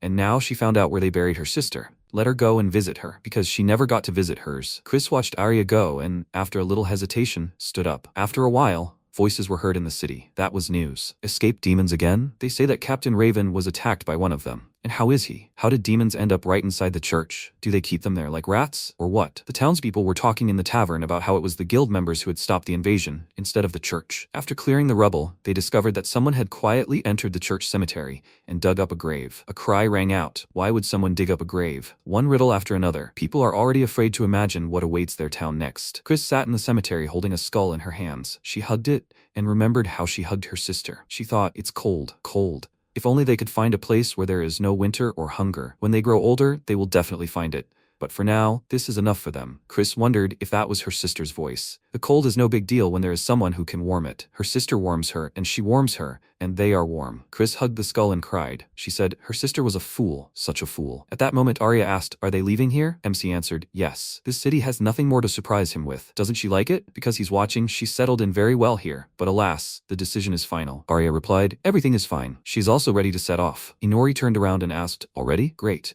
Arya asked, and where are they heading now? MC answered, he doesn't know. Arya said, puzzled. Sometimes he just amazes her. After a while, Chris was riding a monster and saying, they will find a place where it will always be warm. She looked up and thought, far, far away from here. Arya thought, to meet new lands. After a while, people in the city were talking. Is Black Rose leaving the city? The man said, they say she's going to move. The guy said with tears in his eyes, but he didn't have time to say a word to her. A girl entered the room and screamed, fanatic, her water and medicine. She looked at the open window, puzzled, and asked, where is she going? After a while, a voice rang out in the house, fresh baked goods, her tea service, all the gifts and other things. MC said, everything is safely transferred to the shadows and they can hit the road. Arya smiled and said, that's convenient. Inori asked, well, are we going? She smiled and answered, yes. They went outside when suddenly loud shouts were heard. Arya, is she really leaving the city? Who will protect them from the demon invasion now? The man folded his arms across his chest and said, that drunkard must have whispered something to her again or done something bad. The guy extended his hand and said to leave him. She doesn't need people like him. Let her marry him. MC carried bags and said, they had just packed their things when they managed to do everything. People joyfully shouted, Arya! She turned around and, laughing slightly, waved her hand. She said that this morning she submitted a notice to the guild that she was leaving them. Everyone found out about it quickly. Inori rolled his eyes and said, but she shouldn't have carried out every guild assignment with such devotion. There wouldn't be such problems. Let her learn to blend in with the crowd. Arya replied, it's easy for him to say. The guild was her first job, she just couldn't resist. MC said she got a nickname, and her eyes suddenly lit up. They continued walking along the road when suddenly they saw Fauna by the wall. She folded her hands on her hips and asked, she'll just leave without saying a word? She certainly didn't expect that. Arya said in surprise, Fauna? She's already been allowed to walk around? Fauna smiled and asked, why should they suddenly forbid her? Thanks to her, she wasn't badly hurt. And where's Kiri? Arya screamed in fear. What's wrong with him? Wasn't he just walking next to her? MC at that moment climbed onto the partition of the bridge and lay down to be unnoticed. Arya said he ran away. It turns out, Fauna smirked and replied, that's just like him. Kiri. No, Inori doesn't change. Arya looked at her in surprise and asked, so she knows? Fauna looked up and said, a little. Arya asked, slightly awkwardly, to forgive them. And her. In fact, her name is Arya. She is the former princess of the Kingdom of the Rising Sun. Fauna's eyes widened in surprise and she screamed, Ari, a princess? Arya cried out in embarrassment, ex-princess. And don't shout about it. And not Ari, but Arya. Inori saved her and took her with him. She still knows little about him, but she's not opposed to following him and unraveling his mystery. Fauna smiled and said she was glad she liked him. Arya blushed and screamed, why do you immediately say like? Fauna replied, it's obvious. That's who she chose. Her instincts haven't let her down yet. She asks that she follow him. Arya smiled and said, okay. She cried out loudly, Inori! He jumped in surprise, and Fauna screamed. Usually she catches him every time he tries to escape.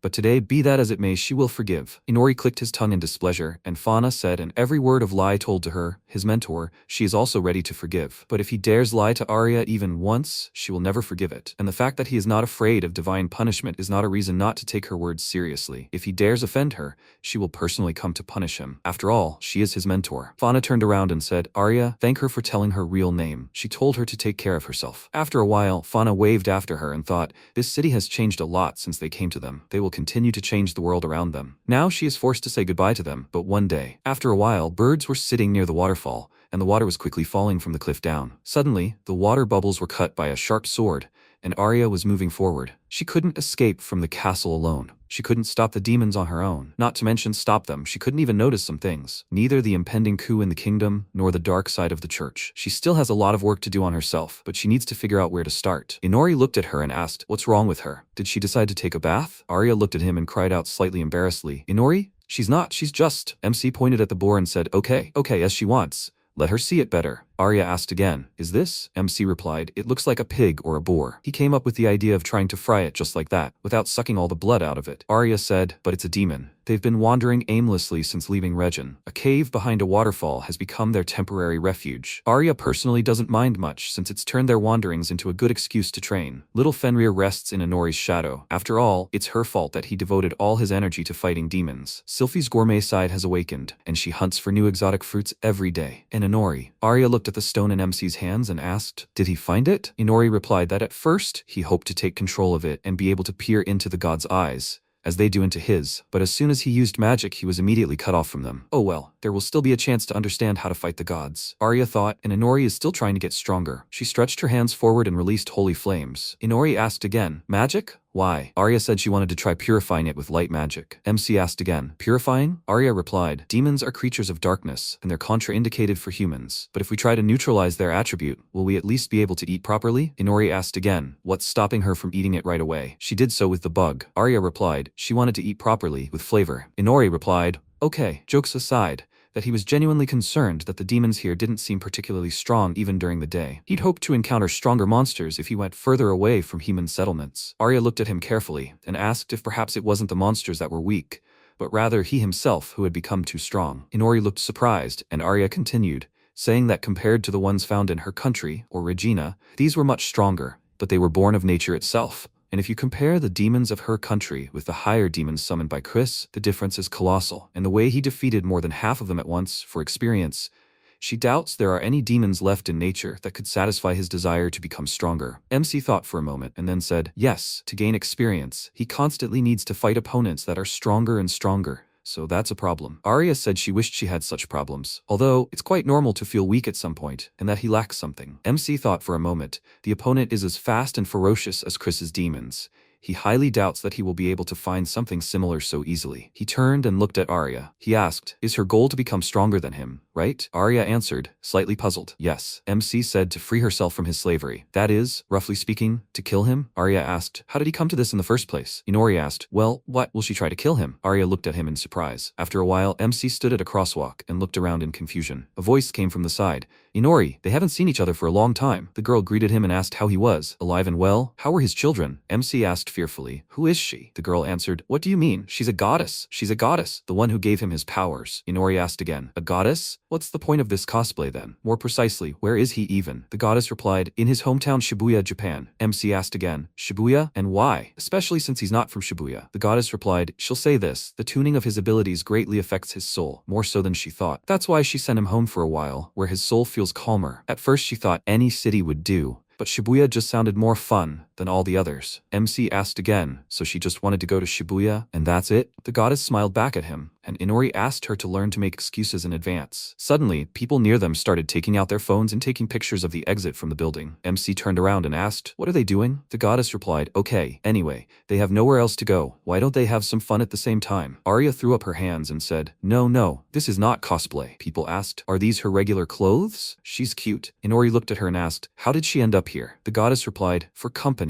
Why not? She handed him a card and told him to buy her some clothes. It's his favorite goddess's credit card. There's no limit, but please don't buy everything in sight, okay? She said to have fun there. MC asked again, credit card? Seriously? She vanished, and he asked, where to? After a while, Arya smiled and thanked him for getting her out of there. Inori said he'd gladly send her to sort out her clothes herself, but the terrifying goddess told him to go, have some fun. Honestly, he didn't even want to approach her. She stood out so much. Arya ran after him and screamed. Why did he do this? After a while, Arya tried to fasten her bra, but she couldn't. She covered her body and asked, Inori, how do you fasten this? He turned away and said, she found someone to ask. He looks like a girl, right? Let her go to the girl at the checkout. He doesn't know. At that moment, the consultant said, yes. Should she pick out a size or help her fasten it? Let her ask whatever she wants. The girl frowned and asked, how old is she that she can't fasten it? Arya looked at them in surprise and shouted, Nala, Amanda? The girls replied, yeah, one of them is Nara, so what? And the other is Amanda, right? After a while, MC put his card to the terminal and paid 29,800 yen. The girls bowed and said, "Thank them very much, let them come again."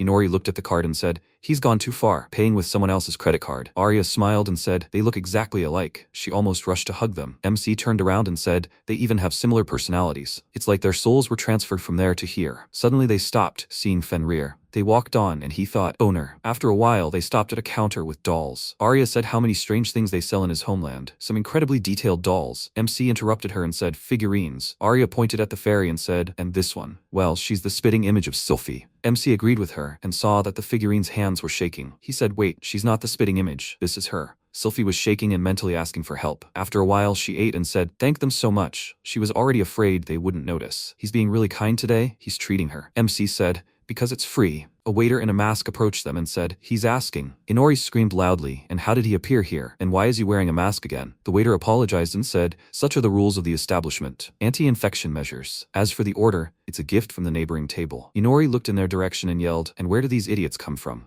After a while, everyone gathered around them and started taking photos. Inori and Arya left the cafe and headed down the street. Sylphie was lying on Arya's head and she was eating ice cream. They passed Fenrir again, who thought, "Master." After a while, MC said discontentedly, "Terrible goddess, it's already night. Why are they still here?" Arya smiled and said, she liked everything, and she also saw his homeland. Only now does it bring back memories of her homeland. They were standing on the roof and looking at the city at night. Arya asked, "Is he really not going to come back here?" MC looked at her and then answered, "Yes. Everything is familiar and the food is the same, but it's too quiet here." He stretched and said, "Okay, to hell with this goddess. They'll go and get something to eat." Arya replied she'd be happy to. What would he recommend? MC said they should go to a 3-star restaurant for the last time. Arya asked again, 3-star? Inori interrupted her and said, "While it's free." At that moment, a bright flash appeared behind them, which began to quickly illuminate everything. MC asked, puzzled, "Wait, the goddess's space?" Arya asked, "Why suddenly?" The goddess appeared in front of them, lying on the ground and saying, "Damn it." She asked him not to buy everything indiscriminately. Has he seen her bill now? She's finished. She's finished. MC said, "Who said there was no limit to this?" He turned around and the goddess screamed, "What? He bought a 1964 car? Has he seen the price of this?" Inori smiled and said, "He's always wanted to buy something like this. Not that he had a license, but still." The goddess screamed. She told him not to spend too much, and then she told him not to buy everything in sight. Was he listening? MC smiled and said, "At least let her see how he had fun, right?" Arya smiled after him and asked, "By the way, he still didn't say why they were moved to Shibuya in the first place?" He answered, "Exactly." She said something about his soul and something else. At that moment, a cardboard poster stood in the shopping center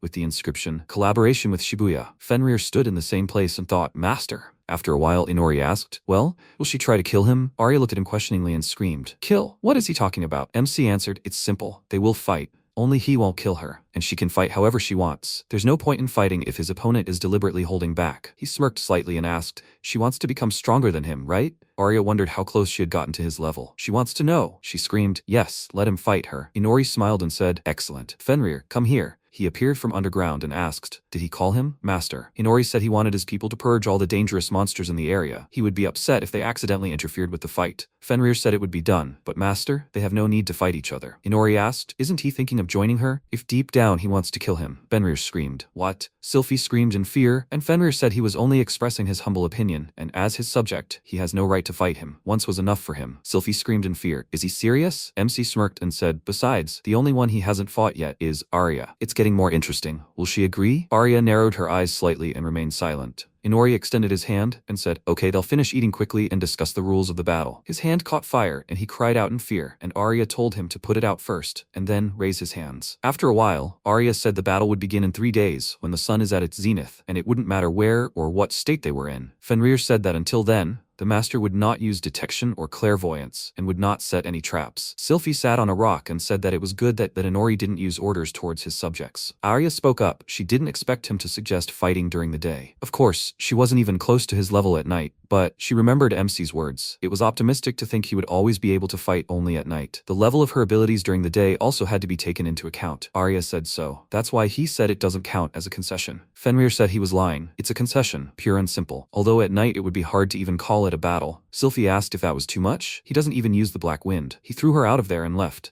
and she could have led him to these springs, like them. Arya smiled and said, "Thank you, Sylphie. Inori will be another complication." She answered, "Exactly." Fenrir asked, "But what next?" The master said she must kill him. Arya looked down, and Sylphie asked, "What do you mean? What next?" "Go and kill him. And at the same time they will free her too." He himself, a little dog, doesn't want to be free again? Fenrir asked whom she called a little dog. Arya thought Inori saved her, and to be free, she must surpass him. She wanted to be free from him. She remembered fragments with him, and thought, but she left everything to get a second chance. Her home, herself, the duty of the royal family, everything. She plunged under the water, and then rose and clenched her jaw and thought, she left everything to be free. Arya asked, Inori wants a fight, right? She clutched the towel in her hand and thought, this is it, her chance to gain freedom. She looked up and thought, even if the price is Inori's own life, she must follow her will. She looked at the sky and said, he will get it. It is unpleasant when they give in to it. Inori is not the only one who has managed to learn something. She will show him what she has managed to learn herself. 3 days later before sunrise, Takafuji Inori, a demon, a vampire who has a very large list of skills. He held the monster's body in his hands and looked at the system window with his skills. MC thought,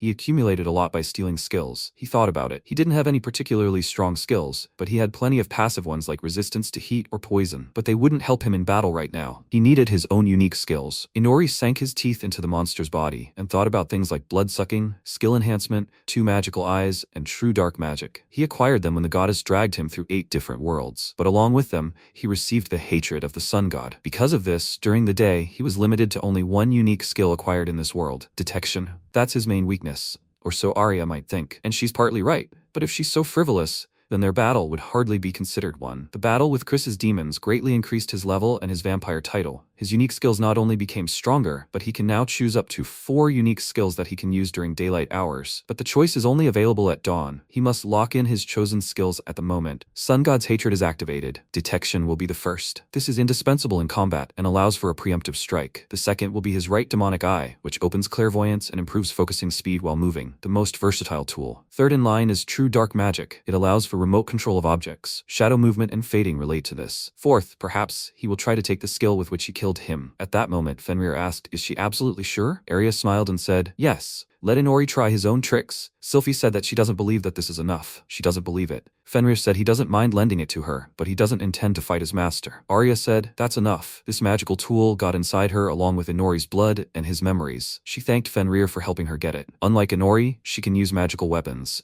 This sword he gave her is now simply called a longsword, and will greatly help her in this fight. She has done everything possible in these 3 days, and hopes that this thing will also be useful. Sylphie exhaled and said, in vain he underestimates her. Very in vain. Let her take advantage of this and kill him. Fenrir said, the master said that he will not kill her, but please let her not die. Arya smiled and said, it's fine. If she brings Inori to the point that he is ready to kill her, then so be it. After a while, MC hovered in the air and thought, being vampires, they are very sensitive to the movement of the sun. They feel the moment of sunset and zenith, as if the sun is right in front of them. I bet Arya too. At that moment, Arya said, 5, 4, 3, 2, 1. MC smirked and said, the battle begins. He put his hand forward and thought, true dark magic. Shadow shift. First, he needs to determine their positions relative to each other. With his right eye and detection, it's a piece of cake. He released mana and thought he'll seize the initiative and strike before she even realizes it. Detection. Bright mana spread through the forest, and Inori thought, even with enhanced detection, he still can't find her. Is she even further away? Of course, they didn't limit the battle area in any way, but there must be traces. Wherever she was hiding, the clairvoyance of his right eye would see even the smallest traces. Suddenly, a bright stone flew into his eye, and a sword stabbed into his back. Arya clenched her teeth, and Inori turned around, puzzled. She thought, right in the heart and head. A few more times. Inori screamed, it hurt. He swung his leg and attacked Arya. Bright mana rushed through the forest, knocking down trees and spreading further and further. MC thought, horror. He accidentally pushed her with all his strength. Arya flew back, and tree trunks fell on her from above. Blood sprayed from her mouth, and her body shook. She thought, was it a kick? How much stronger had he become if he could do this in daylight? She stood up and thought, but the first blow still belonged to her. MC rushed forward and thought,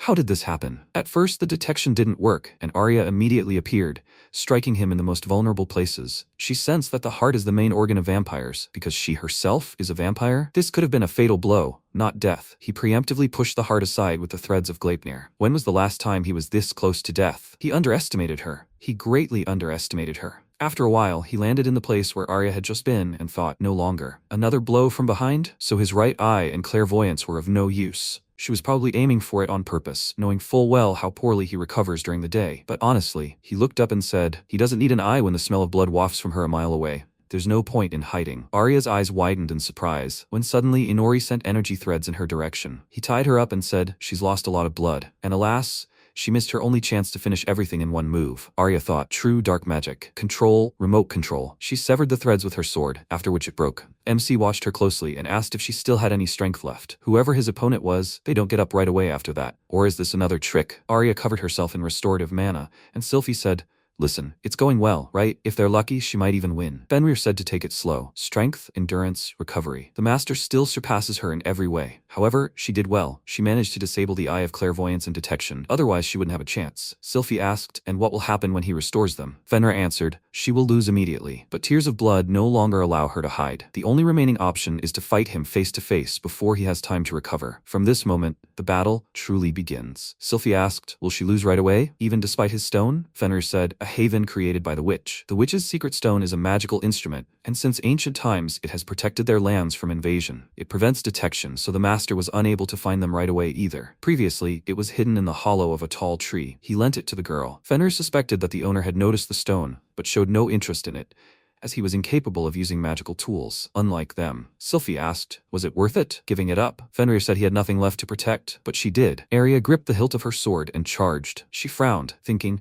he keeps pelting her with knives, keeping his distance. She wasn't afraid to fight from a distance, but at this rate, she released mana and thought, an air hole. It was aimed at MC, and he thought, this is the same spell they used when they escaped the castle. Wind magic is so visible, even without a magical eye. Arya thought, she'll deal with this before Inori recovers his eye. Air holes. Several attacks were aimed at Inori and hit his body. He released the mana from his hands and used true dark magic, shadow space. He covered himself with tree trunks, but Arya's attacks were able to break through it. She thought, horror. She can't see Inori because of the smoke. He stepped forward and asked if she was hiding well, but how well was he searching? He used true dark magic, shadow movement. He moved behind Arya and quickly attacked, causing her to fall to the ground. MC saw a stone on her neck and thought, Gleipnir. He tied Arya's hands and said that she could only cut it with a black sword. Checkmate. Inori approached Arya and began to quickly punch her. He said that the sooner she gave in, the better for her. Suddenly, his fingers separated from his hand, and MC's eyes widened in surprise. Arya gritted her teeth and chopped off her hand with the sword. She hit him in the face with her fist and threw him back. Arya told him not to think that he was the only one who had become stronger. So, is he satisfied? She could kill him. She ordered him not to underestimate her. Inori looked at her carefully, then smiled and said, she literally already sold her soul to survive, but she still fears death. Doesn't she think too highly of herself? Arya looked at him puzzled, and Inori said, fine, just don't let her complain if her life truly ends today. Arya screamed, this concerns him too. MC thought, the fourth chosen skill, Berserk. He extended his hand to Arya's face and quickly attacked. He took off and holding Arya by the face, flew over the pond. Inori screamed. He tried to take advantage of this when he killed the mask, but control is quite a challenge. He swung and threw Arya into the water. She landed on the sand and coughed up blood, and the water spread around her. MC laughed loudly and rushed towards Arya, who barely managed to get up. She jumped aside, and Inori swung his fist. Arya flew to the side and crashed into a wave. MC said he already said this when she fought Chris's demons. Stubbornness is not bad, but it is meaningless if she dies in the end. Arya sat on the ground, and MC said he understood how she was able to fight for so long. Thanks to Sylphie. Arya scat in displeasure, and Inori said his wounds were healing faster than he thought. But now she had no chance of winning. Through Sylphie's black wind, she was fed blood to restore her strength and magic. She did well. She used all 3 days of preparation to good effect. She collected the blood of the slain to use it in battle. That is commendable. So, her goal was to win by attrition, but alas, she decided to cut off her own hand to escape Gleipnir. She had already lost a lot of blood.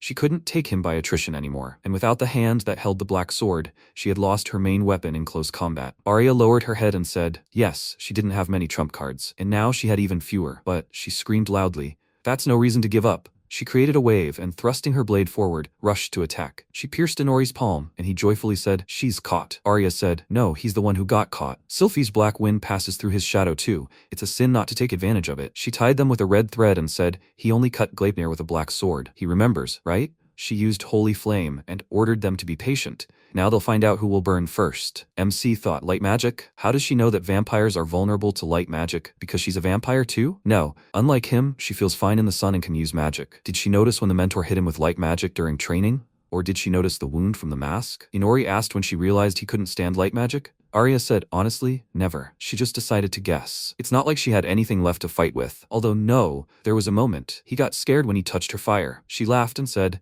That's not like him at all. It looks comical. The fire spread through their bodies and the health bar began to beep. MC said, she's dying. The fact that he's vulnerable to light doesn't make her immortal, and she doesn't have time to recover from the flames. His berserk triples all stats while active. She'll die first. Absolutely no way. His eye sees the reflection of her endurance in the numbers. He's serious, and she's serious. She's not going to believe her enemy's words. Besides, for the first time in her life, she fought with a clear desire to kill, to win no matter what. She's not afraid to say she had fun. MC looked up at the sky and said, he orders her to stop the magic. He turned into his usual form, and the threads began to cut through his body. He said that he wasn't going to kill her. He suggested otherwise. Arya opened her mouth very wide, and after some time she woke up and saw Fenrir next to her, who said she woke up. She smiled and said, Fenrir, where is she? He answered, she's at home, in the cave behind the waterfall. Arya looked at her hand and said, her hand is in place. Inori said, he doesn't see joy on the winner's face. She widened her eyes in surprise and said, Inori. She asked to wait and asked, did she win? MC answered, she forced him to order her, which automatically means his defeat. She doesn't want blood? He hunted monsters for a bit, otherwise she sucked practically everything out of him. Arya screamed, slightly embarrassed. What do you mean? Inori answered, he literally fell down without strength. Fenrir looked at them puzzled, and Arya turned completely red, folding her hands in her lap. MC said she was ready to risk her life to kill him. He had to urgently fix it. Okay, let her ask anything. He will answer any of her questions.